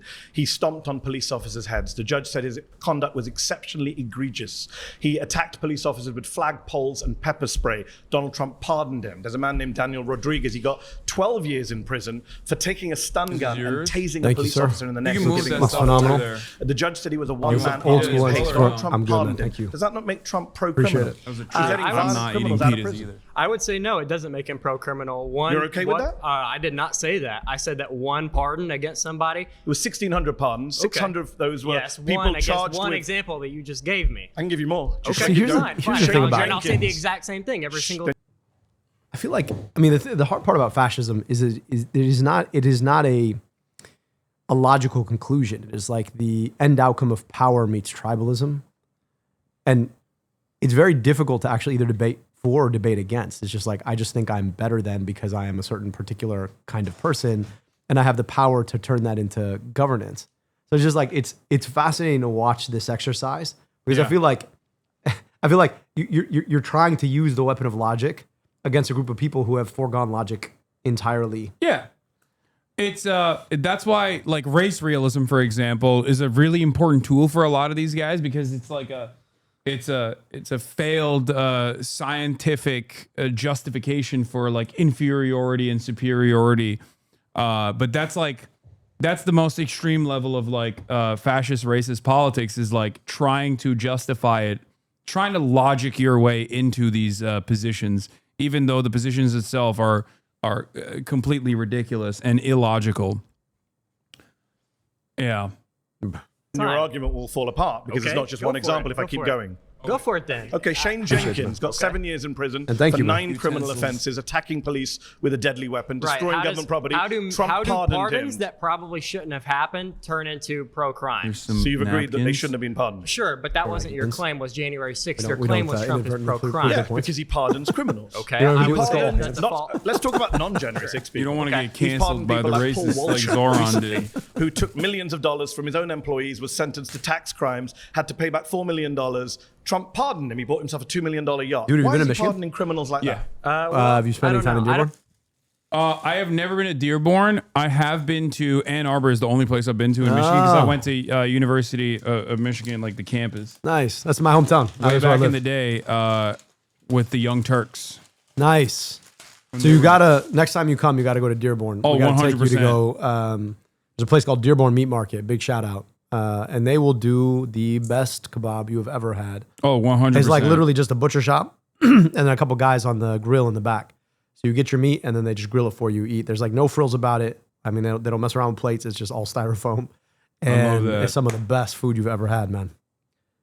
This looks phenomenal, though. Thank you. Yeah, it's pretty good. It's there's some pretty decent Middle Eastern food. There's a lot of Lebanese restaurants out here. There's a lot of Armenian restaurants out here that are really good. There's a spot that does one of my favorite dishes I ever had is khachapuri. You ever had it? Dude, it's like you ever want, if one day you just decide, you know what, I'm giving up. That's the place. Khachapuri is phenomenal. Yeah, Indian food is one of my biggest weaknesses. Oh yeah? What's your go-to? I go for lamb korma. That's what I like.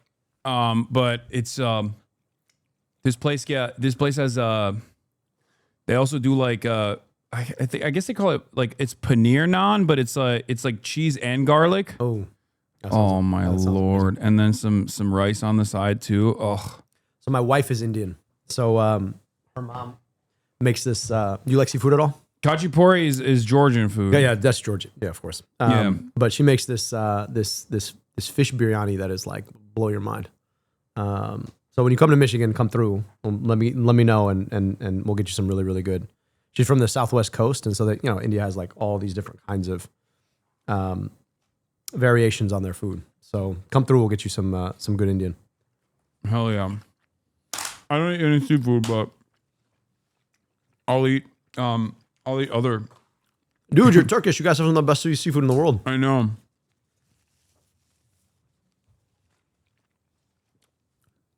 don't think you should. I don't think really presidential pardons should be a thing at all. But I agree. I don't think that. All right, pause. That means something. You've been voted out by the majority. Please return to your seat. Thanks. So the red flags, do you know how that works? Mm-hmm. Okay. So you're familiar with this setup. All right.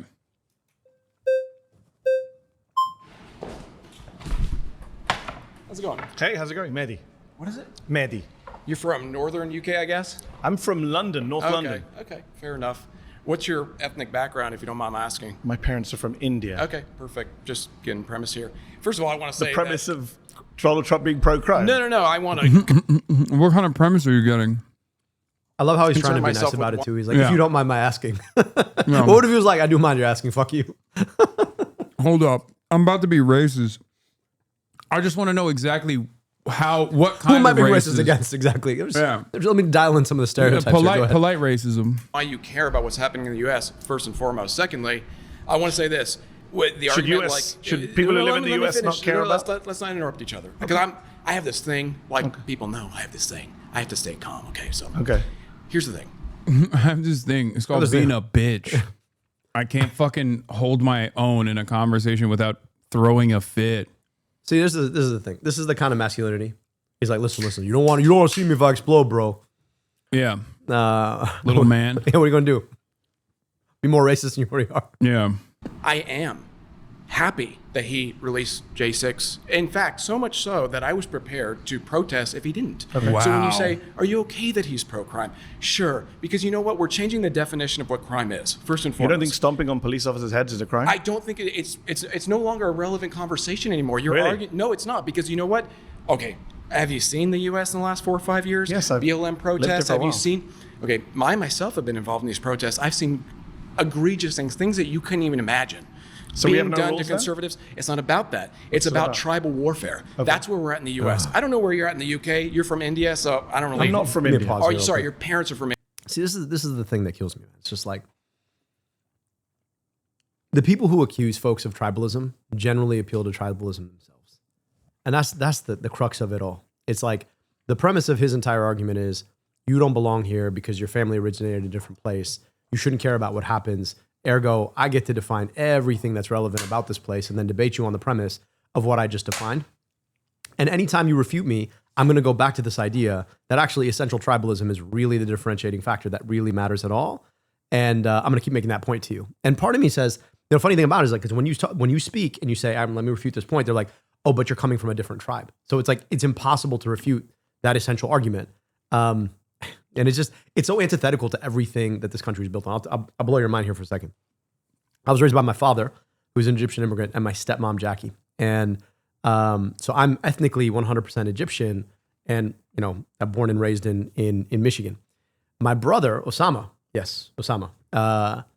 he is half Egyptian, ethnically half white. And his so my stepmom is a daughter of the American Revolution. They can trace their lineage back to Abigail Adams. And so, somebody like him, I mean, at some point is like, look, he's as ethnically American as this kid is, and his name is Osama. And their vision of America would be that somehow that's a bad thing, right? Like the whole idea of what makes this place amazing is that it's not built on one ethnicity. It's that it can actually encourage people from the rest of the world to come here and build here and be a part of things. I mean, your dad came here to build stuff. Mom came here to build stuff. My dad and mom came here to build stuff, and they did. Like my dad holds patents and taught, thousands potentially of students, hundreds of thousands of students, and worked for the big three. Like the notion that somehow America is better without immigrants, part of me is just like empirically untrue. But then in the conception of somebody like him, impossible to refute because you don't have a contrapositive of what it would have been. And so it was fascinating. My brother, after 9/11, right, my parents were like, oh, you could just go by Sam. He's like, no, my name's Osama. And it's as American as any other name, right? And it was like, I would have been 8. This discourse was popping off on Twitter, unsurprisingly, about Omar Fateh being like, no one named Omar would be a part of the Revolutionary War. And I always found that ironic because it's like, first of all, that's historically incorrect. And secondly, half of the accounts that were making that argument were like Catholic, papal enjoyer or whatever. And it's like, Those guys would literally skin you alive before they would even harm the head of hair on a Muslim's head originally. Like the OG the OG Revolutionary War guys would literally just destroy you for being a Catholic far before they would ever get mad at a Muslim person, ironically enough. So pick and choose. That's what happens when you pick and choose your history, right? Yeah. Cherry picking history doesn't usually work out for folks. And so I'm an American you have citizen. your own stakes. I'm an American, you know. You're an American citizen? Yes. Okay, fair enough. I don't know how you got that, but fair enough. Here's the thing. Are you an American citizen? Absolutely. Okay. But here's the thing. Not sure how you got that, but okay. Born here. Okay. Born here, and my family lineage is settlers from the 1500s, so I have some stake in the claim here, okay? But you're a little different But you're than a yours. descendant of immigrants. Settlers. I didn't know. Colonialists. Yeah, You colonials. don't look very Native American to me. I am Native American. Whites not. are Native Americans. What are you Sorry, talking about? you're not. What are you talking about? You're not. Whites are Native Americans. Really? I think What was you're- happening before the 1500s? I think you're getting confused with it. I don't mind going on a tangent, but what was happening before the 1500s? Calm down. I think you're getting. What was happening before the 1500s? There was indigenous people here that came here from Do you know Asia. what indigenous means? Listen. All right, what do you do with this? What do you do with this? This guy's like, whites are Native American. There were indigenous people here. Okay, what does indigenous mean? Like what? How? I don't. Oh my God, it's so stupid. Listen, before Indigenous America, people Let- can't you come let from me somewhere finish. else. Why do you ask a question if you're going to interrupt? I'm not sure if you know what the meaning of indigenous means. I do know what it means. It Doesn't means sound they like it. came here first, right? They came here from Asia by way of land bridge. Have an argument with Neil deGrasse Tyson or anybody else about that. I don't care. Is he an American? I genuinely don't. Oh shit! Never mind. He said it. He said it. Native Americans are Turks. Did you know this? Really? No, it's not real. But my grandfather.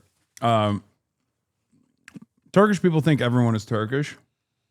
There's a big like. I feel like this is true of a lot of groups of people. Yeah, a lot of people do that, but there's like a big Unless you're like- Turonic mythology surrounding Turkish culture, and my grandfather would say that Native Americans, like they crossed the strait and they're Turks, like they crossed from the Asian plains, so technically they're all Turkic. There you go. And there is like some kind of genetic thing that both Native Americans have and Turkic people have. It's like a tooth thing. I don't know, but it's not. It's ridiculous. It's before even like the concept of Turkic peoples Of like an existed. ethno Yeah. of ethnicity as a. Yeah. I mean, if you step back and you actually think about like what it means to be a member of an ethnicity, right? At some point, like we're talking about humanity originating, people going to different parts of the world, and then adapting to their local climate in ways that punch up certain genetics and punch down certain other genetics, such that we get different colors of skin and different body habituses and different propensities to sweat or grow muscle or run fast or run slow or grow tall or whatever it is. And now like we have this sort of fealty to this idea of like of genetics that have been expressed more or less that we call ethnicity. That's kind of an arbitrary thing, right? It's like your family's been in It's a a completely Yeah. arbitrary thing, and especially the association that you place upon it is entirely socially fabricated. Yeah, that's it. And the interesting thing is like people want to then, because what makes humans human is our capacity for cognitive engagement. They want to pretend that there's like some cognitive difference between peoples. One part of me is just like, no, actually, in some parts of the world, the sun shines brighter. In some parts of the world, the sun shines less. But no matter what you are as a human being, your propensity for social engagement and cognitive engagement are 100% what makes you human. And so there was like the same pressure to grow cognitively in different places. And so part of me is just like, guys, this makes like these arguments make zero sense when you actually step back and break them down in any scientifically rigorous way. But then again, to the video you played before, like what scientific rigor in the face of the internet? So, maybe I yield. Yeah.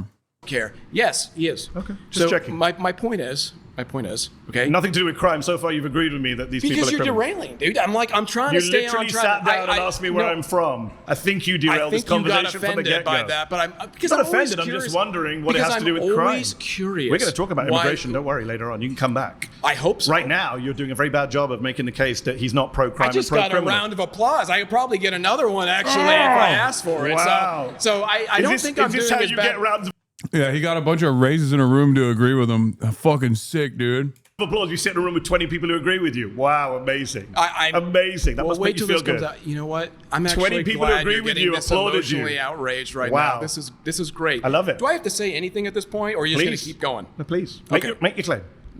My claim is that I don't care if it's pro-crime. You want to Okay, go back so- to the so- topic so- of so conversation. that's fine, we agree then. He's pro-crime But and you I have don't a care. question for you, though. Do you care on the opposite side of the spectrum? Yes. Do you care about law being administered Yes. to the opposite side of the Yes. spectrum? I think when they're anyone doing who the same? assaults a police officer shouldn't be pardoned.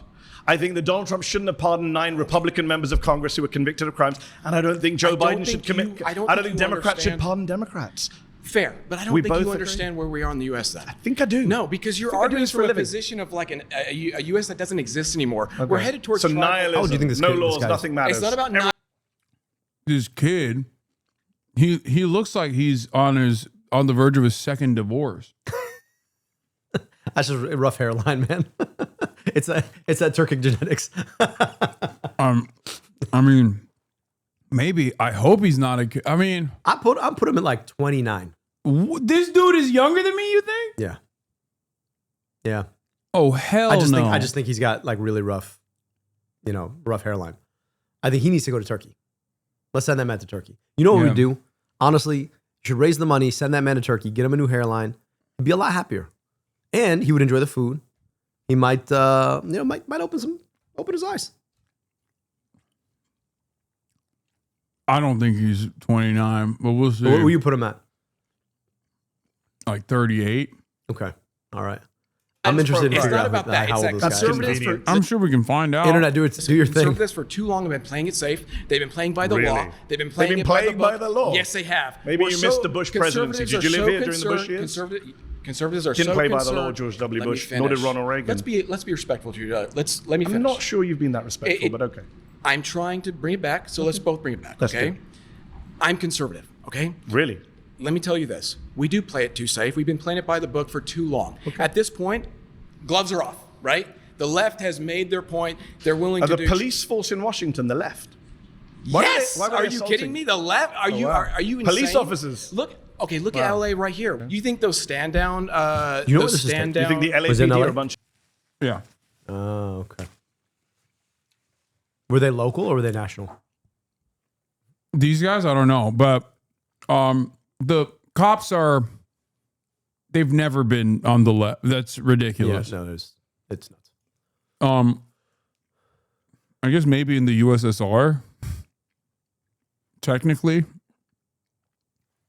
but cops in the United States of America have historically voted overwhelmingly for Republicans. There's never been a case where, like, the ones that don't vote straight ticket Republican will usually be libertarians, which is even funnier because, like, the principle of libertarianism is supposed to be like that you're anti-cop as well. Like, the state has a monopoly on violence, right? But like, you're the guy who has the monopoly on violence. You're the jackbooted thugs of the state.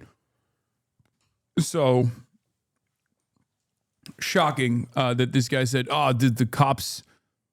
Yeah, the Capitol Police that famously brutalized like disabled Medicare for All protesters in the halls of the Capitol. They're actually leftists. It's because anybody who opposes, I mean, this is the thing. It's like when you're flexible with the idea of what a leftist is and you just define it as anybody who opposes a, fascist would-be authoritarian, then anybody can be reframed as a leftist as long as you disagree with me momentarily, which is like this is like the Trump playbook.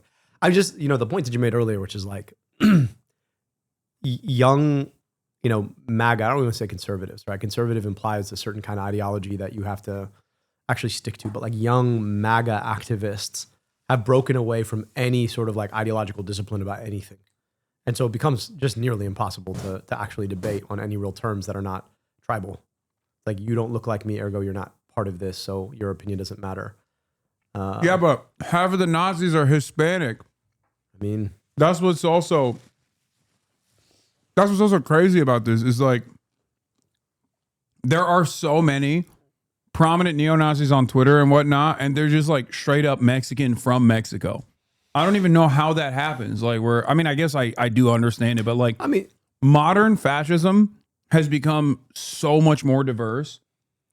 How much do you think about this? Like this is just about power. It's about feeling comfort with being on the side of power. I mean, I just like I think a lot about bullies generally. I think you probably experienced your fair share of it. I did when I was a kid. And more often, like the guys who are around the bully are not there because they generally agree with the bully. They're there because there's a comfort in having a proximity to the most powerful person in the room that they perceive as powerful. Yeah. And most of the time, like if you want to beat a bully, you actually don't try and beat his seconds. What you try to do is you show him to be not as powerful as he thinks, or you disempower him, and then you try and win over the folks around him, right, by trying to show them that there's another way. And I just think that like so much of this is just about actually like a comfort with power and a fear, not even comfort, it's a fear of power and what power can be done against you, especially if you're like a Mexican dude and you're like engaging in this fascism. It's just like, hey, maybe if I'm like nice to the fascist won't come and get me, you know? I've been thinking a lot about that, and I think that part of the frustration I have with the Democratic Party is we do this thing with Trump where we venerate his power. He's such a bully, and you're like, yes, okay. What you're showing is he is more powerful than you, and you want to make an appeal to people who care about power on the principle of ideals, and that's just not going to work. Like you have to take him on straight up. And you got to play the same game. And then this is the frustration I have with it is when you That's why the weird narrative was so good. Yeah. Like, because it took away that power. It cut away, especially because he was powerless at that time because he wasn't the president. So making him a laughing stock was such a perfect way to disarm exactly what you're talking about. Like the idea that this is like an all-powerful, scary entity, because that's what they rely on. Right. And then the other part of it is like, you got to take away his power, but then we talk about fighting, but a lot of folks who talk about fighting first of all, you don't talk about fighting, you just do it. And second, fighting's ugly. It's brutal. There's like carnage. And the hard part is our own Democratic base will punish you for doing the thing to disempower him that you need to do to show what he is to his own supporters. And that's a really tough nut to crack, right? Like when you go after him and you use the same language against him that he uses against everybody else, people are like, well, that's unbecoming of a politician. You're like, what the, like, take a look at what our politics have become. Right? I don't think it's that. I don't think that's as big as a force as it used to be. I think because we live in the post-Trump universe now, and Trump is like genuinely reshaped politics, I don't think it matters as much because you got wine moms demanding go get them that politicians die. Like they literally are saying, go out and get shot by ICE. I don't care what you do. You need to put an end to this. So I feel like at this point, even the base is up in arms and is very angry at the lack of response from the rest of the Democratic Party, and are demanding change and are demanding that they actually do something, anything. Yeah. I've seen so many Deborahs and Barbaras, just like white wine moms, demanding that people do something. Like their Democratic politicians, their Democratic representatives, like go out and fight and even put their lives on the line, like put their lives at risk. So that's where we're at now. So I don't think the vulgarity is as, I'll say it like this. It's only as important as you make it. I mean, you're running for Senate. I keep pointing to the Zoran rule because there were so many instances. I mean, he's a not very well-known guy. He's running for mayor in an incredibly crowded field with people who have much longer track records in New York politics. Okay? And he is uncompromisingly an anti-Zionist. and he spent a lot of time criticizing Israel in his activism before he went into local office, and even after he was in local office.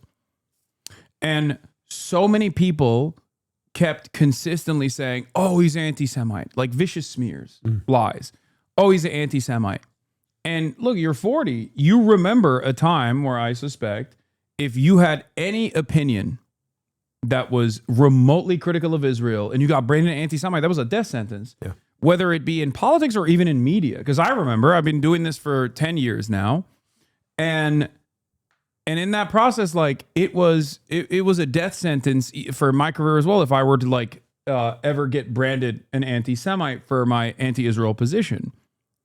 But Zoran showed that obviously you can still win on that front without ever compromising on those values at all, especially because like a lot of people also agree with you on this. Yeah.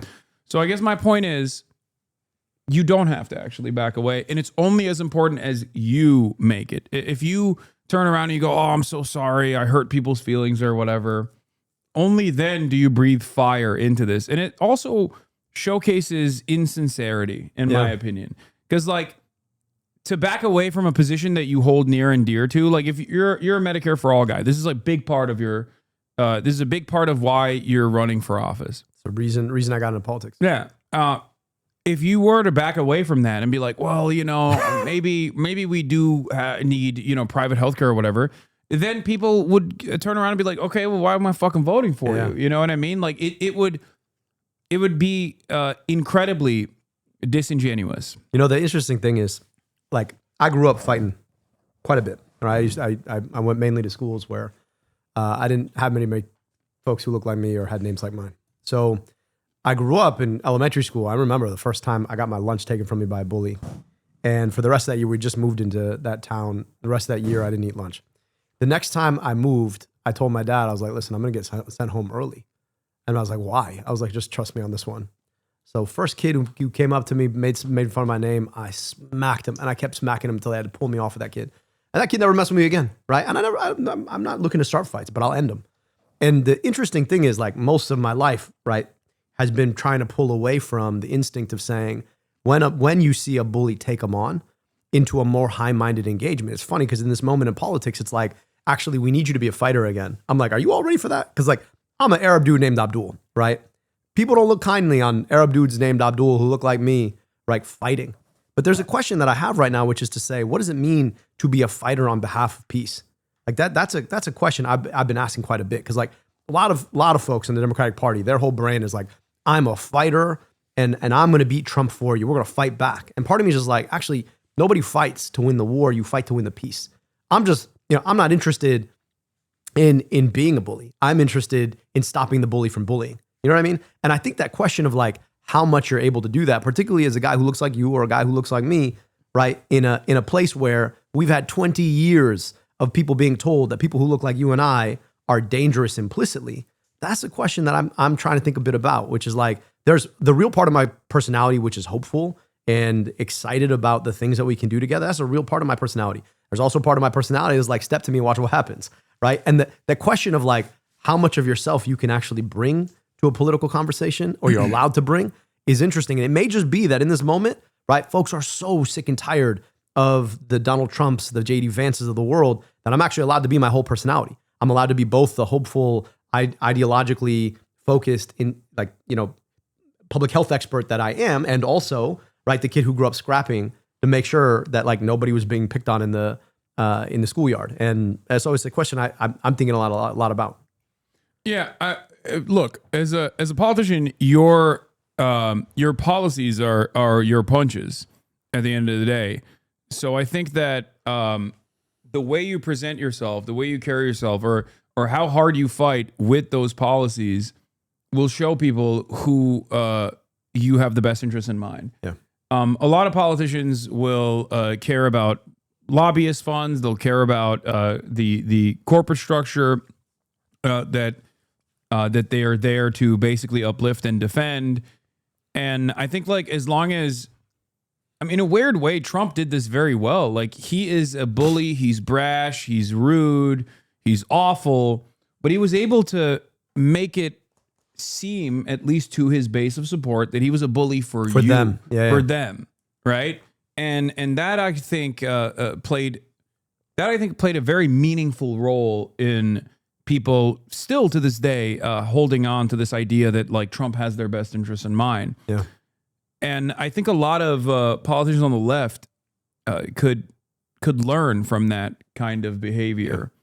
I mean, that's the thing, right? It's like you want to be ideas driven. Like I'd love to just, if the whole campaign came down to one debate, I'll debate anyone on anything, anywhere, right? And as an ideas driven candidate who wants you to have healthcare and wants you to have to pay less and doesn't want you dominated by a corporation either in the workplace or in the marketplace, like I know our ideas win.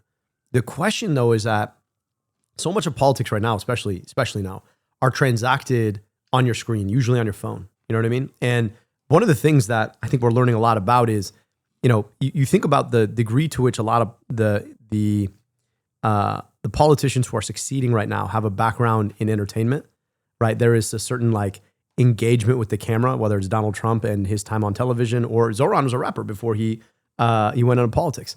I think the question of like, how do you engage with folks and get them to be thinking about your ideas in a way that doesn't talk down to them and is transacted in the conversation of the moment, like on the medium of the moment. I think that's the tough part. And your point, right, is like those policies are punches. But Donald Trump never actually had policy, right? He had a narrative.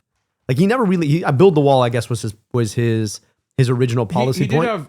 He did have policies that matter in the sense that I would go so far as to say he had the only type of policies that get passed around in American politics nowadays, which is culture war shit. Yeah. Because the Democrats have completely dropped any notion that they are interested in improving the material conditions of the American working class. So the only war that is waged in this back and forth political football between the two parties is waged on the virtues of culture war agendas. And since Newt Gingrich, like the Republicans have basically expertly crafted every single culture war agenda item that they will always win on, because they spend every waking moment propagandizing and manufacturing outrage for certain things that aren't real problems at all. And then they are seen as the only people who can offer a solution to the problems that they created. And they do that by lying. Yeah. There is no undocumented migrant crime. Yep. That's like not a real, that is in the margins. That's not a real problem for Americans. This isn't to say that undocumented migrants are not responsible for any crime whatsoever. They're not. Of course, they're human beings. Yeah. Some human beings are going to do crimes no matter what. But our system picks it up and tabulates it in the same way that tabulates any exactly. crime. Yeah. And not only that, but also there is data available on this, and it shows that undocumented migrants are responsible for less crime per capita than natural-born U.S. citizens are. And that makes sense because you're like a lot more to lose. Yeah. Like they are purposely avoidant of law enforcement. They don't want to ever be in a situation where they violate any rule or law where they could potentially be deported. So turns out they do less crime than natural-born U.S. citizens do. And not only that, but also the ones who do engage in crime, of course, are getting subsequently arrested, charged, convicted, and then potentially jailed or deported, depending on the severity of the crime. And yet Trump has been able to so expertly craft this narrative throughout the Biden administration that, like, what, cops were going up and being like, oh, are you, you're a rapist. We caught you. Oh no, you're Guatemalan. Well, you're free to go. Like that was the argument that they were able to successfully create. And the only reason why they were able to create this argument successfully was because there was no counter messaging from the Democratic Party that said, this is a lie. This is wrong. Yep. And that migrants make these communities better, and they're a formative part of the American economy, and they give so much more than they even get back. Yeah, in return. To your point, we're not even driving forward on forget a counter narrative.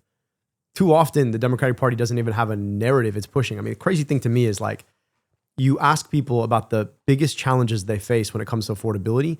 The most brutal form of those challenges is healthcare affordability. Like you're stuck paying way too much and you have to worry about falling into debt just to go see a doctor because you got sick. And like, we're not willing to talk about it in large part because we don't have a solution, right? That isn't going to take on a lot of the same corporations that are giving checks to Democrats. And so we just stay silent. So like, it's like Donald Trump has this narrative that starts with the problems that you have and then ends with immigrants.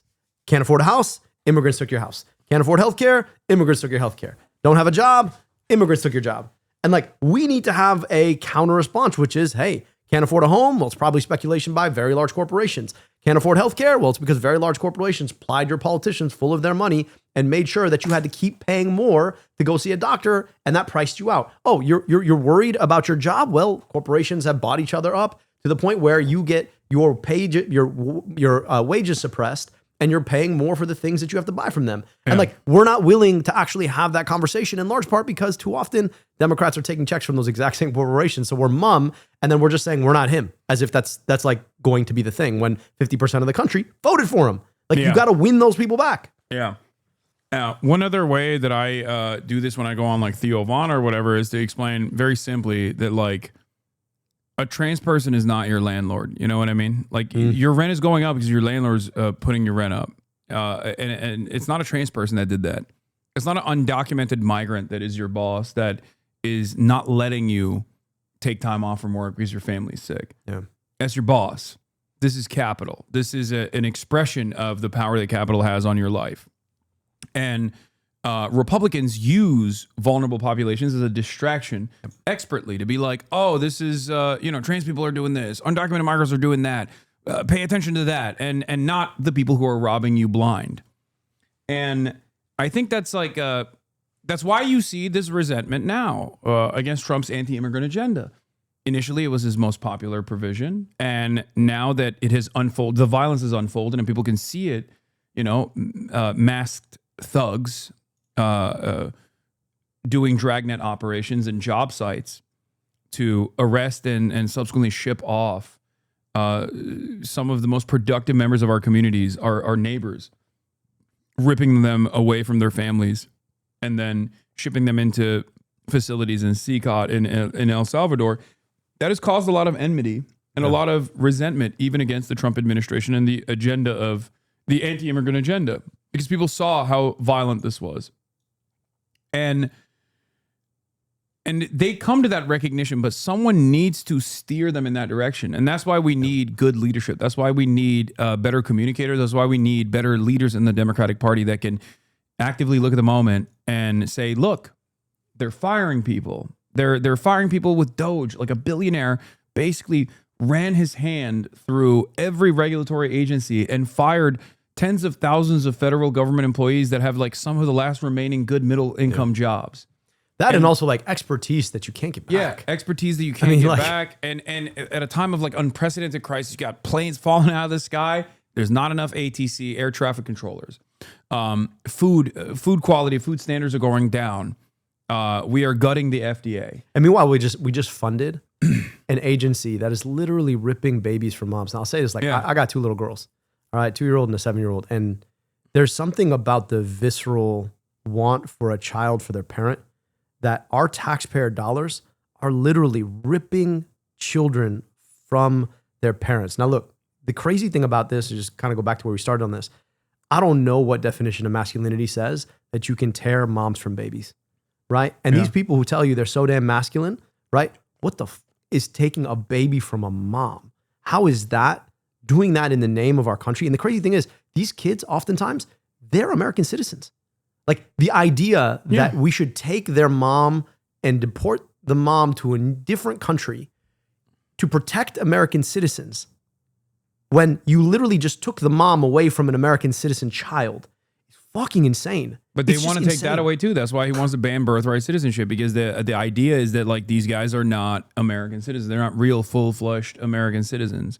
But even just to like let yourself allow that. Like, I mean, anybody who's ever felt the tug of like a child, like to let yourself do that. I mean, and take JD Vance for a second, right? Like take Donald Trump, like he's so pickled that it probably doesn't matter, right?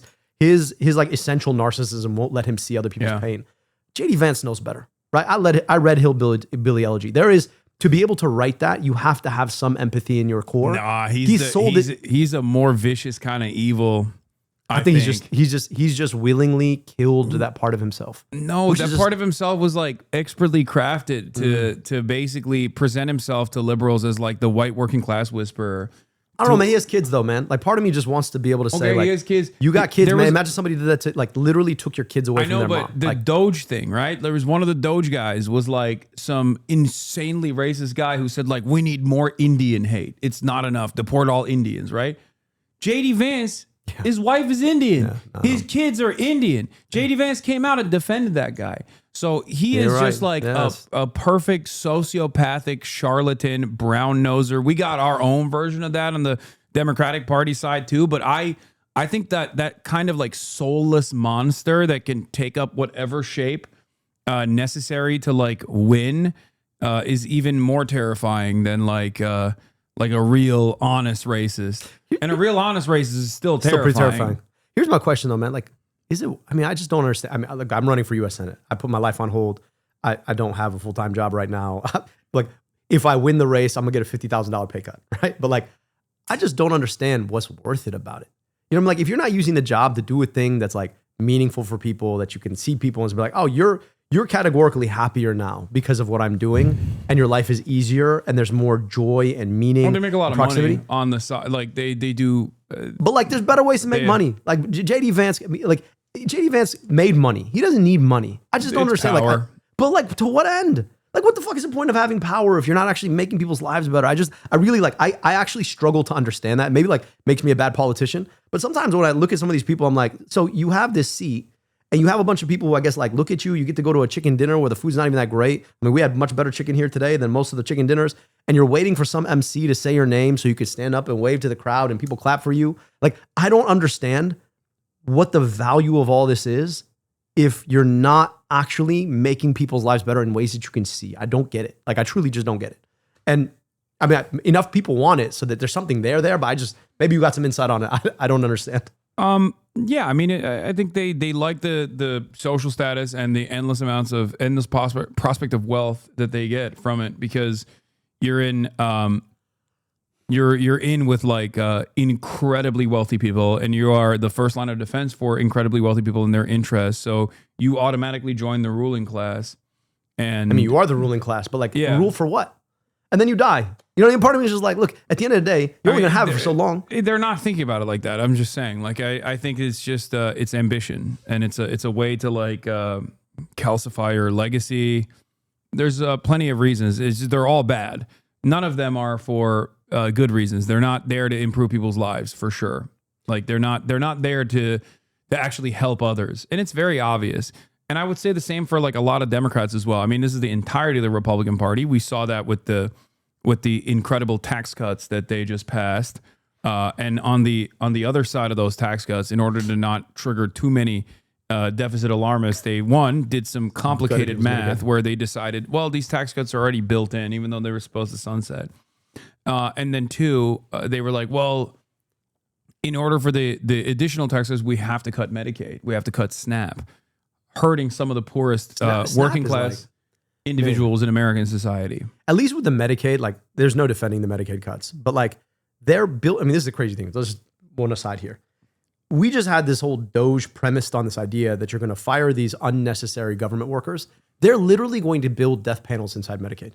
They're going to hire a whole army of people whose goal it is to check your paperwork to make sure you got all the necessary paperwork to keep you on Medicaid, right? But like, SNAP is just not even. They're not. The whole purpose is to flood people with paperwork so they can say, sorry, you don't have the proper paperwork. That's right. And then they can, again, AI is perfect for this because it's not supposed to work efficiently. It's supposed to be wrong and broken.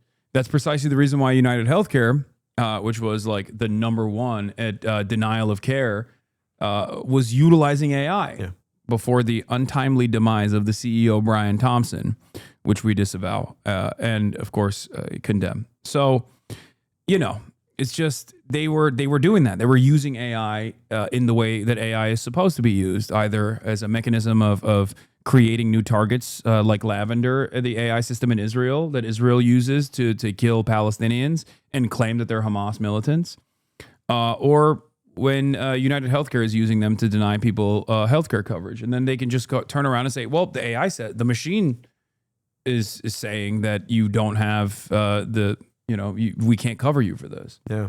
You know, it's interesting, man. We spend all this time, you talk about all the complexities, and look, it's extremely complex. But in some respects, it's like, I studied complicated things, and politics is just not that complicated at the very core. It's like, you want to elect good people who want to do good things for other good people, and if your politics aren't doing that, at some point we like kid ourselves with these complex ideologies, and not ideas, just ideologies, to try and back justify why it's okay to have some bad people in positions of power. And then it attracts a lot more bad people because we've created the intellectual architecture that justifies it. And it's like sometimes when I'm crisscrossing the state, there's some, like, I walk out of a town hall, somebody will share something with you. I mean, this is very similar to like the practice of medicine. People will share really vulnerable things with you, and they're just like, can you please help me with this? And you're like, I'm going to do my best to try. And then you walk out of there, and some days, like, honestly, like I struggle to fall asleep because I'm like, if this person only knew just how malevolent the people who are making decisions on their behalf have become, and just how little they care, like, it would crush this person. And you got to like hold that and like live with that. And I don't know, man, I just hope that, like, if I do get elected, part of me just says, like, it's like keeping that simplicity and keeping like a foot to the ground. Cause I don't ever want to start getting myself in this position where, like, well, if you do that and you do this other thing, then maybe you can get to more power. So then you could do more good things. And then soon enough, you never actually do the good things you thought you wanted to do. Yeah, you know that's what I mean? how, what's the term? There was the Silicon Valley guys that built this ideology around it, effective altruism. Yeah. It's that principle. It's like, I have to be the singular force of power and get as much money as possible so I can do the right things, and I can manage this wealth and power and prosperity much better than like the average citizen can. It's like the Thanos argument. Yeah, it's bullshit. All right, let's get back to what's not bullshit, racism. The liberal Marxists. No, but I Really? think they listen to liberal Marxists who tell them what to do. Okay. I think they listen to who signs their paychecks at the Can end I of the just day. check, who are because liberal you're doing Marxists. lots of little diversions. We both agree Donald Trump's pro-crime. You're just fine with it. No, Is that the position? I don't That's what you agree said with so your- far I don't for about agree with your 5 minutes. I don't agree with your definition What's of your crime. definition of crime? It doesn't Stomping matter. on a police officer's head is not a crime. That's no, your what I'm definition saying- of crime as the He keeps getting Native me out of it. American. I am Native American. If you Okay, say so. So going back to the topic at hand, we have different definitions of crime because you're talking convenient. about. There's It's a not criminal about- code it's in not this. I love how Republicans have completely become the cultural Marxist that Jordan Peterson claimed they used to be, like, or the left used to be, where it's like, well, what is crime really? Like, he's like, let's get down to the definition of the term crime. Let's break it down, really. I mean, is it really a crime? It's like, dude, are you an anarchist? Like, what do you mean? Well, what is crime really? Like, it's just, it's bullshit. Like, I mean, it's the same sort of secondary bullshit, which is like, well, we can justify this because it was for a greater outcome. And you're like, no, you cannot. I mean, just think about like all of the logical gymnastics that seemingly well-meaning people had to do to justify Donald Trump back when he first came down the escalator. You're like, this dude, you would not let this dude babysit your children. And that to me should be like the simple basic thing that, like, if I left my children with you, they would be safe because you would pay enough attention to them. You would not hurt them yourself. I would let. Like, I don't think I'd let any American president if I had children alone with my children. I mean, but like this man just like strains credulity. Like, he's the kind of person you want to protect your kids from. You know what I mean? Yeah. Like, literally, he's the kind of person you're just like, no, actually, you will never have access to my kids because you are patently immoral. Like, and people justified that in the name of morality. It's the same shit.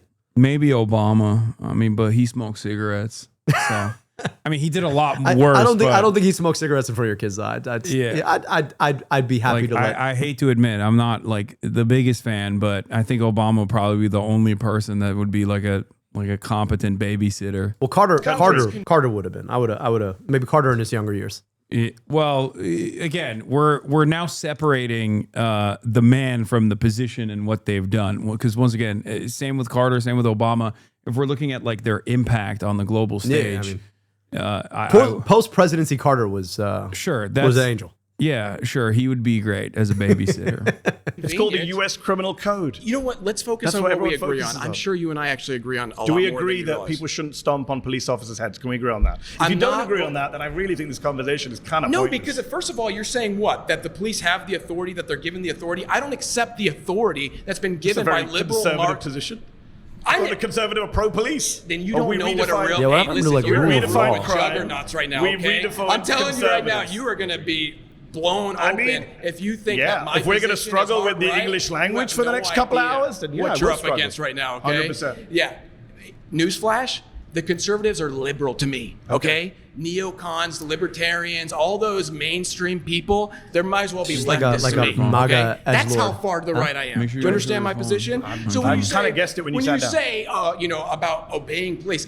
Why would I give the authority to police? Do you know think- here? Do you know here in America? Do you think Donald Trump should be pardoning 9 members of Congress who committed financial crimes? Do you When someone says like Democrats are nowhere near as left enough for me, I'm like, oh hell yeah. Like finally a reasonable person. When someone says the modern iteration of the Republican Party is nowhere near as hard right enough for me, I'm like, what more do you want? Do you want to line up every person and have like a color blocker and see like if they go beyond a certain point of pale, they just get 360 no scoped? Like, what do you want? They're already doing everything that you want. Like this administration is doing virtually everything that these guys want, and they still want more. I don't understand. Do you want to like go back to the old school Nazi attitudes of being like, well, the Slavs are also not white? Like, is that what we're doing? Is that because this administration is giving or pretty much everything that these guys wanted, Except for the Epstein files. Well, that I want to yeah. ask him about the Epstein. No, but I just don't. I don't understand. Like, God, conservatives are so fucking spoiled. I wish I could like live in a world where you know my representatives on my side of politics was giving me a fraction of what I wanted with the same severity that like conservatives will offer them everything. Because it's not like they're running on material change in the positive direction. They're running on fucking tax cuts and deregulation. These guys are too stupid to recognize that doesn't actually help them in the short term nor in the long term. But like they are promising that and they're delivering on that. And then on top of that, it's all culture war shit. And they get all of the culture war shit. This is the thing about though. They've decoupled the conservative movement from MAGA. Like this guy could care less about actual conservatism. He doesn't have a real fiscal perspective. He doesn't think critically about this issue. I don't think conservatives have had that either for a long time. I think MAGA is the logical conclusion of years and years of modern conservatism. In the internet era, yes. I think like if the internet never came about, like, and we didn't have this complete splitting and algorithmic like amplification of certain like some of the worst shit, I think we might have avoided this. But you're right. Like what this guy comes for is the tribalism. That's what he comes for, right? And I actually think that like there are a lot of conservatives who have felt some kind of way about like the implicit racism on the culture war side of traditional conservative, like the conservative party baking. And I think in some respects now it's just decoupled and they're all trying to like figure out how to roll together. And this guy could care less about like, I frankly, I don't think he could care less about tax cuts, right? He's just in it for tribalism. And that's why he says like, I don't know why you're doing all this other stuff. Sure. That's why you see some of the populist right, like the Tucker Carlson wing, that say that they care about, like even Josh Hawley that says that he cares about like defending people's benefits. Yeah. But when push comes to shove, they don't. You're right. They don't. And they don't get punished for it either by their base, because ultimately they do actually love latching on to all the racist shit. And they're like, okay, well, as long as I'm getting the racist stuff, then it's fine. I don't know. I think that this has always been at the heart of conservatism in general. And I don't mean like the Republican Party. I just mean like conservative, like reactionary politics in general revolves around this kind of notion that like there is an in-group and they must dominate the out-group. The out-group is both weak and strong at the same time. That must be brought to heel. And this is just like the logical conclusion of decades of success for the conservative movement. This is like the post-Reagan era. Yeah, this is what Gingrich had in mind. Yeah, I mean, this is the post-Reagan era of conservatism because, like, that was if the New Deal Democrats reigned supreme from FDR onwards, and then, like, I guess the death of that movement was finalized under the Carter administration, and then Ronald Reagan changed discourse into the right direction, where now the Democrats were following the Republicans on messaging. This is the logical conclusion to MAGA. I gotta ask you, quick macro check. What? How much chicken do you do? 12 ounces. 12 ounces. How much? What's your like protein per day? The goal? I try today. I'm not going to hit that because like I said, I'm on a severe deficit. Yeah. I mean, you've been fasting like most of the and I've been days, fasting as well because I've just overate a lot, and I didn't even calculate it while I was overeating. But under normal circumstances, 225 grams of protein. Yeah, it's good. But a little bit higher than that usually. Yeah, I do. I try to go like 180. I probably should be doing a little bit more. How much do you weigh? I weigh 210. Damn, you're dense. I'm very 210. very dense. Damn, At we got 5'8". pounds. We got 20 pounds between you and me. That's crazy. And he's like literally a whole head off taller than That's crazy. I'm 6'4". Yeah, you're brolic. Yeah, I eat like I said, I eat like 230 pounds. That's good. That's good. And I have noticed in my own body, if I don't eat enough protein, I'm more susceptible to injury. Yeah. My recovery is not as efficient. Like that, it's truly important to make sure that you hit your daily protein needs, especially if you're working out and you're active. You do fiber? Because that's the other big one. Like that's the one that most folks miss. So I mean, I just had a whole salad. That's great, but that's actually really good. The key thing is, actually, I'm gonna put it out there: beans, and then psyllium husk-based bread. So like I do a keto bread you actually get at Costco. Those things are packed with fiber, but like the big from like health risk standpoint, the biggest probability that you have of death is going to be either by heart attack or now, especially in young people, is colon cancer. We're seeing like a way higher increase in colon cancer. We can't really explain. And the best arguments are around fiber density. So I actually track beyond protein. I track omega-3s and fiber daily, and that fiber one is like the hardest one to hit. Okay. All right. Oh, also, how much longer do you plan on staying here? I probably got to roll in like 5 minutes. Oh, okay. Yeah. All right. Because I don't want to keep you. This guy's got like incredible stamina, man. I'm gonna keep going. Of course. I feel like you've been. I mean, so you had your first vacation what years? Yeah. Well, how'd that feel, man? Like you wake up and like, how do you feel your day? I mean, I feel it wasn't even a vacation; it was a weekend. Fair. I mean, it was like, ironically enough, because I've never even taken a weekend off in years. I literally have not taken 3 days in a row off, with the exception of being banned. Wow. I got banned for some comments about American foreign policy, and they got banned again for calling someone a cracker. I heard about both of these things. Yeah, anti-white racism, which is really, really damaging. I'm so sorry. But with the exception of those two instances, I've never been off stream for more than 2 days ever, and that's usually for travel or I'm doing someone else's stream. So how did it feel for like 3 days to like not do this? If I hadn't been drinking so much and eating like a cow, I would have probably felt better, because we did a lot of activities. We did a lot of fun stuff. I flew a fighter jet, a stunt jet, a stunt plane that has all of the movement. You have pilot's license? No, I don't. So how did this? I mean, America.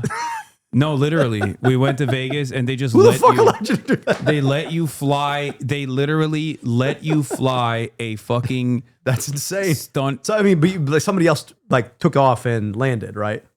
Yeah, someone else. Okay, took so you off. got to like maneuver it in the air. Yeah. But Okay, when I'm you're just imagining 5,000 like, feet in the all air, right, let's see how it this doesn't goes. matter. Yeah. No, we did dogfighting. Damn. So like, I literally flew against another person and shot them with it's like laser tag. Wow, did you win? Yeah. Nice. It was sick. Nice. Shot some guns. I didn't do Did that. you know the other person in the other plane? Yeah. Okay. All right. Yeah, it was one of them was my cousin. So destroyed him. How did this play relative to the drinking? We were very hungover. I was very queasy at first. I was like a little worried. How many G's did you hit? 7. Damn. But I didn't. You didn't splat all over the inside of the plane. No, I didn't good. pass. I didn't pass out. I didn't throw up. There was someone in our party that did throw up, and a couple people passed out. But that's like in the plane. Yeah. Okay. I hope they're not doing G's while because that just sounds like a no. They were doing G's, and they did pass out because like I think there's past a certain point where you will literally pass out unless you're like super well trained. Like I think 10 G's is like they try to hit that. You know what's interesting? purpose. The same bearing down you do when you squat. That's the best way to avoid passing out when you do G's. Wait, really? Yeah. Wait, Because maybe if you- that's why I didn't pass out. Because if you think about it, right, what's happening when you bear down is you're compressing everything so that you can bear the weight, go down and push, and when you push, that everything sort of stays up, right? And you're actually experiencing G's under both like weight under the bar and then weight that you're pushing back up on. So if you build out your core, right, what you're experiencing when you do G's is literally all your blood pooling down because the gravity's working on your blood, right? Yeah. And so if you've got a strong core and you're used to pushing, like compressing Yeah, that's everything what they down. told me. They told me you like keep flex your core and your legs and your Yep, quads. it's the same bear down. Yeah. Oh, Yeah. that makes sense. I didn't think about that. I mean, I'm also like being 230. If you hit 10 G's, you're like 2,300 pounds. Yeah. It's fucking crazy. Yeah. But yeah, it was exhilarating. It was a great That's experience. awesome, man. I got to figure out how to like do this. That sounds like a lot of fun. Cranking the yoke and then just like having that immediate response of like pulling it back and then like your face sinks in all of a sudden is exhilarating. It's like it's way more fun. I'm not gonna lie. I was coasters. super guilty for liking Top Gun because I was just Why? like this. It's a great Well, movie. I'm like the whole movie is about the war machine. to be I know, fair. but I mean, it's a great movie. Who cares? It was a great. I was super entertaining. But like flying a fighter jet sounds awesome. I'm glad you got to do that, man. That's great. Like you spent your day. I feel like you made up for the lost time on vacation. Yeah, but and then we did we did trophy truck racing too. Oh, that's awesome. Baja, that was cool too. But like after the plane experience and doing like stunts, because I was like barrel rolling, you know, and I was upside down on the plane, like I'm trying to chase after the other plane so I can hit it from behind. After the adrenaline rush of that, the Baja racing was nothing. I was just like I didn't even feel anything. I usually look over and see Hasan's face is just I was cranking it. I was slamming the fucking accelerator, trying to get as much height as I possibly could off of these like sand dunes, but it wasn't doing it. It wasn't doing it for me. I feel like after that. you should have done that and then gone to the plane. Yeah, you got to kind of architect these things. Dopamine, man, is a hell of a drug. Once you max out on it, everything else is. So before we let you go, how can people help? How can people lend support if they liked what you had to say here? And what are you looking from? Like, what are you in need of right now? Yeah, so I'm in a competitive primary. It's going to be a long race. The election in the general election is November of 2026, and the primary is August of 2026. But we're building a movement, so I hope folks will do a couple things for me. First, go follow us on socials, right? @Abdul I'll say it on TikTok, on unfortunately X, on Instagram. I hope that if you like what I'm sharing, that you'll promote us, and then go to abdulforsenate.com. I don't take corporate money. I never have. I'm the only Democrat in this. I'm only candidate in this race who never has, and yet we fundraise in the top 10 of all campaigns in the last quarter, Democrat or Republican, because we do this the old-fashioned way. So, folks want to chip us off $5, $10, something a little bit more. I hope that you'll consider doing that. That's abdulforsenate.com. Hasan, it was awesome to get to meet you. Like literally, I got to like Hasan and I have been texting, but we've never met. Obviously, we've watched a ton of your stuff. So like, I literally roll in the front door, roll right onto the mic. I'm like, all right, we're doing this. So this was a lot of fun, man. Trial by fire. I love it, man. I really appreciate you making the space and the time. Next time I'm in town, what we got to do is we got to get a lift together. Oh, for sure. It'd be a lot of fun. Absolutely. All right. Well, thank you. Thank you for appreciate coming man. on. Thank you again. All right, just because I don't want to be a bad guest, where should I put this? Here, I got it. Don't You worry. sure? I'm gonna throw it out right now. And you mind if I use your It's facilities on the way? first left. All right, when friends. you get out. Lock it Thank up. you. See you. All right, ladies and gentlemen, that was Abdul for Senate, Abdul El Sayed, and hold on, let me fix this.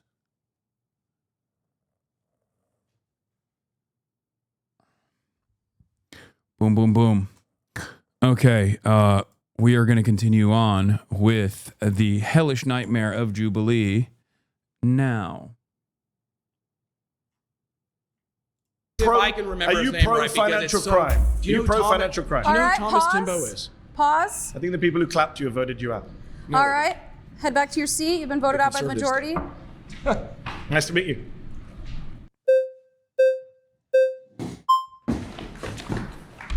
Hello, there. sir. How are you? Hey, so I'm going to be as respectful about this as possible, but the truth is your claim is completely bad faith. You do not care about being anti-crime. You yourself are pro-crime. Your side is pro-crime because you're a progressive. How am I pro-crime? So I'll give you an example, right? So your side, not Donald Trump, has passed a series of laws in California. Let's go with California. It's where we are right now. It's where I'm from. I don't know. Are you from California? No. Or okay.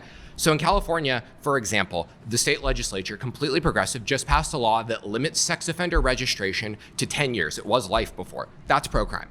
The legislature in California, which is progressives again, has passed a law that says the voter-induced three-strike law is no longer absolute. If someone murders someone, stabs someone on 3 separate occasions, a judge now does not have to give them life. That's a progressive law. That is pro-crime.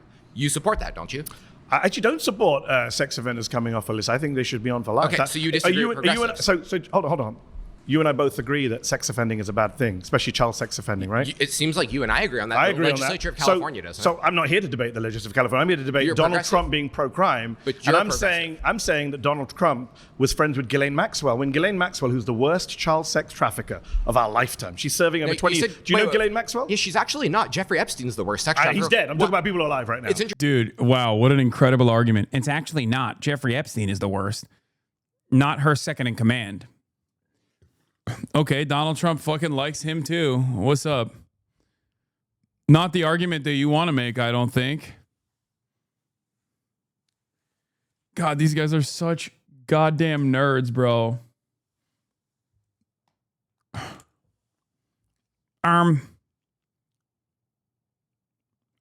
Actually, the second worst.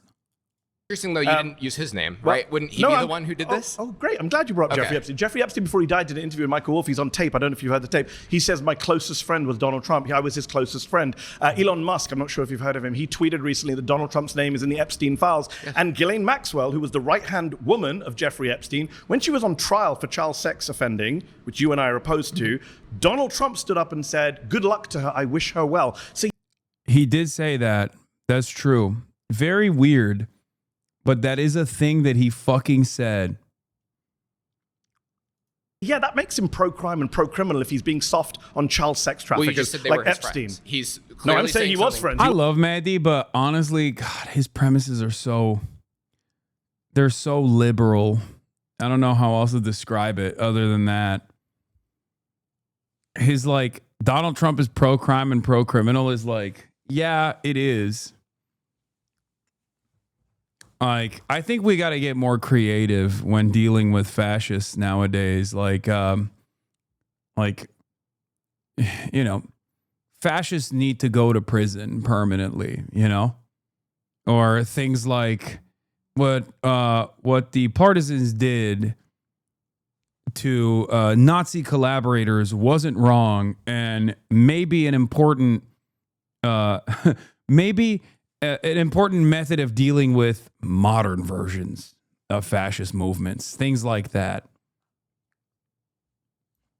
Don't you dare criticize Mahdi. You wish you could debate like him? No, I would never call into question his skills as a debater. He's great.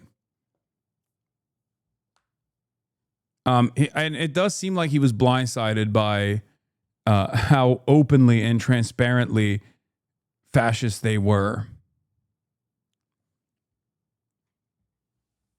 Like, to be fair, if you're not in the spaces that I'm in, this is unironically next level brain rot where you don't realize like how much of the modern American right-wing movement is just objectively fash, especially under the age of like 35.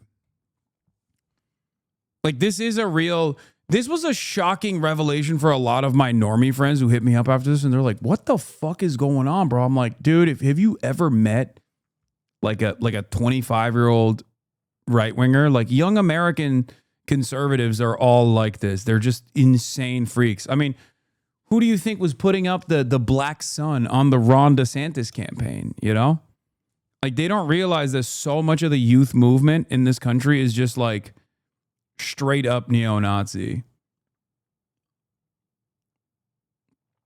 So much of it. And I guess like my brain is so broken because I have to deal with these guys online all the time and like the fans of these guys all the time. Like, so I'm kind of used to it. Whereas like the only time Mehdi actually talks to a fucking straight up neo-Nazi is when he's like debating some Israel defender, you know? So I'm sure he's like used to it from that angle, but he's not used to like the American Hitler Youth and what kind of sentiment they are circulating around in their field of discourse. Was friends with Epstein. You haven't seen the videos? They danced together, partied together. Epstein said I was his closest friend. He's not supported the pedophilia part. The only people supporting pedophilia that's not are true. the left. Trump gave a speech about 20 years ago where he said Epstein's a great guy. He loves young women. A lot of them are very young. Nudge, nudge, wink, wink, laugh, laugh. So yeah, I think he's pro-crime and pro-criminal. So you think he's pro-crime for having a friend who's do you have any friends? Aren't you a neo-Nazi? You're constantly discriminating other people because they disagree with you. Do you think that's what a neo-Nazi is?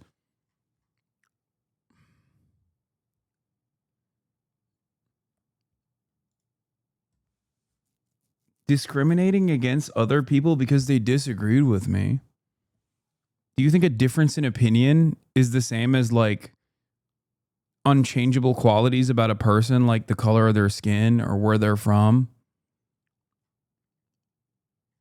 That's what being a fascist is. Saying someone who has like horrible opinions is stupid is what makes someone a Nazi. Are you okay?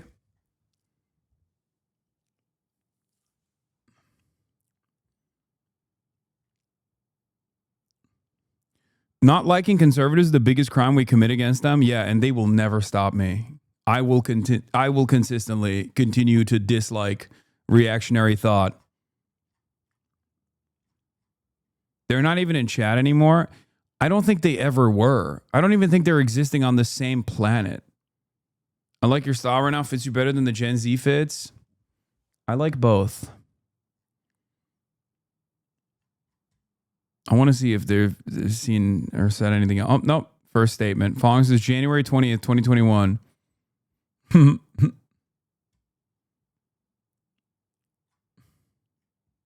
Criminals? Not that I know of. Certainly not child sex offenders. No, do you?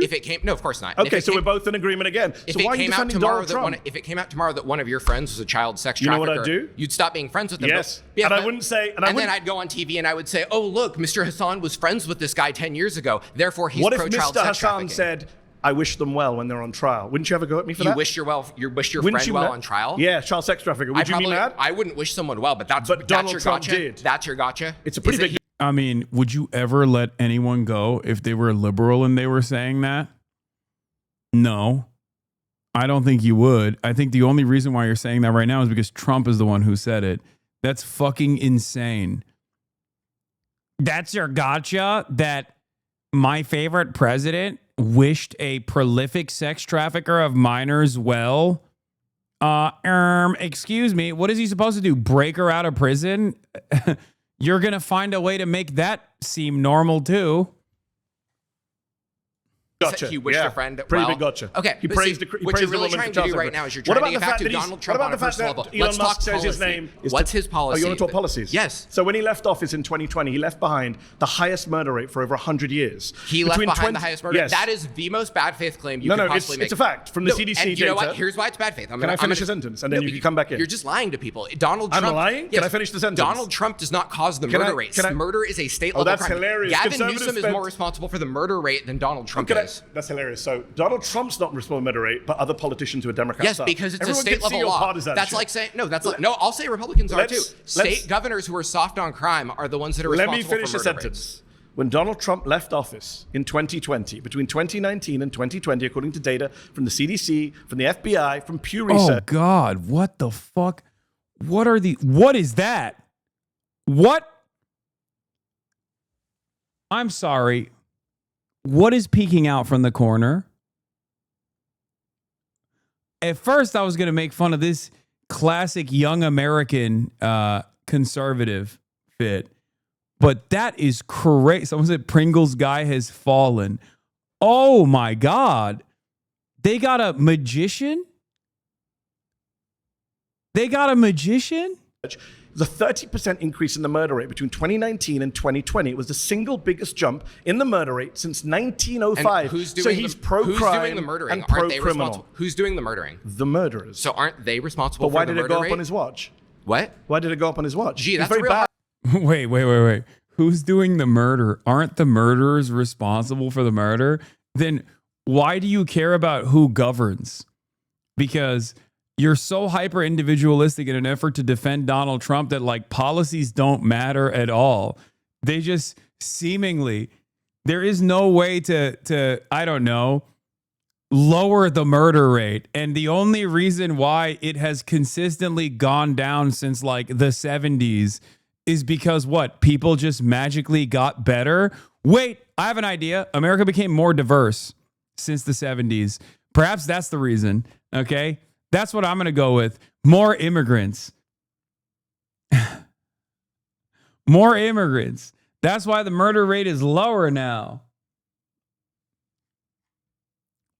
That's He's a real very bad hard at fighting crime That's a for real hard one to Republicans. figure out, right? We shut down the whole economy during COVID. We told everyone they couldn't go out unless it was to violently protest. We told people that if a cop tries to arrest you, that cop's probably going to get charged with murder. No, I think the pandemic had a lot to do with it. Right, But the so pandemic did he didn't cause finish that? in 2020. What? The pandemic didn't finish in No, but 2020. you asked why the murder rate and went yet, up. if we're The going to murder play the rate what went up about game, because of you all guys these blamed Joe factors. Biden for crime for years. What Joe For Biden years. actively induces policies that are pro-crime. I'm asking So you does for Donald Trump. Okay. Name the policy I'll that's name one right pro-crime. now. I'll Please, name one right I've asked now. you for like 10 minutes. I'll name Please one right do now. that. No, you haven't actually. You talked What, about some of them- California legislatures.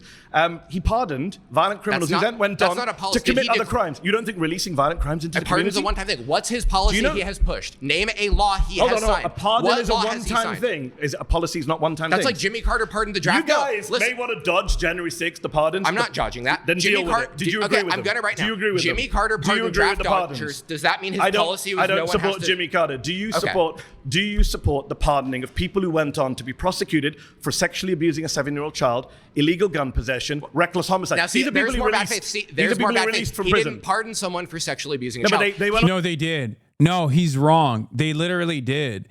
As a matter of fact, Trump administration's prosecutors argued that because the child sex abuse charges were discovered in the process of the January 6th offenses, that they quite literally made an argument that it should not be he should not be charged for it. They said that this guy would not have been outed as a pedophile if it wasn't for the J6 investigation because of the other crime that he committed on January 6th, but because Donald Trump was pardoning him for the January 6th offenses, that he shouldn't be charged with this as well. Yes. Yes. Yes. How fucking nutty is that? Also, so many of them went back to prison or died by cop. It's kind of crazy that these guys were just like Final Destination style, destined to either die by cop or go back to prison anyway. It's kind of wild. I guess it's not that wild that so many of them were straight up sex offenders and pedophiles when you think about it, really. But it is kind of wild. Pardoned someone for rebelling against the government that they believed No, had rigged elections. That's what he pardoned them for. He didn't pardon them Like, for... since they're pardoned, they've gone back to prison. Yes, a lot of J6ers literally were arrested for other charges. A suspicious amount related to CSAM. Isn't that wild? Is that not wild? It's wild to me. Pardon January 6th rioter on run from solicitation of minor charge arrested. Texas authorities arrest Andrew Take in connection with charges filed before the U.S. Capitol attack. There are a bunch of stories like this. But when you think about it, I guess like, getting arrested for storming the Capitol is like almost self-selecting.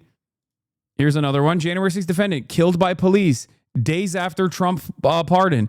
Indiana man who was pardoned by U.S. President Donald Trump over the U.S. Capitol riot was killed by police during a traffic stop days later. Matthew Huddle, 42, was shot and killed on Sunday when police pulled up his vehicle over and he allegedly resisted and ended up in an altercation with an officer. It remains unclear what he was being arrested for. Police added that Huddle had a firearm in his possession during the traffic stop.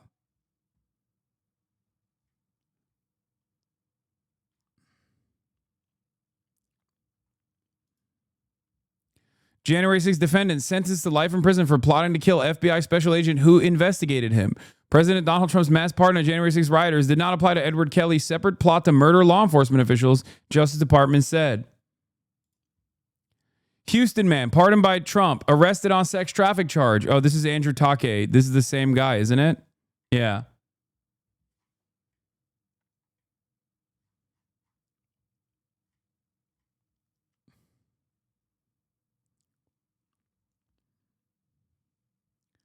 It's like, if you're going to be a pedophile, you know, move in silence, right? Like, not giving any tips to pedophiles here, but like, pick a struggle, you know?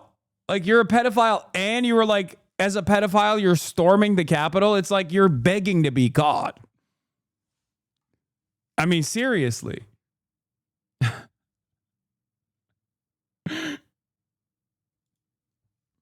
Alleged U.S. Capitol rioter who heckled police for protecting pedophiles served jail time for statutory rape of 14-year-old girl.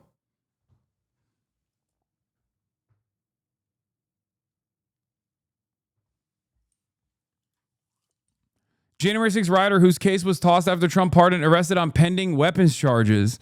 Florida man who prosecutors allege attacked police with an explosive device during January 6th assault on the Capitol, whose case was dropped following President Trump's sweep in pardons and commutations issued Monday, was arrested on Wednesday on pending federal gun charges, according to court records. Here's at least 10 of the pardoned insurrectionists facing other criminal charges.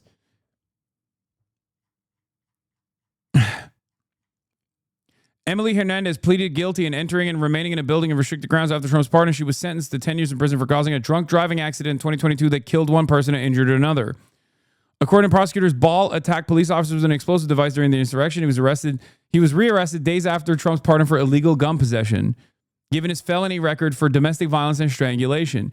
David Daniel, according to prosecutors, Daniel was part of the attempt to break through the barricaded Senate door and pleaded guilty to resisting police officers. He remains in custody after Trump's pardon on possession of child sexual abuse materials. Charges brought in 2024. Shane Jason Woods. Woods pleaded guilty to assaulting police and a press photographer. After Trump's pardon, Woods was convicted in April for multiple counts, including reckless homicide and driving under the influence in 2022. Theodore Middendorf. Middendorf pleaded guilty to destruction of government property on January 6th. He was previously sentenced in 2024 to 19 years in prison for sexually assaulting a 7-year-old and remains in prison. Taylor Toronto. Toronto was convicted of several crimes related to January 6th, including possession of an unregistered firearm. He was arrested in 2023 for illegal gun possession and making a threat to blow up the National Institute of Standards and Technology and was convicted this May. Brent John Holdridge. Holdridge pleaded guilty to parading, demonstrating, or picketing in a Capitol building on January 6th. He was arrested in May for stealing tens of thousands of dollars worth of industrial copper wire. This one's funny. And faces charges of burglary, grand theft, and possession of stolen property. Okay, this one's just a crackhead. Let him go, you know? Zachary Alem. Alem was sentenced to 8 years in prison for his role in the insurrection. After Trump's pardon, he was rearrested in May for an alleged home invasion and theft. A lot of heroes here, chat. This is before we talk about the guys who got killed by cops in subsequent stops where they were like resisting arrest and shit. And it's like, to be fair to the fucking insurrectionists, if you fight cops with your fists and you crush their skulls, and then the president literally offers you a public pardon, you're gonna think you can do that again to cops, I suspect. And it turns out you can't do that to cops outside of the Capitol Police at the behest of the then President Donald Trump, who became president again. You can't do that to cops under normal circumstances, it seems.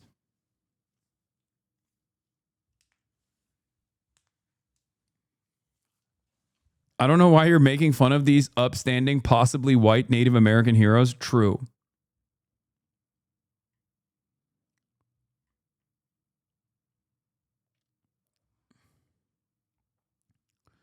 You know it's bad when the crack addict is the least bad one? Yeah. So just remember, some wonderful guys that Donald Trump chose to pardon here. And then, I guess nature ran its course. They were destined to be in federal prison somehow. Somehow, some way, one way or another, these motherfuckers were going to jail, dog. It was going to happen no matter what. Part of sexual child abuse. But they were criminals who committed those crimes. He let them out. So that means the crime rate goes up. So you say they're criminals because they did the crime, right? Yeah. Would you extend that to illegal immigrants, that they're all criminals because they committed a crime? I have a feeling your position is going to change. Supreme Court, we're going to talk about immigration. Someone who's illegally entered the United States, not a criminal, but somebody who illegally entered the Capitol is. Not according to the Supreme Court of the United States. Yeah, what is a fucking civil offense, dude? What the fuck are you talking about? Yes, crossing the border illegally is nowhere near as severe of an offense as fucking pummeling a cop. Like, I'm like, look, I don't want to. Oh my God. These motherfuckers got me defending. These motherfuckers got me defending January 6th like a liberal. Okay. Holy shit. Yeah, dude. There's a difference between, like, I don't know, jaywalking and fucking doing an insurrection. What the fuck? The Supreme Court has said that anyone who enters the United States illegally is not a criminal. And we can jump to future claims. Can I get the case site? We can jump to 20. You want to get the case? The case site, please. You said the Supreme Court the said, citation of the case. Yes, that entering the United States illegally is not a crime. It's called Arizona versus United States 2012. Go look it up. Pause. You've been voted out by the owned majority. Please return to your seat. Jaywalking versus J6ing. Hey, how's it going? How are you going, sir? Nice to meet you, Bro, I don't want to see another Hispanic Nazi, bro. Give me the fucking magician. I want to see what the magician has to say. What is he going to pull out of that hat? Nice to meet you. Thank you for coming. I appreciate you. I really just more want to get an understanding. When you say pro-criminal, what do you mean? I mean that when confronted with people who've committed criminal acts, Donald Trump has been either soft on them, friendly with them, pardon them, and of course, let's not forget, I mean, we've got 5 minutes left, I'm surprised it hasn't come up earlier, he's a convicted criminal himself sitting in the White House. Okay, I want to make sure I understand you correctly, because I don't want to straw man you. No, you're saying I appreciate that. Every time... Oh God, every single one of these, I guess Jubilee is self-selecting with like debate purgatory, but this level of debate purgatory is so gross, where it's like, I don't want to straw man you, but can you define your premises, please? It's like... Just fucking be normal, dude. What is this, like, incredibly soy? There is nothing more soy than being a Reddit debate guy, okay? And every single one of these guys has that exact same tendency. Much to consider for all the liberals, okay, in the chat who also behave in this exact same way. Time that he's been confronted. Not every time. Most I didn't say times. the words every time. Most times. A lot of the time. A lot of the times. Yes. He's leaned towards criminal activity. I didn't say criminal activity. He has committed crimes. Criminal. He's been indicted for 88 different criminal offenses in 4 different jurisdictions by 5 different grand juries. He was convicted himself on 30. I don't care about this. On Epstein. He knows more information than I do. Pause. That's time. Please return to your seat. Good to meet you. Yeah. Take care. You're just complaining because you've never grounded your moral axioms? Yeah, exactly. I just happen to be morally lucky and consistently find myself on the right side of history and morality. If only I had grounded my moral axioms so I could fucking defend Israel's genocide.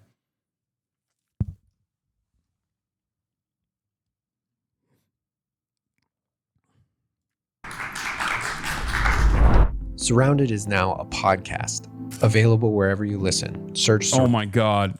Can't wait to listen to this in podcast form. Oh, this guy looks gross. I can't wait.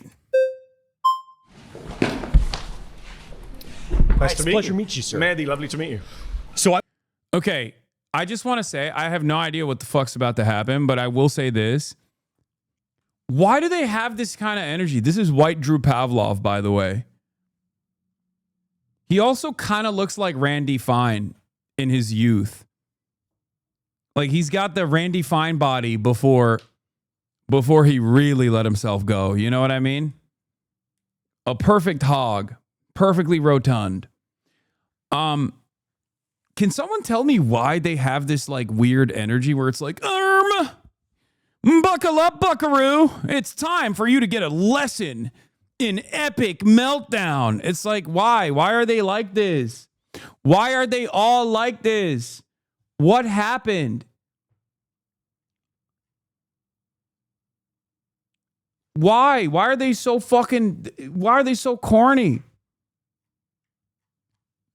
They must have spent too much time on the computer, I assume, right? Like look at this. Look at his fucking facial. Look at his attitude. Like, pleasure to meet you, my good sir. Time for an epic ownage.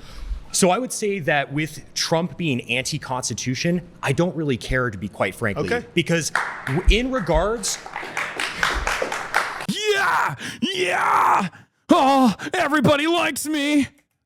In regards to the Constitution is a document that should seek to serve us. Yes. And when it fails to seek to serve us, that can be amended. Laws can be changed. And quite frankly, the fact is, we're defending things in this country that shouldn't be defended. The First Amendment should not defend pornography and making children and women be victimized.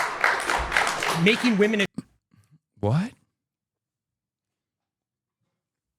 That's your number one gripe, bro? Jesus, that's weird.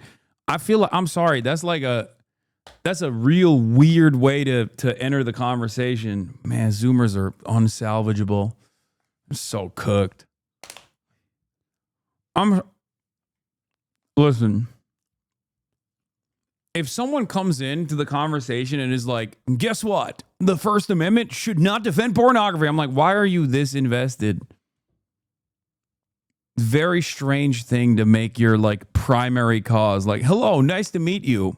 I'm the anti-pornography guy. It's like, why is this in your mind so much? Children be victimized as a result of that. I think things like blasphemy shouldn't be allowed per the First Amendment. What? I think that, quite frankly, there are things like blasphemy shouldn't be. Wait, what? A lot of legal processes that are enabling criminals and bad people to fully enact their will in this country in the name of the Constitution or following the Constitution. So, quite frankly, if Trump is anti-Constitution, good, and I think he should go further. So this is wonderful. Wait, I'm watching peak brain rot right now, dude. I'm sorry, I'm locked in. Revealing of the modern conservative mindset. So I appreciate you spelling it out. So quite in this country, processes that are enabling criminals and bad people to fully enact their will in this country in the name of the Constitution or following the Constitution. So, quite frankly, if Trump is anti-Constitution, good, and I think he should go further. So I'm sorry, but isn't this just like what people thought Sharia law is? Like being anti-blasphemy? What are you, a fucking medieval peasant? Like, what are you saying? Like, isn't this literally what they think is happening in like Muslim countries, but they just like want to do it Christian style? And in more often than not, in more cases than not, like it's not even happening in said Muslim countries.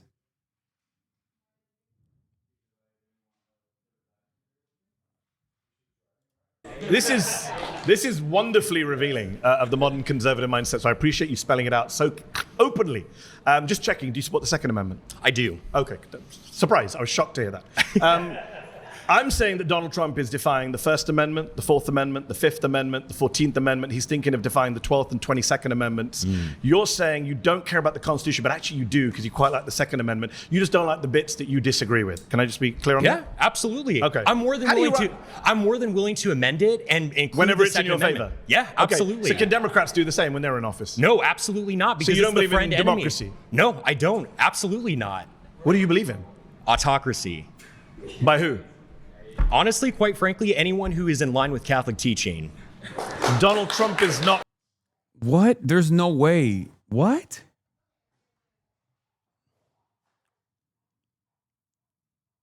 Wait, so he would be on board with like the woke Pope? Like, isn't the current Pope woke as well, as opposed to, I mean, the previous Pope was even woker than the current one, but like, they're pretty fucking pro-immigrant around those parts. So I don't really understand. I don't think that these guys want Catholic teaching at all. I think he just, I don't think he wants like whatever the Pope is saying currently. Catholic. Of course, he's not. I completely agree, and that's part of the problem. You don't support Trump? No, I don't. I didn't even vote for him. I wrote in like John Pork or someone. I can't even remember. Why did you vote if you don't believe in democracy and you want autocracy? Well, because quite frankly, I voted. I kind of voted just to. I came with this argument, but I'm bored of my own argument. I'm much more interested in this. So yeah, absolutely. How do we get to an autocracy? I think, quite frankly, that if we are able to enact local leaders. Who is the we, by the way? I think, quite frankly, these far-right conservatives sitting right around White me. people? Yeah, No absolutely. brown people. So, well, some actually, of you guys, I have quite. Some of the people in this room don't make the cut from what I can see visually. Actually, hold on for a moment. I do think that there are people who happen to not be white who do actually have history in this country and have roots in this country. For instance, from the Mexican-American War, we subsumed a lot of territory of people who have far stakes in this country who happen to be Hispanic or what have you. I'm for defending the traditional demographics of this country, which is majority white, So and should stay that way. How does the United States... I don't understand. How can you be like... How can you call yourself pro-America and be Catholic? Like, this is the fucking WASP nationalist country. Like, we were ruthless to the Catholics for a while. Like, it's just... Like, what? Bro is on some team, and I don't know what team it is. Because, like, when fucking JFK became president, it was a big deal, okay? Also, by his own estimation, Biden is the best possible president because he was Catholic. Like, what kind of... I don't know what he's talking about. What the fuck? I guess, like, for him, this fantastical Catholic movement is going to be, like, the best possible way to bring about fascism.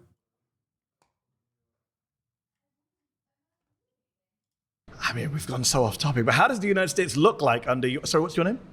My name is, my name's Connor. It's a pleasure to meet you. Took a little bit of a doubt there. Oh, well, I use a pseudonym online. Fair enough. But fair enough. How would Connor's America look? What would it look like? Well, quite... This guy's name is Pine Sap. He's one of the gropers that got to hang out with Mr. Fuentes. Ugh. He's just a groiper. The self-identified fascist making the rounds in today's viral Mendiosam videos and online personality in Nick Fuentes' groiper movement known as Pine Sap. Here he is speaking at a Fuentes rally in June 2024 and pictured with other figures in the movement.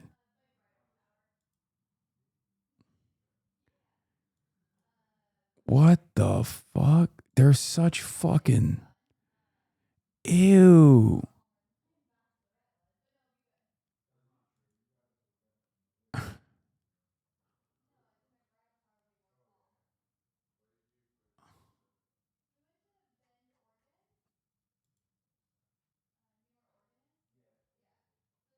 Mehdi also interviewed another groiper, Kai Schwemmer. He was one of Nick's leading fanboys in 2021. Gross.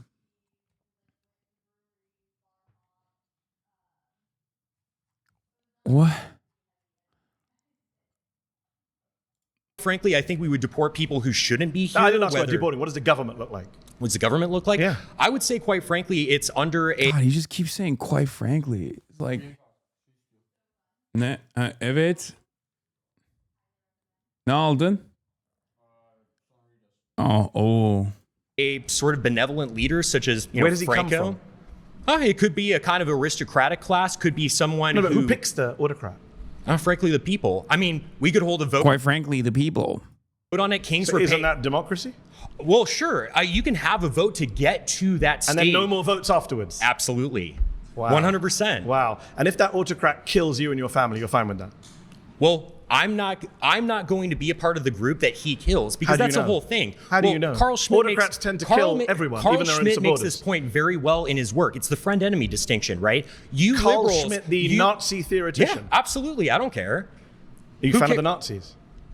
I frankly don't care being called a Nazi at I all. didn't say that. I Doesn't didn't matter actually to say me. that. I said, are you a fan of the Nazis? Well, they persecuted the church a little bit. I'm not a fan of that. But what about the persecution of the Jews?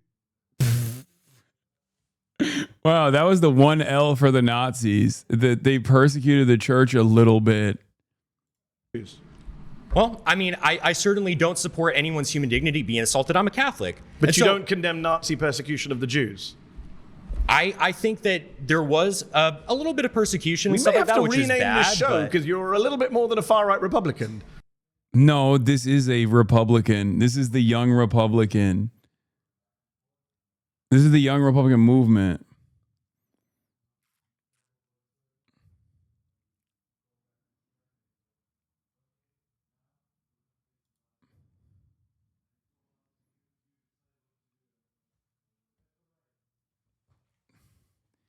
He said a little bit. Oh, you said 6 million equals a little? Dog, this motherfucker is not. He is not. He is trying to not so subtly imply that it wasn't 6 million. That's what he's trying to say. Hey, what can I say? If Mehdi didn't say anything, he would have slapped it too. Hey, what can I say? I think you can say, I'm a fascist. Yeah, I am. Look how happy he is to be like, I'm a fascist.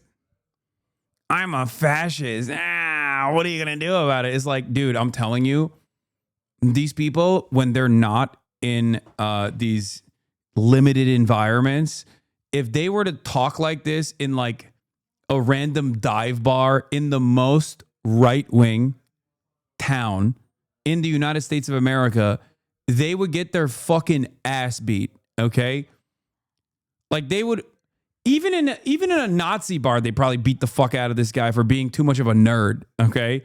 But like in any other bar where they're like watching Fox News, average conservative, super fucking right-wing, very racist, they would beat the fucking doors off of this dude. 100%. Straight up, dude. I'm a fascist. Like, no shot. How do you reconcile that with saying this is the average young Republican? I mean, I'm exaggerating when I say this is the average young Republican, but there are a lot of fucking prominent, like, people who self-identify as like young Republicans in the young conservative movement do operate like this for sure. But they're not the most, like, they're not the average. They're not even close to being like normal Republicans in general. This is just the online face, unfortunately, of this movement.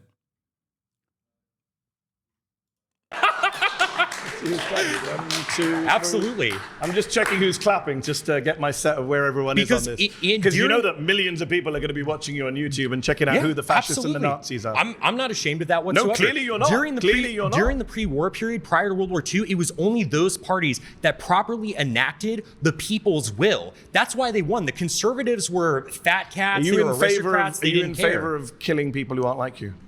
Quite frankly, I'm not. You mentioned Franco earlier. Franco killed a lot of innocent people. Oh, well, he killed communists. He killed people who raped nuns and killed priests. What about children who he killed and women who he killed? What are you talking about? He never killed any women or children. He was Catholic, He only killed combatants. Is that what you're claiming? Yeah. Fact check by San. Franco and his forces killed or executed 150,000 people. That includes members of the Catholic clergy who were deemed either liberal or loyal to the Spanish Republic. He never killed any. He didn't kill people. He killed communists. Like, that shit goes hard in, you know, whatever fucking Discord server you are in. But like in the real world, when you say stuff like that, people are like, that's weird. He only killed combatants. Never killed any innocent people. The White Terror was only punishing those people who did acts of terrorism. And again, are you supporting like raping innocent women? Nuns, dude. Killing priests? I mean, priests don't brandish guns and kill people. You just refuse to condemn the Nazi Holocaust, my friend. I don't think you're in a position to ask anyone any questions. I quite frankly don't care what you think about me. If I'm a Nazi and being a Nazi is mutual, and being a Nazi means upholding human dignity, because I even believe in your dignity. I don't. In a state that I was running, I wouldn't want to hurt you or anything like that. But quite frankly, I don't debate fascists. Okay. So do you concede then? I mean, why? Do I concede you're a fascist who won't condemn the Nazis? Yeah. Yes, I concede that. Okay, great. So I mean, what are we doing here? Because I mean, you just seem offended. What you're doing here, you just seem offended to be. You just seem offended. Did I offend you? Did I offend you by saying I'm a fascist? It's like, dude, oh my God. Like, what are you supposed to have a conversation with this guy on? Like, I mean, seriously, what are we supposed to do here? What a fucking insane person. I'm sorry. It's going to sound a little ableist what I'm about to say, but this is no different than like talking to the mentally ill person at the fucking bus stop, okay?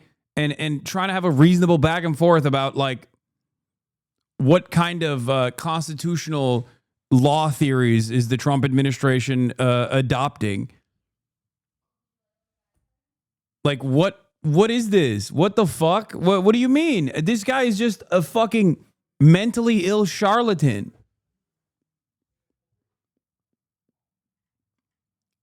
This is a motherfucker who is a COVID baby, okay? Some of his most formative years, he did not have any sort of social interaction, which would have probably softened some of these edges. And he spent all of that literally in fucking Nick Fuentes' Discord group. And this is the outcome. Now you release them into the wild. And he's like, yeah, I'm a fascist. Did I own you? Ah! Did I destroy you? Why are you so triggered? I'm a fascist. It's like, nah, man, you're fat. That's what you are. First and foremost, sorry. I'm fat shaming. I apologize. Like, you look like a baby, like an overgrown baby, LARPing as a fucking loser. Quite frankly, like, I'm offended by people who can't condemn the Nazis. Yes, I am. Okay.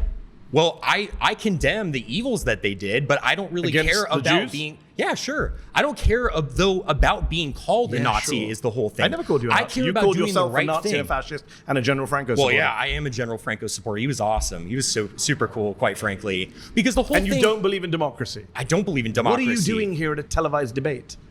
This is democracy. Not a debate and disagreement. Because it is the means to support an end. The reason we have free speech now is because we want to be. Jubilee is normalizing fascism and you're signal boosting it, though. Dr. Felipe, for the longest time, I have not fucking watched any Jubilee videos. Do you think the cat's out of the bag with this one, considering that it came out yesterday and it already has 3.2 million views? Like, honestly, I understand where you're coming from. But do you feel like maybe if a video reaches fucking 3.2 million views over the course of not even 24 hours, perhaps there is a reason for why it's reached that level? So now it's like, unfortunately, a part of the political discourse. You and every other political streamer should boycott it from a moral perspective. You're right. We should just close our eyes to this thing that is moving and shaking discourse online. It's not a platform video. If YouTube allowed gore and a video hit 2 million views, would you watch it? If a video in and of itself was driving political discourse and it had gore in it, yes, I would at least talk about it. I wouldn't be able to show it within the terms of service, but yeah, of course I would talk about it. What kind of fucking idiotic argument is this? Why are you trying to debate lord me? Obviously, the reason why I have the no longer abiding by the long don't hurt me, I like you. I'm not trying to hurt you. I'm just saying you're being fucking stupid. There's a fuck ton of gore footage that I have to scan through and don't actually play to fruition, considering that I can't because of the terms of service violations that it has on this platform. But, you know, I've been covering the genocide every single fucking day. What do you think is the footage surrounding this genocide? There's a reason why I'm covering this, because whether we like it or not, these guys are getting a lot of fucking motion. Unfortunately, you're right. Jubilee shouldn't be platforming fucking psychopathic fascists. You're not wrong about that. I agree. But cat's out of the bag on this one. You know, maybe you should take it up with Jubilee.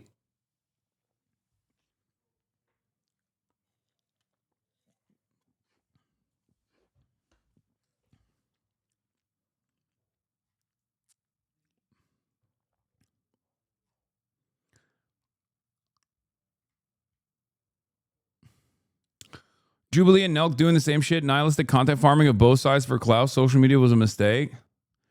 I am shamelessly going into the chat of streamers I know to ask for a raise when they're done. I'm going to do my third stream at Donkey Kong Bonanza. Not listening since I'm streaming. I'm going for another couple hours or so. I'm going to literally block. I'm going to ban you. No, I'm kidding. Be openly talking about our opinions so we can get the state that we want. But it doesn't mean upholding free speech. I like that it's like, you can see why the Department of Education was the first target. It's never been easier to understand the rise of Nazism in 1930s Germany. I'm a fascist. Conservatives start clapping. I watched the video and I feel two things. Feel much better about myself and my intelligence. Terrified for the future of this country. They're not even here to argue a point. They're just excited to finally have an opportunity to verbally spew hate at a brown guy without repercussion. This episode feels like the beginning of something really bad. 5 years ago, these people wouldn't admit that they were bigoted. Now they own it. At least the YouTube comments are fucking shocked. after we win. I mentioned the only good thing about this fascist moment we're in is that you guys are so open about it. The whole reason I mentioned the quiet part loud. The Keep saying whole it. reason I mentioned Carl Schmitt earlier, and you kind of blew past him, is the friend-enemy distinction. Past him because of the Nazi even point. liberals, when they take power, they want to enact policies and they want to act. The biggest problem with this debate in particular is that this is not a debate at all. Fascists don't debate. They use debate to launder their views so they can gain legitimacy. But when it comes down to it, they simply want to kill people who aren't them. I mean, it's true. It's actually a perfect point. You just described the left. Leftists do not believe in racial purity. Fuck fascism, but ironically, you wanting to silence those you disagree with makes you just like them. Evil. Fuck fascism, but also what we must do is platform fascists and not push back against fascists and basically become fascists. And then if you fucking say that this person is a fascist and fascism is wrong, then you're just a fascist. But actually, the only kind of fascist that I suspiciously want to, offer criminal repercussions to.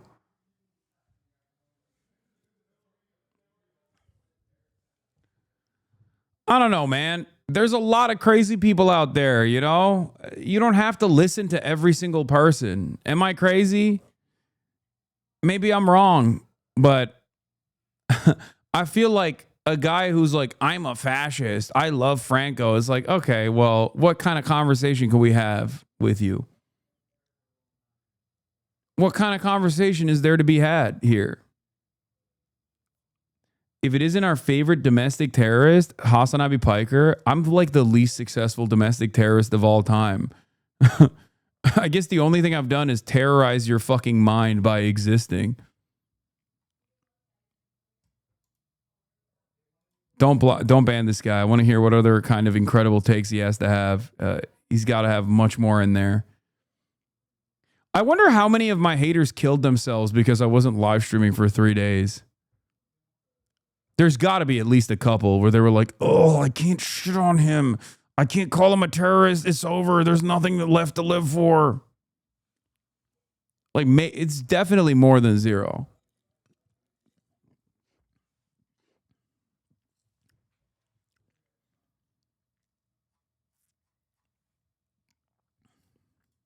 Enact protections for their people and their ideas, and they're willing to punish their enemy. And so I'm the same way. I'm like, hey, if you're going to punish me, I'm going to get in power, and I'm going to frankly punish you when you try to leverage power against me.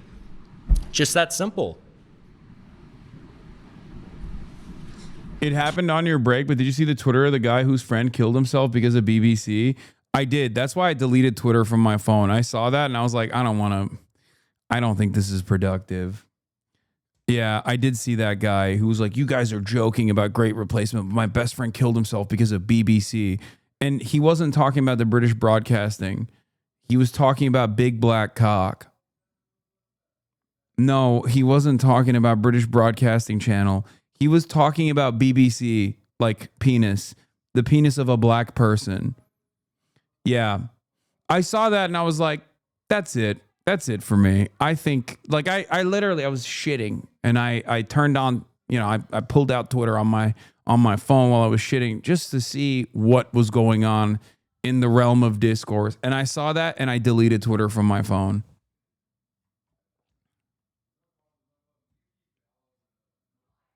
Yeah. Just ruined my shit. Immediately went to TikTok.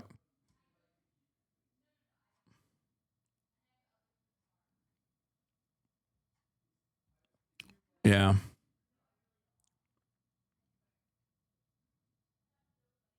I did not want to know that, bro. Lol. I mean, it's just a part of the world, you know? It's just something that happened, I guess. Oh, well.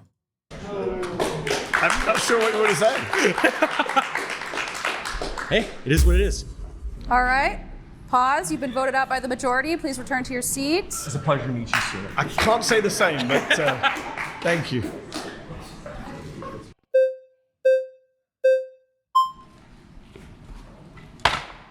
Good to meet you, Mehdi. Good to meet you, sir. All right. So I kind of want to start at the basics or the foundation. I want to see. Can I just check? Yes. Are you a fascist? No. Okay. I don't. I describe myself as, I think, just a Christian. Fair enough. I'm a devout Christian. Good to hear. So, I want to start, like, what is your connection? It's funny because like people are not, especially this generation, they're not more religious. I think the reason why they're claiming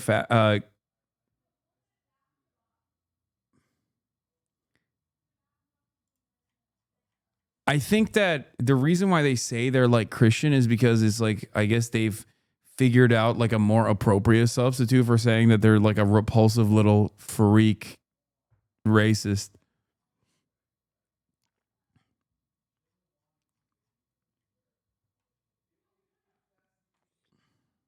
To the Constitution, and why do you love it so much? Like, what makes it so important that Trump would defy something like the Constitution to you personally? Great questions. My first connection is I'm an American citizen. I naturalized American citizen, took a pledge to this country, to the Constitution. As a previous speaker has said, Constitution's not perfect. A lot of things I don't like about it. I don't like the Second Amendment. There's various amendments. I don't like the way the Senate is set up. I'm sure there's things you don't like about the Constitution. The difference is, I don't think you can just illegally defy the Constitution. I don't think each and every one of us can just make up whatever we want. Certainly presidents who are elected with an oath, right? Donald Trump took an oath to preserve, protect, defend the Constitution. And now when he's asked on television, isn't it your job to uphold the Constitution? He said on NBC, I don't know, which goes against his oath. And I'm identifying specific amendments where he is violating. He's only 6 months into his presidency, defying the First Amendment, the Fourth Amendment, the Fifth Amendment, the 14th Amendment. He wants to defy the 22nd Amendment and be president for a third term. This is the problem we have right now. Free speech is under assault. The free press is under assault. Due process is under assault. The right to be in your home and not be invaded by federal agents, the Fourth Amendment, is under assault. So that, for me, is a problem. Okay. Well, I'd like to start to say I really don't find the Constitution that important. I find it to be like a 300-year-old document. And it was created to defy the country that subjugated your ancestors in India. And then your parents probably moved from India to Britain. And then you move here to tell us that we should listen to a piece of paper that you were never even connected to begin with. What is your connection to the piece of paper? That your drunk rapist grandparents came here? Like what? At some point? I don't get it. So I want to say, like, if I don't care about it, why do you care about it so much? Also, you said you're a Christian.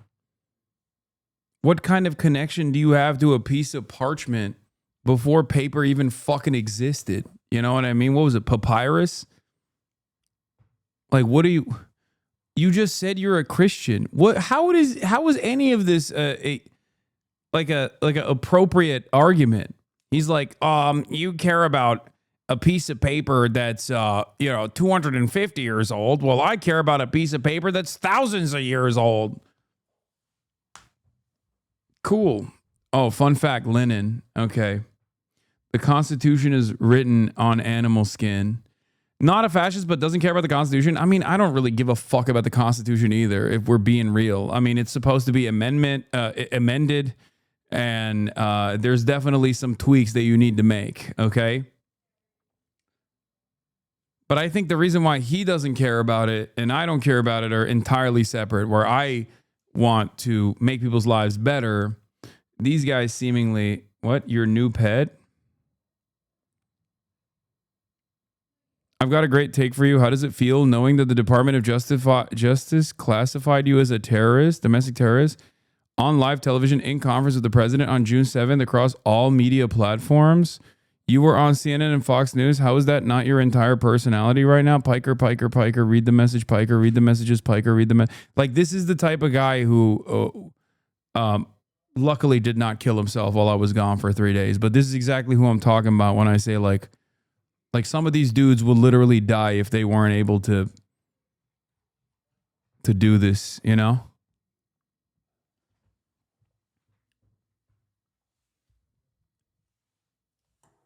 Damn, bro. Are you okay?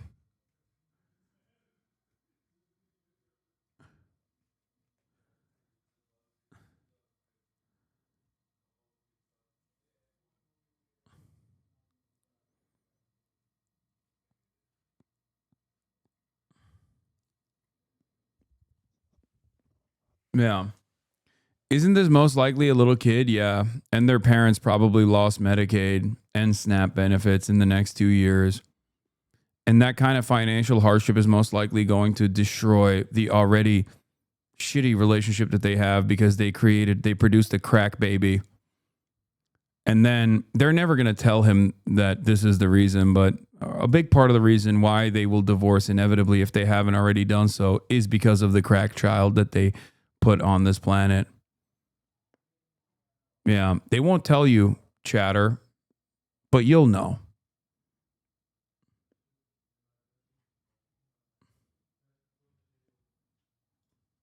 How do you run a country without any kind of laws or due process? And by the way, you do care about it, because without the First Amendment, you wouldn't be sitting here. Well, I agree with the First Amendment, and I think. So do you agree with Donald Trump's crackdown on the First Amendment? He's imprisoning people for their speech. He's threatening free speech media organizations. He's threatening peaceable assembly. These are all rights under the First Amendment. Why aren't you bothered by that as a conservative who claims to love the First Amendment? So I don't like the First Amendment. I like free speech. Okay, so, the First Amendment is what guarantees free speech. I'm from the UK, by the way. Speech. I'm from the UK, yeah, and you guys which is a have democracy. that. We don't have the First Amendment. Yeah. No, that's one of the things I do like about the Constitution. I wish the UK did have a First Amendment. So people I'm a don't get journalist. arrested for praying outside abortion clinics and stuff like that, right? So you're opposed to people being arrested for speech crimes, I assume. Well, it depends what it is. If it's like the people... so you're like one of the previous speakers. You don't. No. As long as there's someone who agrees with you, you don't mind the crackdown. No, I support... Either we consistently support principles or we free don't. speech 100%. Okay. I don't think anyone... So do you think Donald Trump is defying the Constitution by cracking down on the First Amendment? So I think he's cracking down on free speech, like the deportation of Mahmoud Khalil, who was just released from prison by a judge saying his First Amendment rights were violated. And I agree with the judge, and I disagree with Trump deporting them. But I think that's more a matter of... Oh my God. Half of the guys was like, nah, he needs to be deported. Wow, there's some infighting in the conservative movement. Free speech and not the Constitution. I think that's pedantry at this moment. I think you've conceded that he is cracking down on free speech, which is the First Amendment. So he is defying the Constitution. So it's a pleasure to be in agreement with you, sir. All right, pause. You've been voted out by the majority. Please return to your seat. Thank you very much. How do you audition for this episode? They literally were like, who can sig heil harder, I think. Like they were trying to get the best, the expert sig heilers for this one.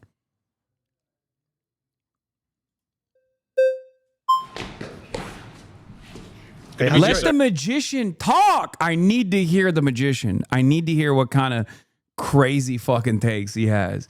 Because ain't no way a guy that looks like that has normal opinions, okay?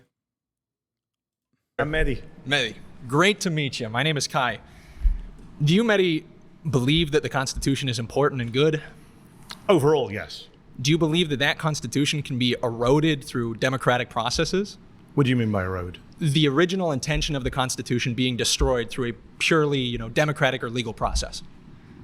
I'm not sure I agree with that. Okay. I think if you're democratically amending the Constitution per the rules of the Constitution, that's fine. If we could find a constitutional way to get rid of the Second Amendment, I'd be pro that. So let's pose a hypothetical wherein the entire population of the United States has drastically changed. Yes. And the population now has completely different intentions about what to do with the country. Let's say it wants to give it all back to Mexico, dismantling the United States of America.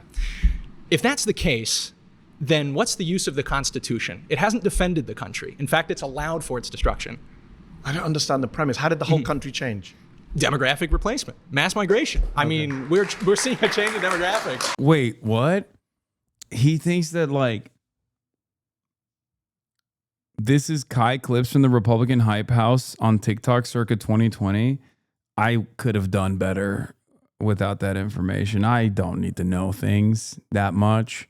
There are things that I don't need. There's a Republican Hype House and he was a part of it. Okay. Dude, that's awesome. What if, I know this kid from then. Yeah, what if the Constitution was eroded democratically because people got together and voted to erode the Constitution to disband the government? How do they do that? By Mexicans coming into the United States of America. Okay. Why the fuck are they escaping Mexico if they want to turn America into Mexico? Like, they came to America for better financial opportunities, but actually secretly the real goal overall always was to inevitably secede the nation into Mexico? Why are so many of these guys voting for Trump then? How did that happen? The cabal is sending them. And also, I wish we would secede into Mexico. I mean, think about it, dude. Claudia Sheinbaum, that's my president right there, straight up. What is the... I do want to talk about immigration today. I hope we talk about it. Everyone's itching in this group to get to immigration. Yes, sir. I've saved it. I've saved it for you all. But given we're on the sense of the Constitution, and you asked the question, what is the proportion of immigrants in this country? What proportion of the population is foreign-born? It's very difficult to measure because the actual projections of the number have been changing more rapidly. But what is currently? The best estimate of official estimate. I think it was about 15%. Yes. Yeah. Just under 15%. Which is, by the way, more actually than the original estimate was. So but we 15% of the people are going to change the country, change the Constitution. How's that going to work? It's actually a nightmare. As someone who wants to amend the Constitution and get rid of things like the ridiculous way the Senate is set up, or the Second Amendment on guns, or various other things, it's really hard to change the Constitution. They made it almost impossible. You know, last time we had a constitutional amendment? You know like what? 20, 30 years ago. I understand, which and is it was why on, I think, members of Congress pay. Which is why... It's impossible. I get it. So where are you getting this scenario where 350 odd million people all become foreign-born migrants or the children of migrants, immediate migrants, even though America is a nation of migrants, and then abandons the Constitution and gives the country back to Mexico? Outside of your imagination, where is that happening? Let's bring it back to the actual discussion. What you did is you entertained my hypothetical, but then instead of sticking to the point of the Constitution, you said, well, how would you bring about your hypothetical? And then when because you missed out the part where the Constitution is quite hard to change. Okay, there's a difference between hypotheticals and just like making up an insane story. Like making up an insane hypothetical. Because an analogy has to have some semblance, like there's some closeness to the truth or some likelihood. Okay? It's like saying, okay, what if we democratically voted to just fucking nuke ourselves? What do you think about democracy then, stupid? It's like, I don't think people would do that. Like, that doesn't make any sense. What do you mean? Notice how I did an analogy there, and I used how fucking insane your argument was to show you by using an example, like a comparable example. That's precisely the reason why, you know, you have to make sure that the hypothetical that you're using is within the confines of permissibility.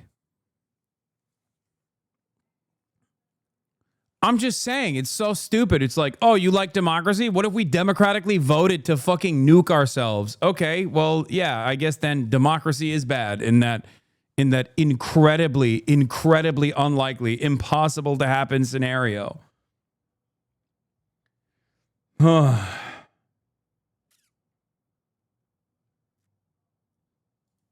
on. I understand that.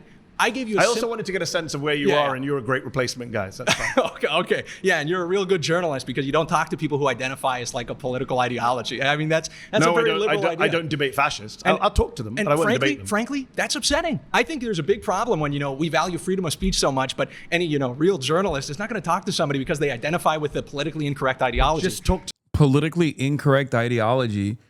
No, man, it's just a death cult, and it's patently a waste of time. Why do these guys sound like this? They all sound the same. They're like, they have Reddit speech.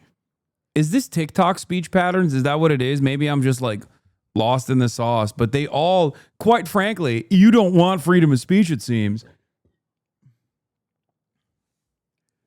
It's a waste of time, and I'll explain why. Look at Israel, okay? That's what happens when you accelerate in a fascist state. When you get to a fucking fascist nation state, you turn into Israel. Do you want America to turn into Israel? Because we're fucking getting close. Some of these guys will say yes. And then at which point it's like, it's self-defeating. It has been defeated over and over again. Historically, it's a suicidal ideology because the values that you hail as like ultimate are ridiculous. They're silly. They're made up. You've just made it up in your mind where you're like, I'm daddy's special boy and I must be preserved and protected and all of my enemies must be killed. That's not like a functioning political movement. It's just, you're just basically setting the clock back a little bit. That's all you're doing. If that's your final goal, then this is an unsustainable worldview. Why are you anti-war? You know these guys are the ones they send. That's not true. No, these guys will not go to war. What are you, crazy? They're going to do propaganda.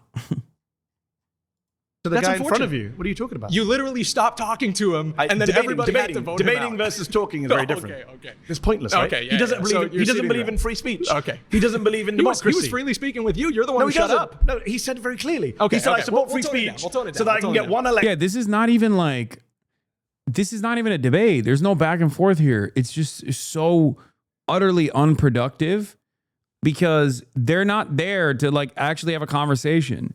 Like they're not even defining why they think this is a permissible society or this will yield good results or whatever kind of like future society that they want to envision, that they want to defend.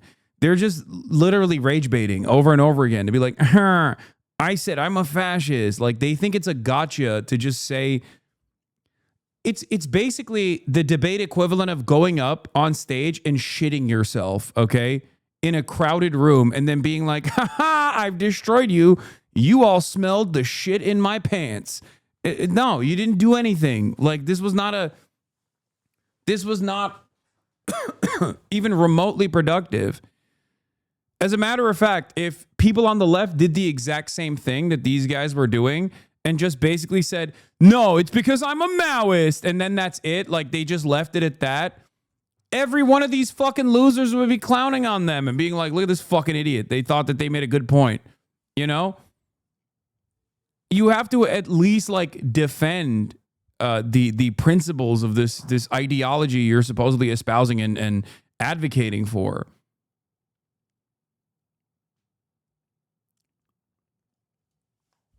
The only thing they're doing is stopping the magician's right to speak. I know. I need the magician to speak. And I suspect I'm going to eat those words soon when he does end up speaking. After one election, my guy comes in, and after my guy comes in, nobody gets to speak or vote again. We all listen to your Why would I conversation. debate that? We listen to your conversation. Let's Well, bring, I'm let's bring reminding it you back what to it was this said topic. because you just Let's bring it back to the misrepresented it. Constitution. Please do. First, Fourth, Fifth, 14th Amendments. Those are the Sounds ones good. I'm saying Trump is defying. Do you Sounds support that or do you deny them? I believe that the Constitution is valuable because it represents particular interests of the founding stock of Americans who made this country great. Do you think due process is important? Some would say that's at the very core of American Constitution. And Fifth Amendment. And what I think makes the Constitution function, what allows it to save this country and to actually make it work, are the people who are... I'm not sure where you're going with this argument. Hold on. I'll show you. Is Trump defying the Constitution? That's my claim. You can have these weird hypotheticals We're taking it into a different meta, which is, what's the function of the Constitution? I'd rather not have your... You already did. Yeah, literally but now I just don't 5 want minutes to. ago when you took it to immigration. Now I don't pal. want to. Okay. Let's bring it back. I want to bring it back to the First, the Fourth, the Fifth, and the 14th Amendments, and the 22nd Amendments. Either you say, hold on, you got two very good positions here. One is to say, I don't think he's defying them, and I'll say why you're wrong. Or you say, I don't care that he's defying them, as one of your colleagues said, in which case, I don't know where this conversation goes because you don't believe in democracy. That's fair. Do you think it's wrong to dismantle the Constitution? So there's two options ahead of you. Do you agree? This is important. Do you What agree? I'm doing So is is I'm Donald Trump... Okay, let me ask a question back since you're asking me questions. You're not answering the basic point. This is why you can't debate the far right on these topics. They aren't even trying to be on topic. I know. Like they're not even staying on the subject matter because they don't give a shit. And especially if you're a liberal, this is the limits.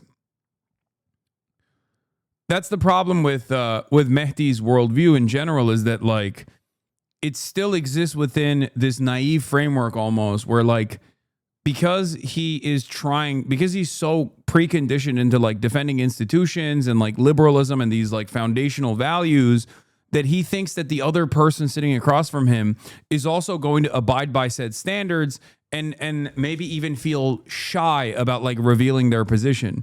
But it's clear that these guys are not shy about revealing their positions. So all this ends up turning into is just them constantly going, are you triggered because I'm a fascist? Are you triggered? And yeah, the secondary market consumption for this video is just shock and horror and people going, oh my God, these guys are fucking insane. Is this what the modern conservative movement looks like? But every single time these guys are rage baiting, there's also a group of people that feel emboldened and galvanized by it, and their group and their message spreads, unfortunately. That's it. Apparently they misled him and said he would be debating normal MAGA people. Yeah, I think this is definitely a step beyond normal MAGA people. Like, I have yet to hear from a normal MAGA person. I will say this is the normal MAGA person online. This would be like Mehdi Hasan debates 20 of his Twitter reply guys, right? But this certainly is not normal MAGA people. MAGA influencers, sure. Do you think Donald Trump is dismantling the Constitution? Can we agree that Donald Trump is dismantling? Because I'll agree with you on that. I think he is dismantling the Constitution. I think he's illegally, unconstitutionally. I think he's interpreting it in ways that are more which judges do not agree with him on. Okay, which the Supreme Court has not agreed with him on. And the judges don't agree with the people who wrote the Constitution. How do you know that? Okay, let's take your example of the Second Amendment.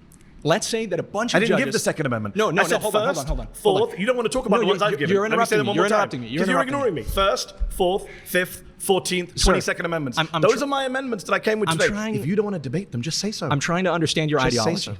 You believe that dismantling the Constitution is okay when it's about parts of the Constitution that you disagree with. Amendments. You would be fine getting rid of the Second Amendment, even though that would be a dismantling of the Constitution. No, because it would be done via constitutional means. I'm not the one sitting here like your pal. Okay, you have agreed. You have agreed the Constitution. I'm not the one saying you just get rid of them willy-nilly. I don't agree. We're ramping up. I don't agree that Joe Biden should come in and say by executive order, if Joe Biden put out executive order saying Second Amendment no longer applies, I can round up everyone's guns.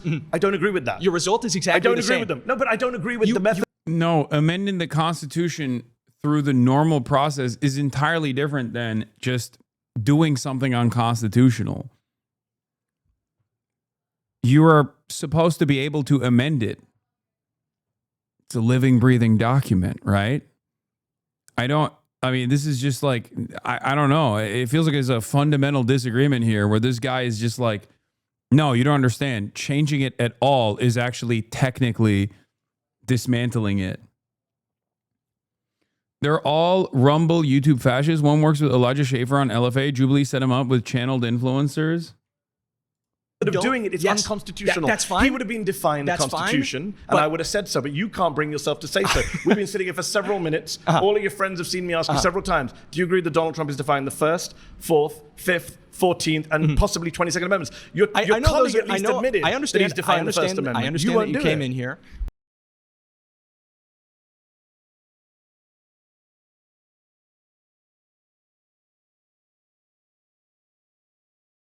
You should do it constitutionally, not by executive order. So what I'm trying to get to is to prove to everybody who's watching that what you care about is not the Constitution in what it represents or creates. You care about the Constitution only insofar as it allows you to achieve your political worldview.